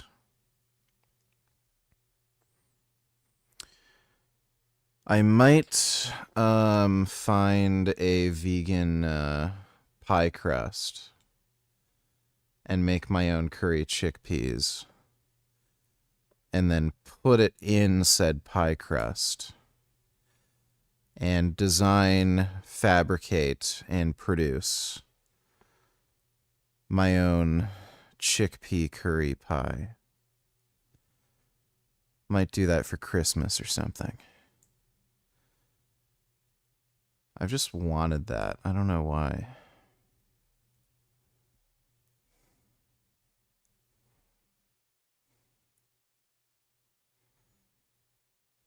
Oh. I bought this house 5 years ago, and my one thing I God. loved about it was that there were ducks everywhere.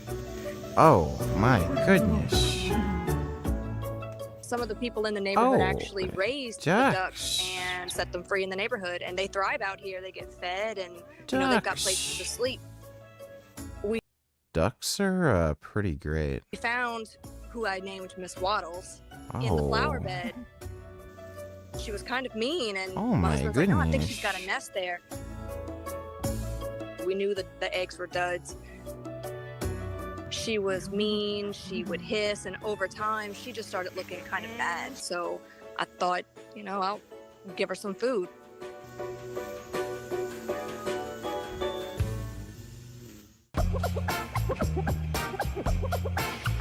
After that, it's like she went tell all of her friends, like, "Hey, I know a place."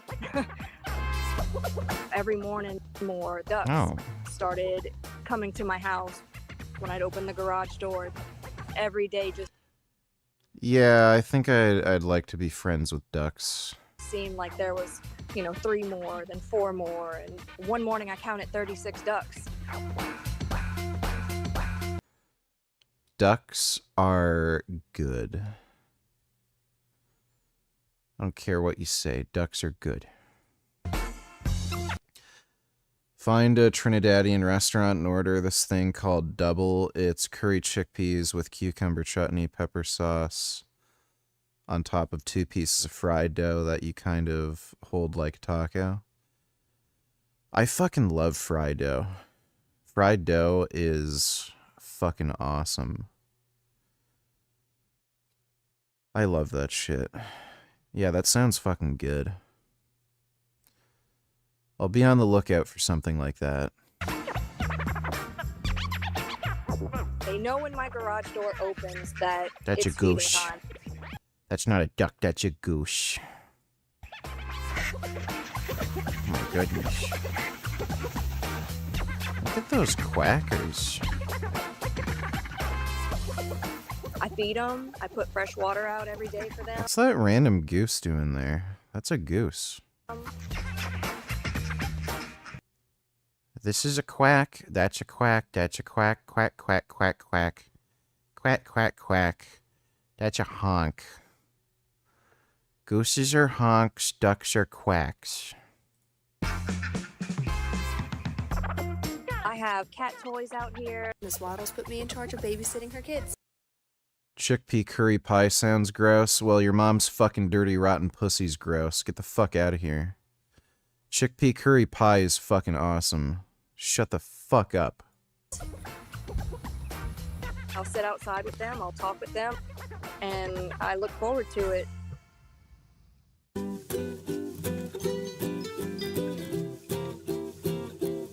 That's I'm like, "Oh, this is you." Oh, wow. That is beautiful. Oh my god. I never thought Oh. that this is a safe place. That's a good goose. Oh my god. That's a beautiful dinosaur. I never thought I could love Oh my goodness. It's your little baby duck. animals so much in my life. I do kind of get made fun of for hanging. I want to be friends with ducks and geese. out with ducks all day, but they're awesome my creatures. They're funny. You know, chickens are great too. I fucking love chickens. Oh, turkeys are nice. Pepper, are you having lunch with Dad? You got stuff on your beak? It's more of a playful relationship that she has with me. She's... Oh my god, that's a beautiful turkey. There's a lot of wild turkeys around here. chosen us to be her family now. She just loves to be with us as much as she can. Pepper came into our life about a year ago. She was very curious of us. Hello, pretty girl. Wow. She wasn't leaving. Turkeys are also good.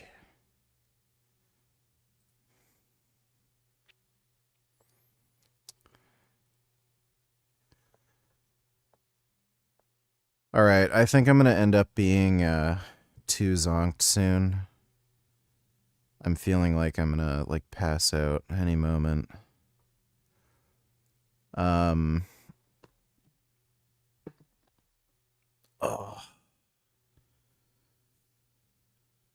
going to try getting my workout done earlier in the morning tomorrow. And I'll try having an afternoon nap and then starting stream a little bit earlier.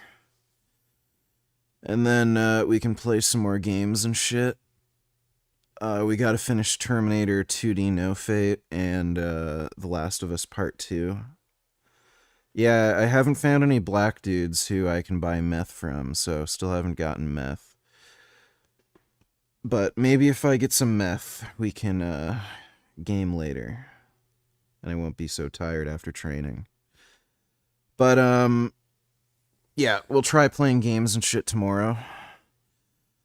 But hope you all had fun. Big thanks to everybody who donated on Streamlabs. Really appreciate it. And I will see you all tomorrow. So, sweet dreams. Take care.